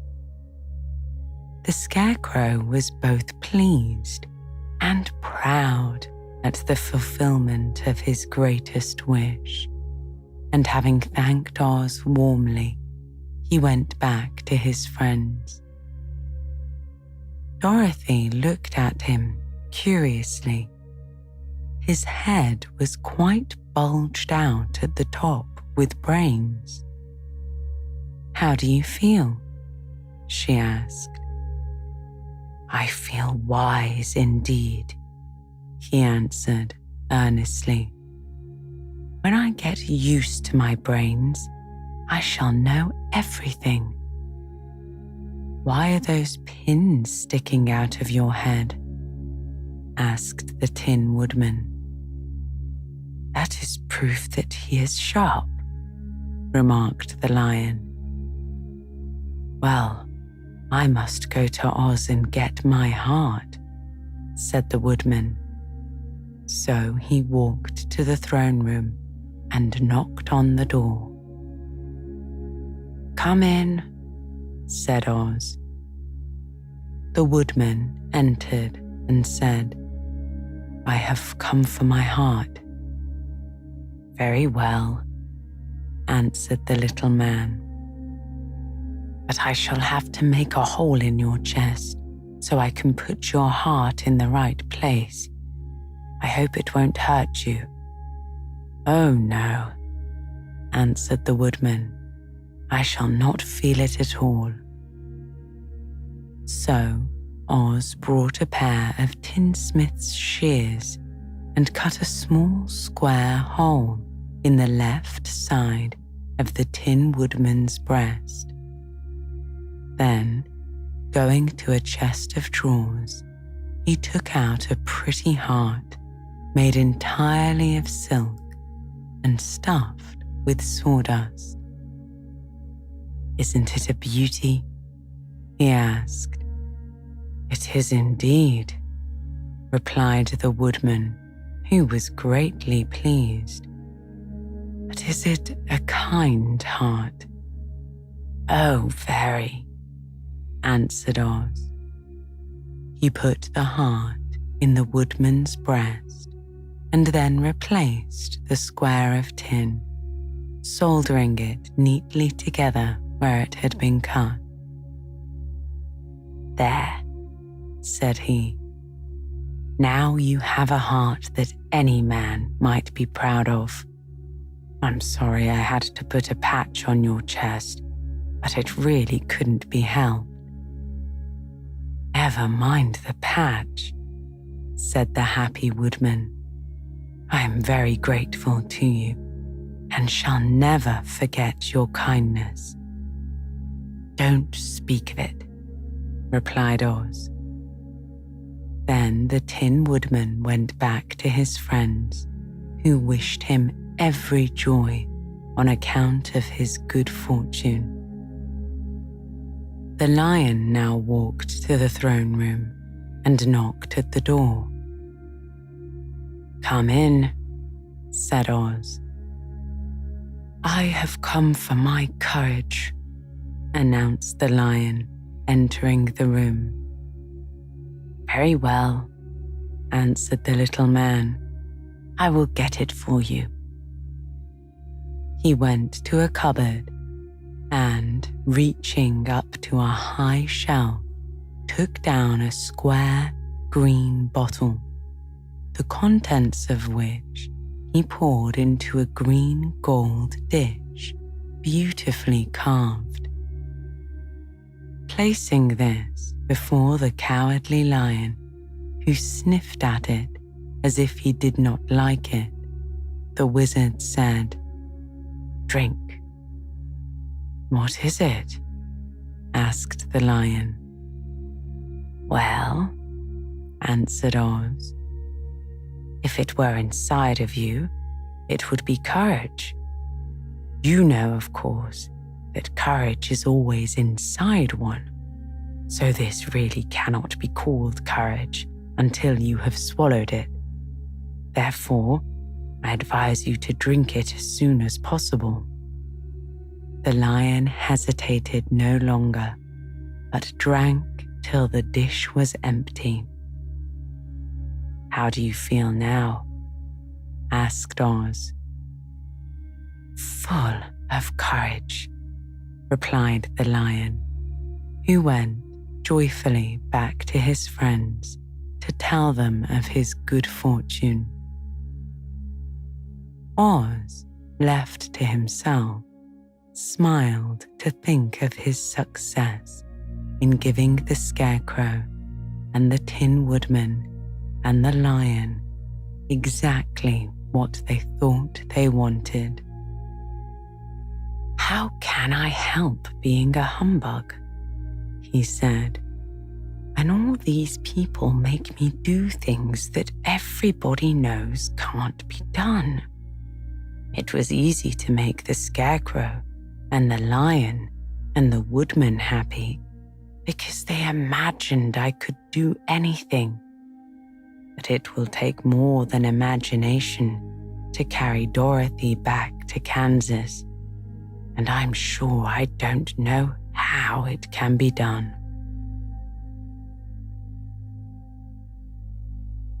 Chapter 17. How the Balloon Was Launched. For 3 days, Dorothy heard nothing from Oz. These were sad days for the little girl, although her friends were all quite happy and contented. The Scarecrow told them there were wonderful thoughts in his head, but he would not say what they were, because he knew no one could understand them but himself. When the Tin Woodman walked about, he felt his heart rattling around in his breast, and he told Dorothy he had discovered it to be a kinder and more tender heart than the one he had owned when he was made of flesh. The lion declared he was afraid of nothing on earth and would gladly face an army or a dozen of the fierce Kalidars. Thus, each of the little party was satisfied, except Dorothy, who longed more than ever to get back to Kansas. On the fourth day, to her great joy, Oz sent for her, and when she entered the throne room, he greeted her pleasantly. "Sit down, my dear. I think I have found the way to get you out of this country." "And back to Kansas?" she asked eagerly. "Well, I'm not sure about Kansas," said Oz, "for I haven't the faintest notion which way it lies. But the first thing to do is to cross the desert, and then it should be easy to find your way home." "How can I cross the desert?" she inquired. "Well, I'll tell you what I think," said the little man. "You see, when I came to this country, it was in a balloon. You also came through the air, being carried by a cyclone. So I believe the best way to get across the desert will be through the air. Now, it is quite beyond my powers to make a cyclone, but I've been thinking the matter over, and I believe I can make a balloon." "How?" asked Dorothy. "A balloon," said Oz, "is made of silk, which is coated with glue to keep the gas in it. I have plenty of silk in the palace, so it will be no trouble to make the balloon. But in all this country, there is no gas to fill the balloon with to make it float." "If it won't float," remarked Dorothy, "it will be of no use to us." "True," answered Oz. "But there is another way to make it float, which is to fill it with hot air.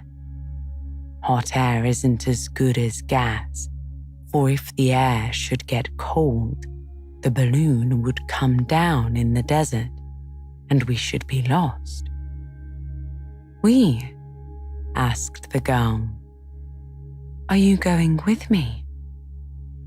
"Yes, of course," replied Oz. "I am tired of being such a humbug. If I should go out of this palace, my people would soon discover I am not a wizard, and then they would be vexed with me for having deceived them. So I have to stay shut up in these rooms all day, and it gets tiresome. I'd much rather go back to Kansas with you and be in a circus again." "I shall be glad to have your company," said Dorothy. "Thank you," he answered. "Now, if you will help me sew the silk together, we will begin to work on our balloon." So Dorothy took a needle and thread, and as fast as Oz cut the strips of silk into proper shape, the girls sewed them neatly together. First, there was a strip of light green silk, then a strip of dark green, and then a strip of emerald green, for Oz had a fancy to make the balloon in different shades of the color about them. It took 3 days to sew all the strips together, But when it was finished, they had a big bag of green silk, more than 20 feet long. Then Oz painted it on the inside with a coat of thin glue to make it airtight, after which he announced that the balloon was ready. "But we must have a basket to ride in," he said.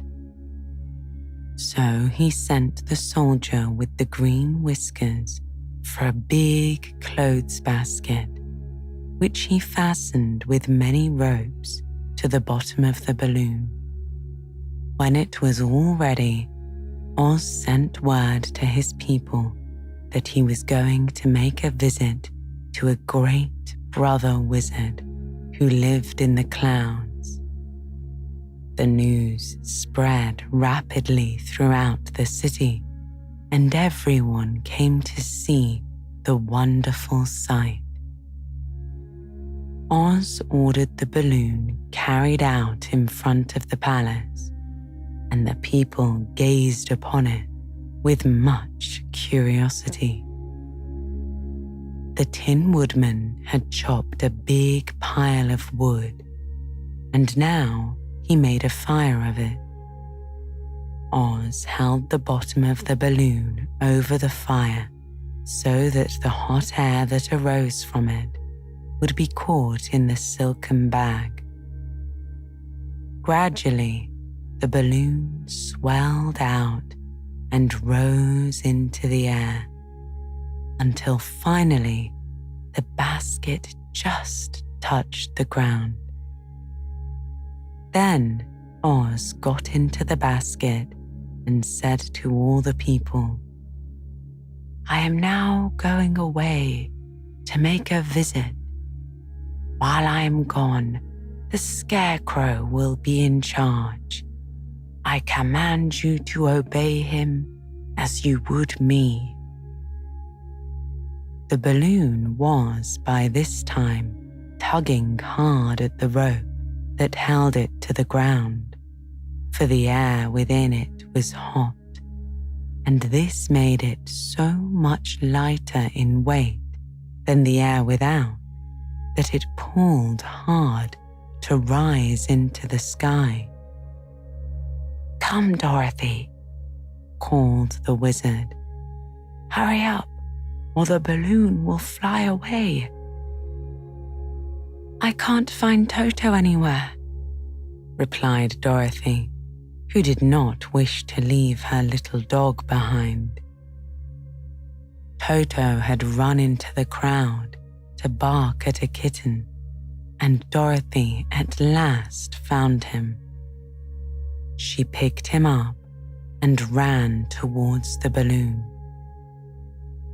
She was within a few steps of it, and Oz was holding out his hands to help her into the basket when the ropes broke free and the balloon rose into the air without her. "Come back," she called. "I want to go too." "I can't come back, my dear," called Oz from the basket. "Goodbye." "Goodbye," shouted everyone, and all eyes were turned upward to where the wizard was riding in the basket, rising every moment farther and farther into the sky. And that was the last any of them ever saw of Oz, the wonderful wizard. Though he may have reached Omaha safely and be there now for all we know. But the people remembered him lovingly and said to one another, "Oz was always our friend. When he was here, he built for us this beautiful Emerald City. And now that he has gone, he has left the wise Scarecrow to rule over us." Still, for many days they grieved over the loss of the wonderful wizard and would not be comforted.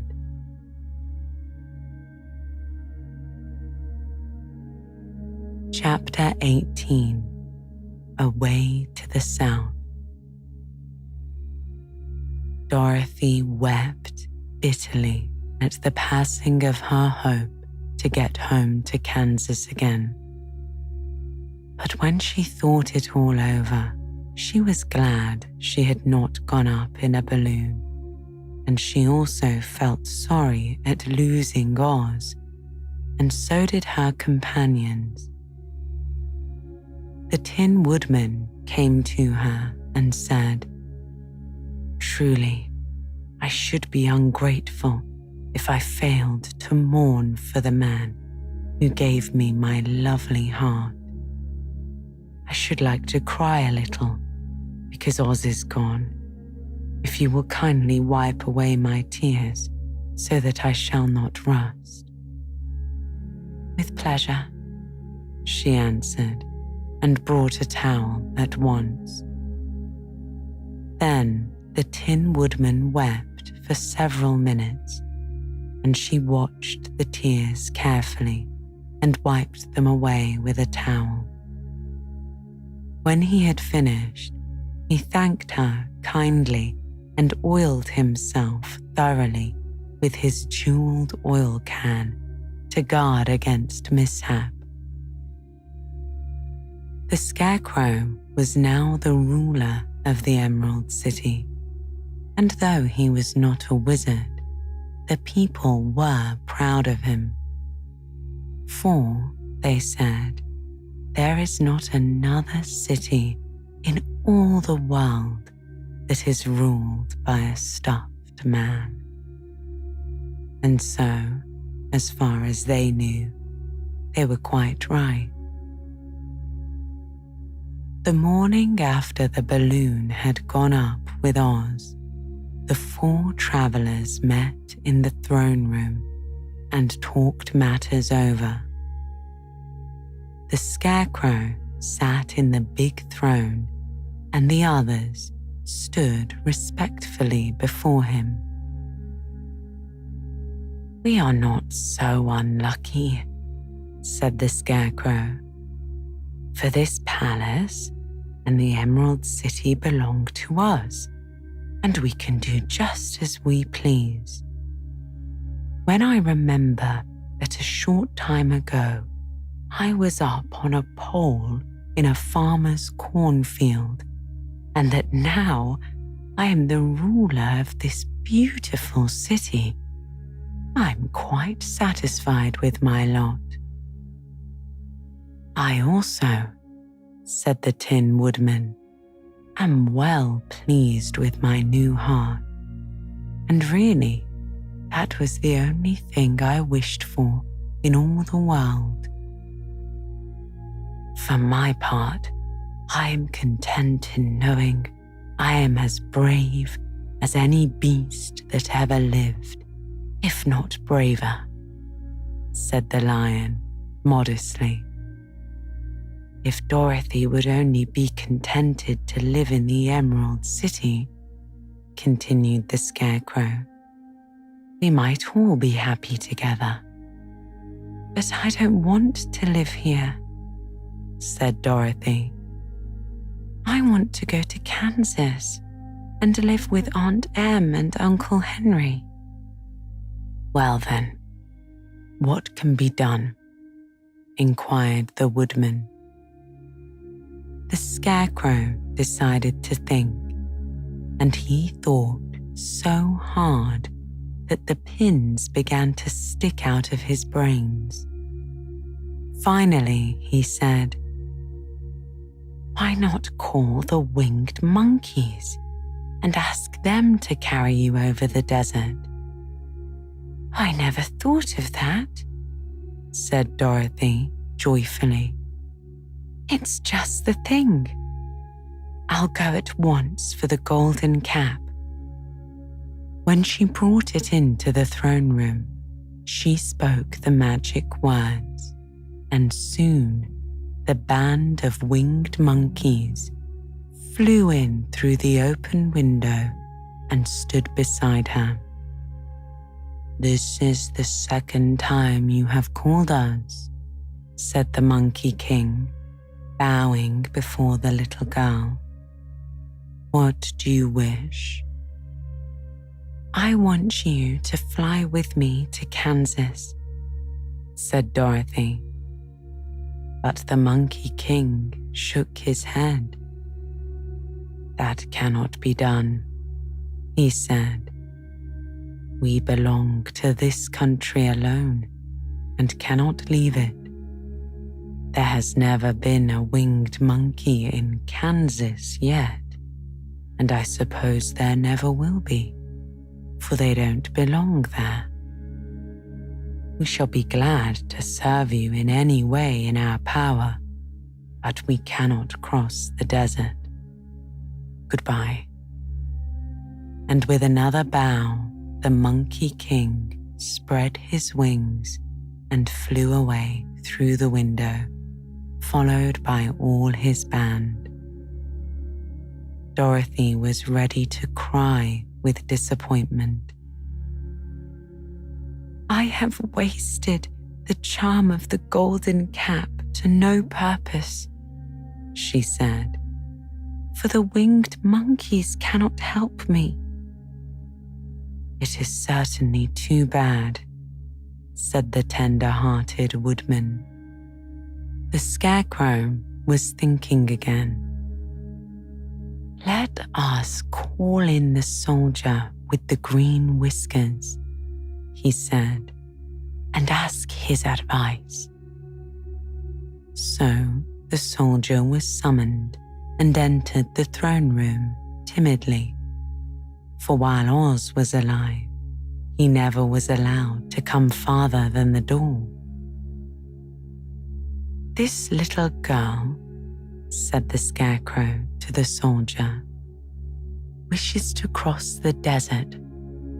How can she do so?" "I cannot tell," answered the soldier, "for nobody has ever crossed the desert unless it is Oz himself." "Is there no one who can help me?" asked Dorothy earnestly. "Glinda might," he suggested. "Who is Glinda?" inquired the Scarecrow. "The Witch of the South. She is the most powerful of all the witches and rules over the Quadlings," he explained. "Besides, her castle stands on the edge of the desert, so she may know a way to cross it." "Glinda is a good witch, isn't she?" asked the child. "The Quadlings think she is good," said the soldier, "and she is kind to everyone. I have heard that Glinda is a beautiful woman who knows how to keep young in spite of the many years she has lived." "How can I get to her castle?" asked Dorothy. "The road is straight to the south," he answered, "but it is said to be full of dangers to travelers. There are wild beasts in the woods and strange people who do not like strangers to cross their country.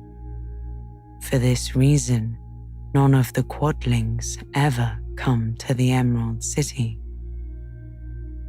The soldier then left them, and the Scarecrow said, "It seems, in spite of dangers, that the best thing Dorothy can do is to travel to the land of the South and ask Glinda to help her. For of course, if Dorothy stays here, she will never get back to Kansas." "You must have been thinking again," remarked the Tin Woodman. "I have," said the Scarecrow. "I shall go with Dorothy," declared the lion, "for I am tired of your city and long for the woods and the country again. I am really a wild beast, you know. Besides, Dorothy will need someone to protect her." "That is true," agreed the woodman. "My axe may be of service to her, so I will also go with her to the land of the south." "When shall we start?" asked the Scarecrow. "Are you going?" they asked in surprise. "Certainly," he said. "If it wasn't for Dorothy, I should never have had brains. She lifted me from the pole in the cornfield and brought me to the Emerald City. So my good luck is all due to her, and I shall never leave her until she starts back to Kansas for good and all." "Thank you," said Dorothy gratefully. "You are all very kind to me, but I should like to start as soon as possible." "We shall go tomorrow morning," returned the Scarecrow. "So, now let us all get ready, for it will be a long journey." Chapter 19. Attacked by the Fighting Trees. The next morning, Dorothy kissed the pretty green girl goodbye, and they all shook hands with the soldier with the green whiskers, who had walked them as far as the gate. When the guardian of the gate saw them again, he wondered greatly that they could leave the beautiful city to get into new trouble. But he at once unlocked their spectacles, which he put back into the green box, and gave them many good wishes to carry with them. "You are now our ruler," he said to the Scarecrow, "so you must come back to us as soon as possible." "I certainly shall, if I am able," the Scarecrow replied, "but I must help Dorothy to get home first." As Dorothy bade the good-natured guardian a last farewell, she said, "I have been very kindly treated in your lovely city, and everyone has been good to me. I cannot tell you how grateful I am." "Don't try, my dear," he answered. "We should like to keep you with us, but if it is your wish to return to Kansas, I hope you will find a way."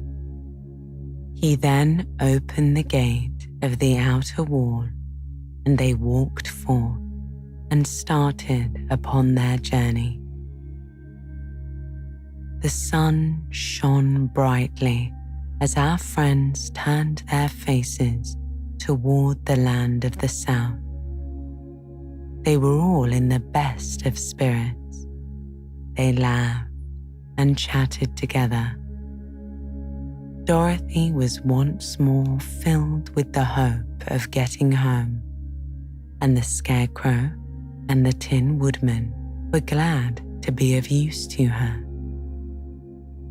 As for the lion, he sniffed the fresh air with delight and whisked his tail from side to side in pure joy at being in the country again, while Toto ran around them and chased the moths and butterflies, barking merrily all the time.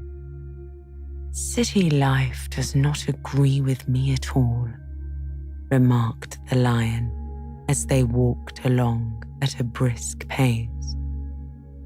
"I have lost much weight since I lived there, and now I am anxious for a chance to show the other beasts how courageous I have grown."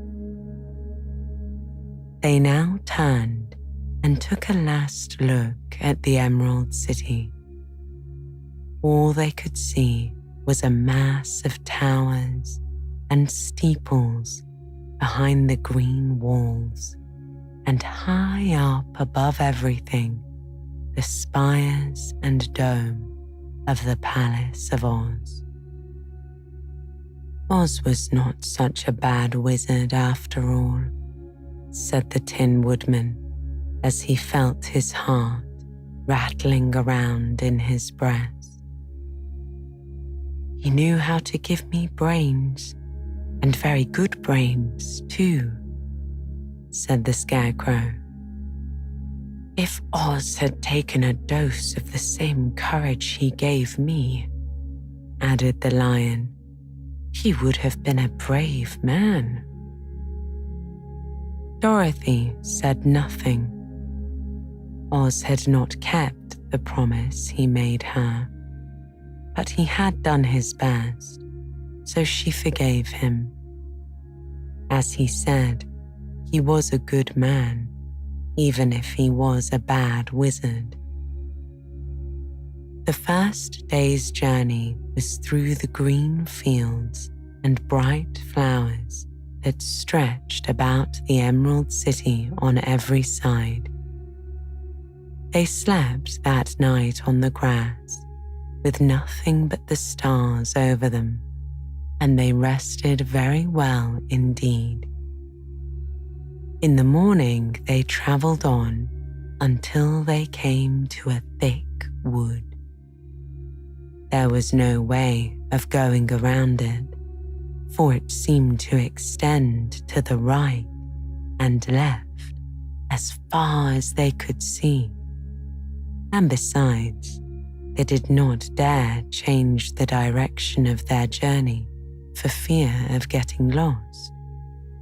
So they looked for the place where it would be easiest to get into the forest. The Scarecrow, who was in the lead, finally discovered a big tree with such wide spreading branches that there was room for the party to pass underneath. So he walked forward to the tree.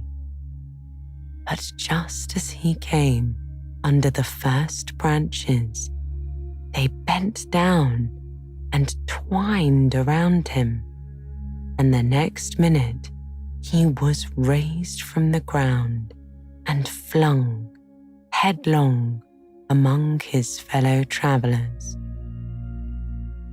This did not hurt the Scarecrow, but it surprised him, and he looked rather dizzy when Dorothy picked him up. "Here is another space between the trees," called the Lion. "Let me try it first," said the Scarecrow, "for it doesn't hurt me to get thrown about." He walked up to another tree as he spoke, but its branches immediately seized him and tossed him back again. "This is strange," said Dorothy. "What shall we do?" "The trees seem to have made up their minds to fight us and stop our journey," remarked the Lion. "I believe I will try it myself," said the Woodman, and shouldered his axe.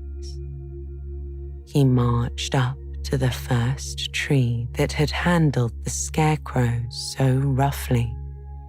When a big branch bent down to seize him, the Woodman chopped at it so fiercely that he cut it in two. At once, the tree began shaking all of its branches as if in frustration, and the Tin Woodman passed safely under it. "Come on," he shouted to the others. "Be quick!" They all ran forward and passed under the tree without injury. The other trees of the forest did nothing to keep them back, so they made up their minds that only the first row of trees could bend down their branches, and that probably these were the policemen of the forest, and given this wonderful power in order to keep strangers out of it. The 4 travelers walked with ease through the trees until they came to the farther edge of the wood. Then, to their surprise, they found before them a high wall, which seemed to be made of white china. It was smooth, like the surface of a dish, and higher than their heads. "What shall we do now?" asked Dorothy. "I will make a ladder," said the Tin Woodman, "for we certainly must climb over the wall."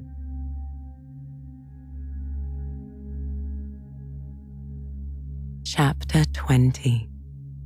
The Dainty China Country. While the woodman was making a ladder from wood, which he found in the forest, Dorothy lay down and slept, for she was tired by the long walk.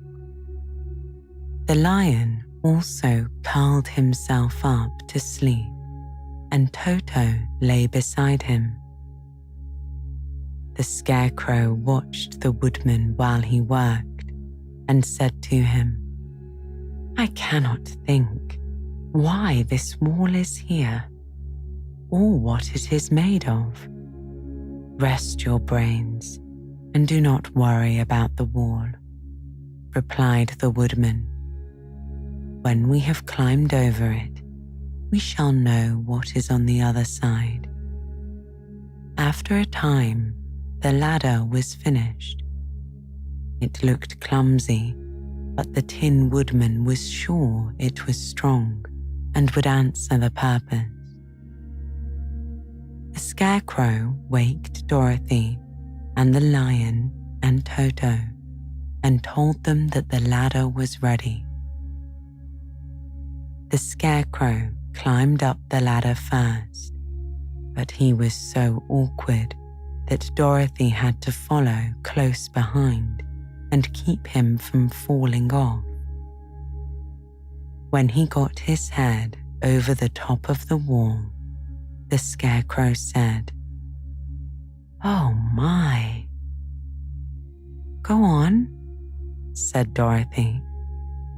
So the Scarecrow climbed farther up and sat down on the top of the wall, and Dorothy put her head over and said, "Oh my," just as the Scarecrow had done. Then Toto came up and immediately began to bark, but Dorothy made him be still. The lion climbed the ladder next, and the Tin Woodman came last, but both of them cried, "Oh my," as soon as they looked over the wall. When they were all sitting in a row on the top of the wall, they looked down and saw a strange sight. Before them was a great stretch of country, having a floor as smooth and shining and white as the bottom of a big platter. Scattered around were many houses made entirely of china and painted in the brightest colors. These houses were quite small, the biggest of them reaching only as high as Dorothy's waist. There were also pretty little barns, with china fences around them, and many cows and sheep and horses and pigs and chickens, all made of china, were standing about in groups. But the strangest of all were the people who lived in this strange country. There were milkmaids and shepherdesses with brightly coloured bodices and golden spots all over their gowns, and princesses with most gorgeous frocks of silver and gold and purple, and shepherds dressed in knee breeches with pink and yellow and blue stripes down them, and golden buckles on their shoes, and princes with jewelled crowns upon their heads, wearing ermine robes and satin doublets, and funny clowns in ruffled gowns with round red spots upon their cheeks and tall pointed caps. And strangest of all, these people were all made of china, even to their clothes, and were so small that the tallest of them was no higher than Dorothy's knee. No one did so much as look at the travellers at first, except one little purple china dog with an extra large head, which came to the wall and barked at them in a tiny voice, afterwards running away again. "How shall we get down?" asked Dorothy. They found the ladder so heavy that they could not pull it up. So the Scarecrow fell off the wall, and the others jumped down upon him so that the floor would not hurt their feet. Of course, they took pains not to land on his head and get the pins in their feet. When they were all safely down, they picked up the Scarecrow, whose body was quite flattened out, and patted his straw into shape again. "We must cross this strange place in order to get to the other side," said Dorothy, "for it would be unwise for us to go any other way except due south." They began walking through the country of the people made of china, and the first thing they came to was a china milkmaid milking a china cow.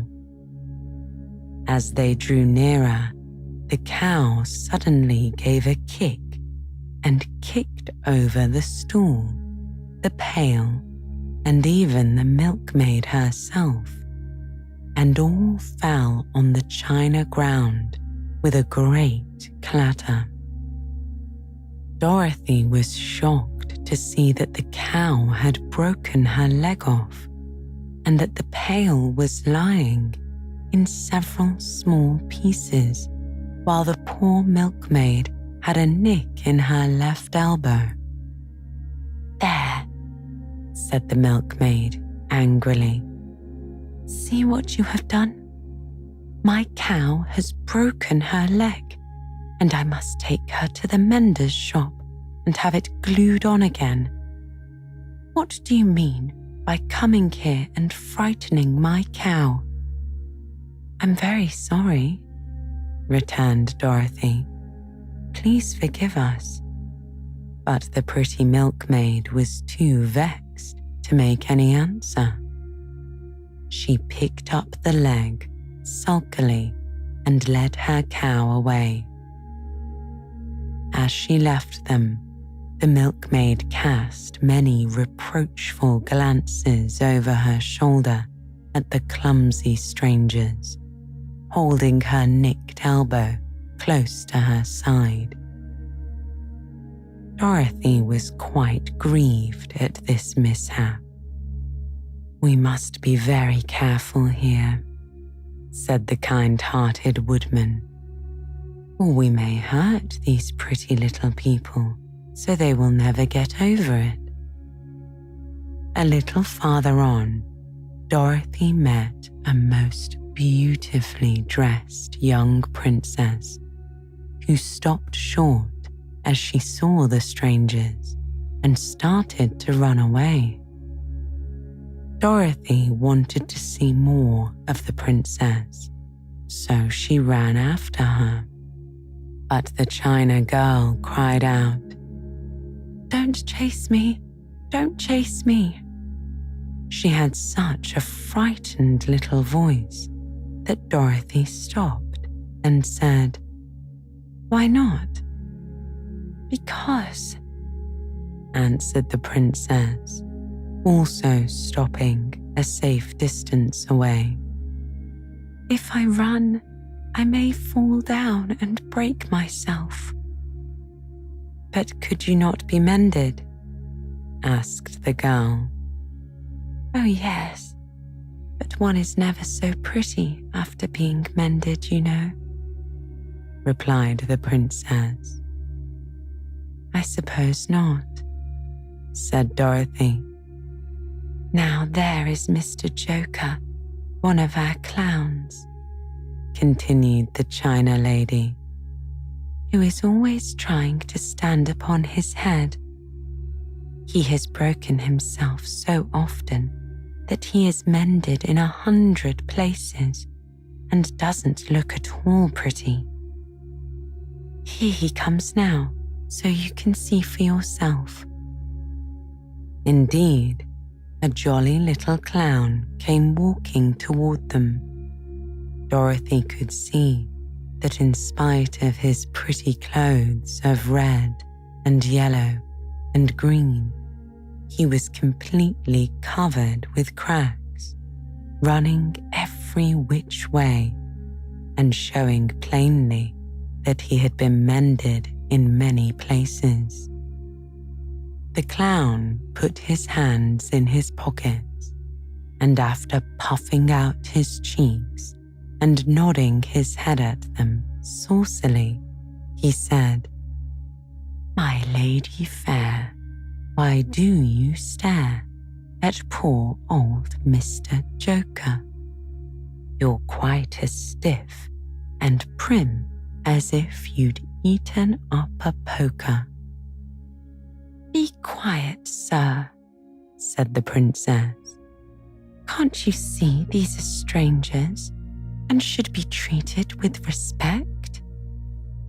"Well, that's respect, I expect," declared the clown, and immediately stood upon his head. "Don't mind Mr. Joker," said the princess to Dorothy. "He is considerably cracked in his head, and that makes him foolish."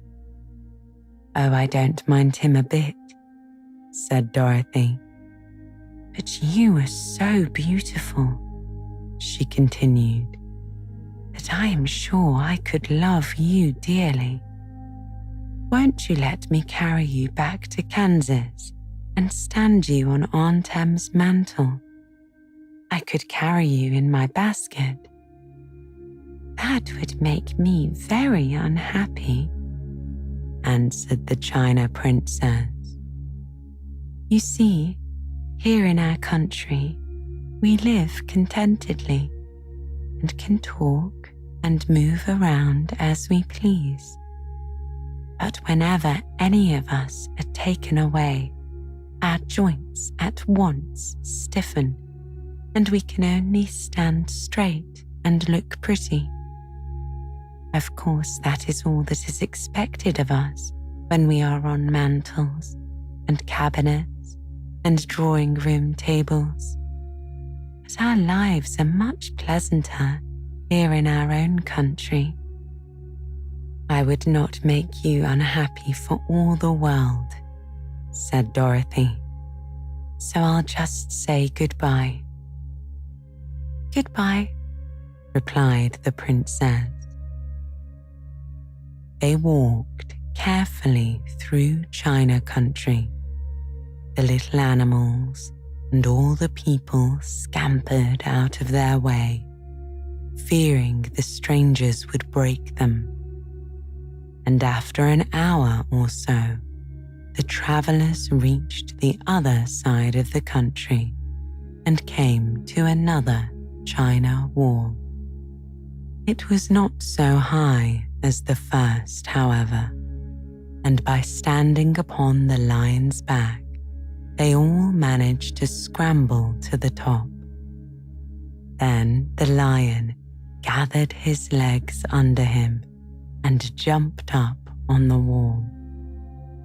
But just as he jumped, he upset a china church with his tail and smashed it all to pieces. That was too bad, said Dorothy. But I really think we were lucky in not doing these little people more harm than breaking a church. They are all so brittle. They are indeed, said the Scarecrow, and I am thankful I am made of straw and cannot be easily damaged. There are worse things in the world than being a scarecrow. Chapter 21. The Lion Becomes the King of Beasts. After climbing down from the China wall, the travellers found themselves in a disagreeable country, full of bogs and marshes and covered with tall, rank grass. It was difficult to walk without falling into muddy holes, for the grass was so thick that it hid them from sight. However, by carefully picking their way, they got safely along until they reached solid ground. But here, the country seemed wilder than ever, and after a long and tiresome walk through the underbrush, they entered another forest where the trees were bigger and older than any they had ever seen. This forest is perfectly delightful, declared the lion, looking around him with joy. Never have I seen a more beautiful place. It seems gloomy, said the Scarecrow. Not a bit of it, answered the lion. I should like to live here all my life. See how soft the dried leaves are under your feet, and how rich and green the moss is that clings to those old trees. Surely no wild beast could wish a pleasanter home. Perhaps there are wild beasts in the forest now, said Dorothy. I suppose there are, returned the lion, but I do not see any of them about. They walked through the forest until it became too dark to go any further. Dorothy and Toto and the lion lay down to sleep, while the woodman and the Scarecrow kept watch over them as usual.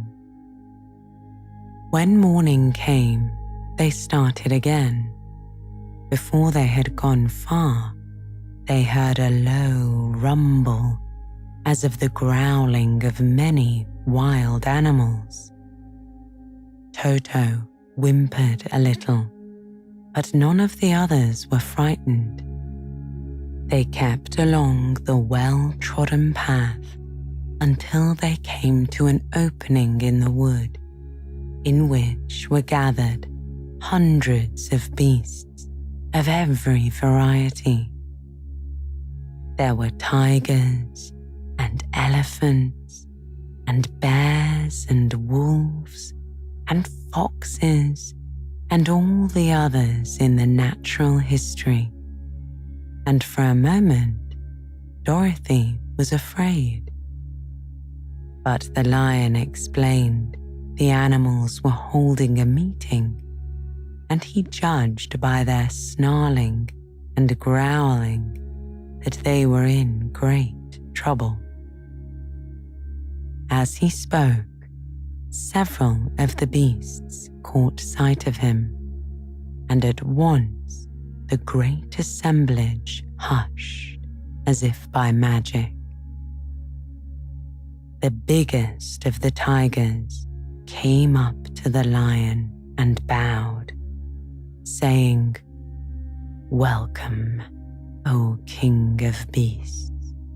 You have come in good time to fight our enemy and bring peace to all the animals of the forest once more." "What is your trouble?" asked the lion quietly. "We are all threatened," answered the tiger, "by a fierce enemy which has lately come into this forest.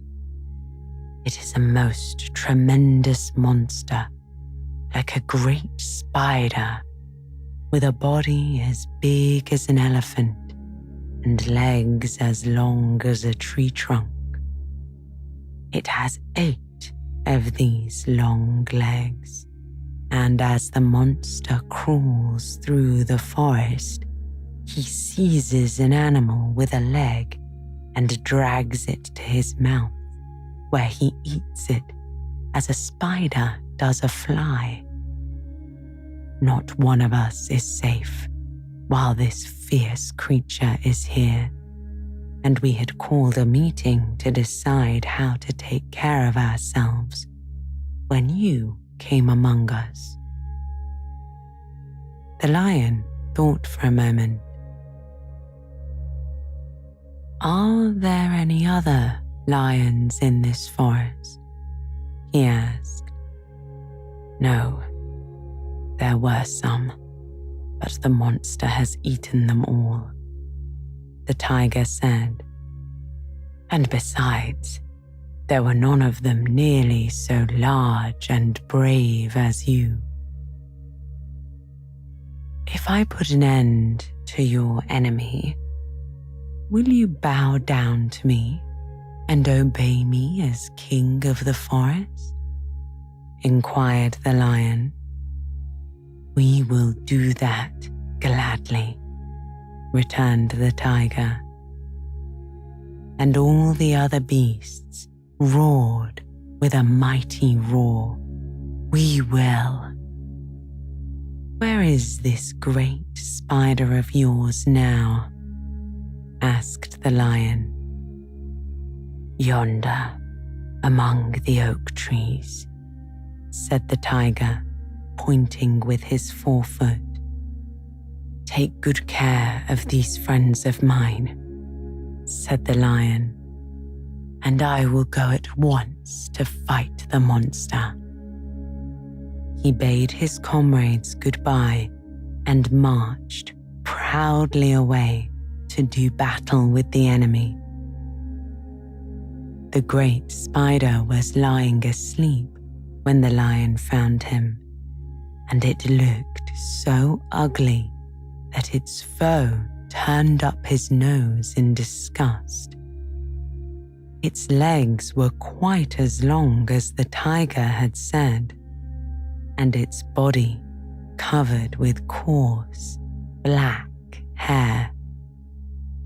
It had a great mouth with a row of sharp teeth a foot long, but its head was joined to the pudgy body by a neck as slender as a wasp's waist. This gave the lion a hint of the best way to surprise the creature as he knew it was easier to approach it asleep than awake. He gave a great spring and landed directly upon the monster's back. The spider awoke, terrified. The lion gave a mighty roar and leaped off its back, and the spider ran off as fast as it could, never to return. The lion went back to the opening where the beasts of the forest were waiting for him and said proudly, "You need fear your enemy no longer." Then the beasts bowed down to the lion as their king, and he promised to come back and rule over them as soon as Dorothy was safely on her way to Kansas. Chapter 22. The Country of the Quadlings. The four travelers passed through the rest of the forest in safety, and when they came out from its gloom, saw before them a steep hill, covered from top to bottom with great pieces of rock. "That will be a hard climb," said the Scarecrow. "But we must get over the hill nevertheless." So he led the way and the others followed. They had nearly reached the first rock when they heard a rough voice cry out, "Keep back! Keep back!" "Who are you?" asked the Scarecrow. Then a head showed itself over the rock, and the same voice said, "This hill belongs to us, and we don't allow anyone to cross it." "But we must cross it," said the Scarecrow. "We're going to the country of the Quadlings." "But you shall not," replied the voice. And there stepped from behind the rock the strangest man the travelers had ever seen.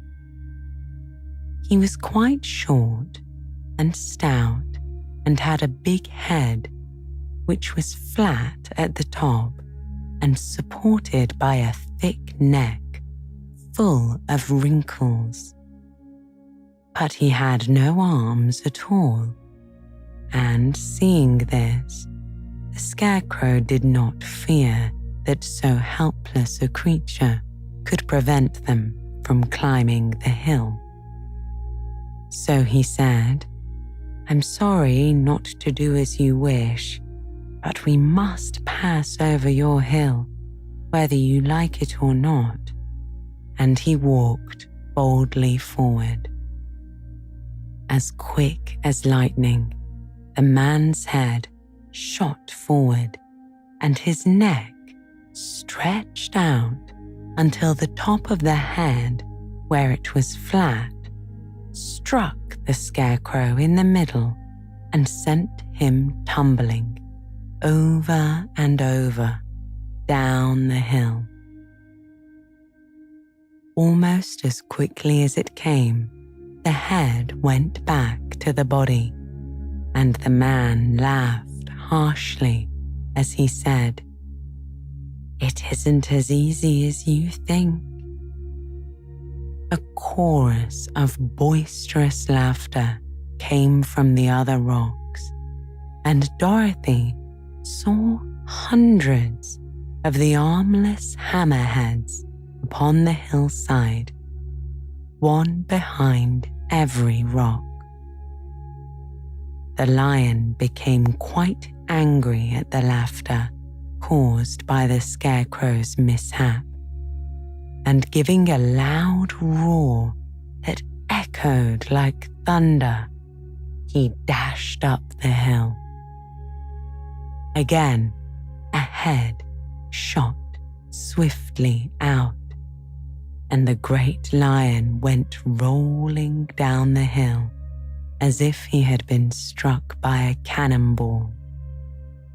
Dorothy ran down and helped the Scarecrow to his feet. The lion came up to her, feeling rather bruised and sore, and said, "It's useless to fight people with shooting heads. No one can withstand them." "What can we do then?" she asked. "Call the winged monkeys," suggested the Tin Woodman. "You still have the right to command them once more." "Very well," she answered, and putting on the golden cap, she uttered the magic words. The monkeys were as prompt as ever, and in a few moments, the entire band stood before her. "What are your commands?"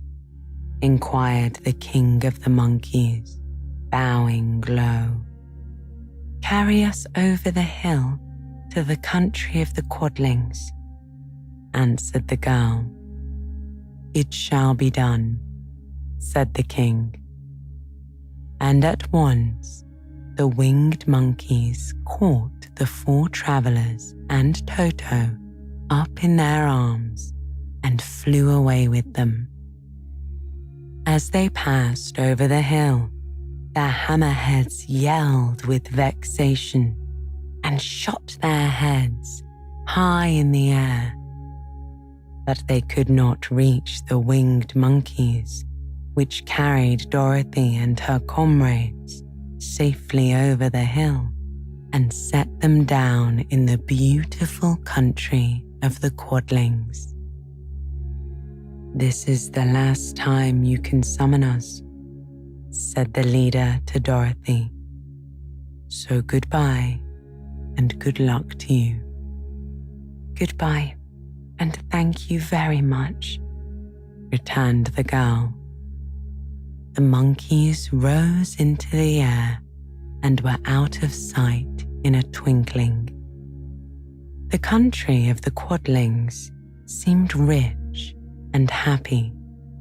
There was field upon field of ripening grain, with well-paved roads running between, and pretty rippling brooks, with strong bridges across them. The fences and houses and bridges were all painted bright red, just as they had been painted yellow in the country of the Winkies and blue in the country of the Munchkins. The Quadlings themselves, who were short and chubby and good-natured, were dressed all in red, which showed bright against the green grass and the yellowing grain. The monkeys had set them down near a farmhouse, and the 4 travelers walked up to it and knocked at the door. It was opened by a farmer's wife, and when Dorothy asked for something to eat, the woman gave them all a good dinner, with 3 kinds of cake and 4 kinds of cookies, and a bowl of milk for Toto. "How far is it to the castle of Glinda?" asked the child. "It's not a great way," answered the farmer's wife. "Take the road to the south and you will soon reach it." Thanking the good woman, they started afresh and walked by the fields and across the pretty bridges until they saw before them a very beautiful castle. Before the gates were 3 young girls, dressed in handsome red uniforms, trimmed with gold braid. As Dorothy approached, one of them said to her, "Why have you come to the South Country?" "To see the good witch who rules here," she answered. "Will you take me to her?" "Let me have your name, and I will ask Glinda if she will receive you," the soldier said. They told who they were, and the soldier went into the castle. After a few moments, she came back to say Dorothy and the others were to be admitted at once. Chapter 23. Glinda the Good Witch grants Dorothy's wish. Before they went to see Glinda, however, they were taken to a room of the castle where Dorothy washed her face and combed her hair, and the lion shook the dust out of his mane, and the scarecrow patted himself into his best shape, and the woodman polished his tin and oiled his joints. When they were all quite presentable, they followed the soldier girl into a big room where the witch Glinda sat upon a throne of rubies. She was both beautiful and young to their eyes. Her hair was a rich red in color and fell in flowing ringlets over her shoulders. Her dress was pure white, but her eyes were blue, and they looked kindly upon the little girl. "What can I do for you, my child?" she asked. Dorothy told the witch all her story, how the cyclone had brought her to the land of Oz, how she had found her companions, and of the wonderful adventures they had met with. "My greatest wish now," she added, "is to get back to Kansas, for Aunt Em will surely think something dreadful has happened to me, and that will make her put on mourning, and unless the crops are better this year than they were last, I am sure Uncle Henry cannot afford it." Glinda leaned forward and kissed the sweet, upturned face of the loving little girl. "Bless your dear heart," she said. "I'm sure I can tell you of a way to get back to Kansas." Then she added, "But if I do, you must give me the golden cap." "Willingly," said Dorothy. "Indeed, it is of no use to me now, and when you have it, you can command the winged monkeys 3 times. And I think I shall need their service just those 3 times, answered Glinda, smiling. Dorothy then gave her the golden cap, and the witch said to the scarecrow, "What will you do when Dorothy has left us?" "I will return to the Emerald City," he replied, "for Oz has made me its ruler, and the people like me. The only thing that worries me is how to cross the hill of the Hammerheads.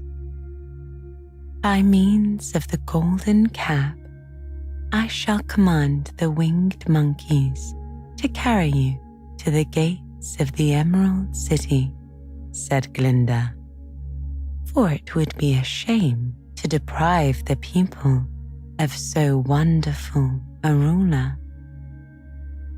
"Am I really wonderful?" asked the Scarecrow. "You are unusual," replied Glinda. Turning to the Tin Woodman, she asked, "What will become of you when Dorothy leaves this country?" He leaned on his axe and thought for a moment. Then he said, "The Winkies were very kind to me and wanted me to rule over them after the Wicked Witch died. I am fond of the Winkies, and if I could get back again to the country of the West, I should like nothing better than to rule over them forever. My second command to the winged monkeys," said Glinda, "will be that they carry you safely to the land of the Winkies. Your brain may not be so large to look at as those of the Scarecrow, but you are really brighter than he is when you are well polished, and I am sure you will rule the Winkies wisely and well." Then the witch looked at the big, shaggy lion and asked, "When Dorothy has returned to her own home, what will become of you?" "Over the hill of the Hammerheads," he answered, "lies a grand old forest, and all the beasts that live there have made me their king. If I could only get back to the forest, I would pass my life very happily there." "My third command to the winged monkeys," said Glinda, "shall be to carry you to your forest. Then, having used up the powers of the golden cap, I shall give it to the King of the Monkeys, that he and his band may thereafter be free forevermore." The Scarecrow and the Tin Woodman and the Lion now thanked the Good Witch earnestly for her kindness, and Dorothy said, "You are certainly as good as you are beautiful, but you have not yet told me how to get back to Kansas." "Your silver shoes will carry you over the desert," replied Glinda.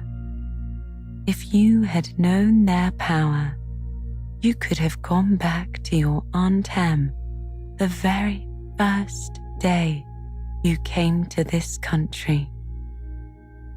But then I should not have my wonderful brains," said the Scarecrow. "I might have passed my whole life in the farmer's cornfield. And I should not have had my lovely heart," said the Tin Woodman. "I might have stood and rusted in the forest till the end of the world. And I should have lived a coward forever," declared the Lion, "and no beast in all the forest would have a good word to say to me." "This is all true," said Dorothy, "and I am glad I was of use to these good friends. But now that each of them has what he most desired, and each is happy in having a kingdom to rule besides, I think I should like to go back to Kansas." "The silver shoes," said the Good Witch, "have wonderful powers, and one of the most curious things about them is that they can carry you to any place in the world in 3 steps, and each step will be made in the wink of an eye. All you have to do is knock the heels together 3 times, and command the shoes to carry you wherever you wish to go." "If that is so," said the child joyfully, "I will ask them to carry me back to Kansas at once." She threw her arms around the lion's neck and kissed him, patting his big head tenderly.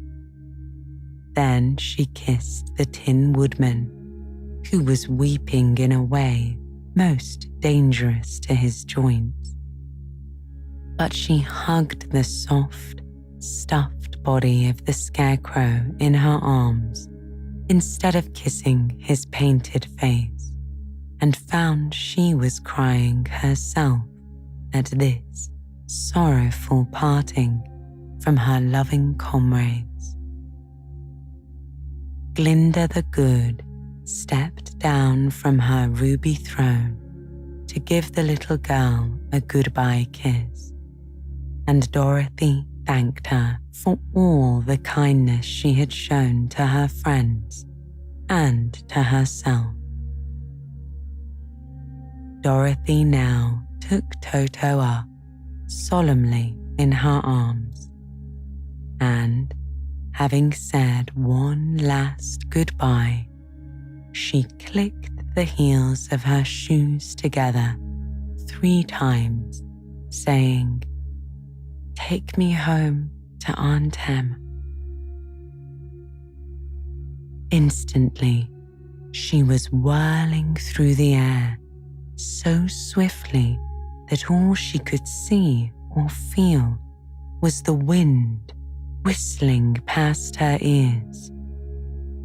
The silver shoes took but 3 steps, and then she stopped so suddenly that she had rolled over upon the grass several times before she knew where she was.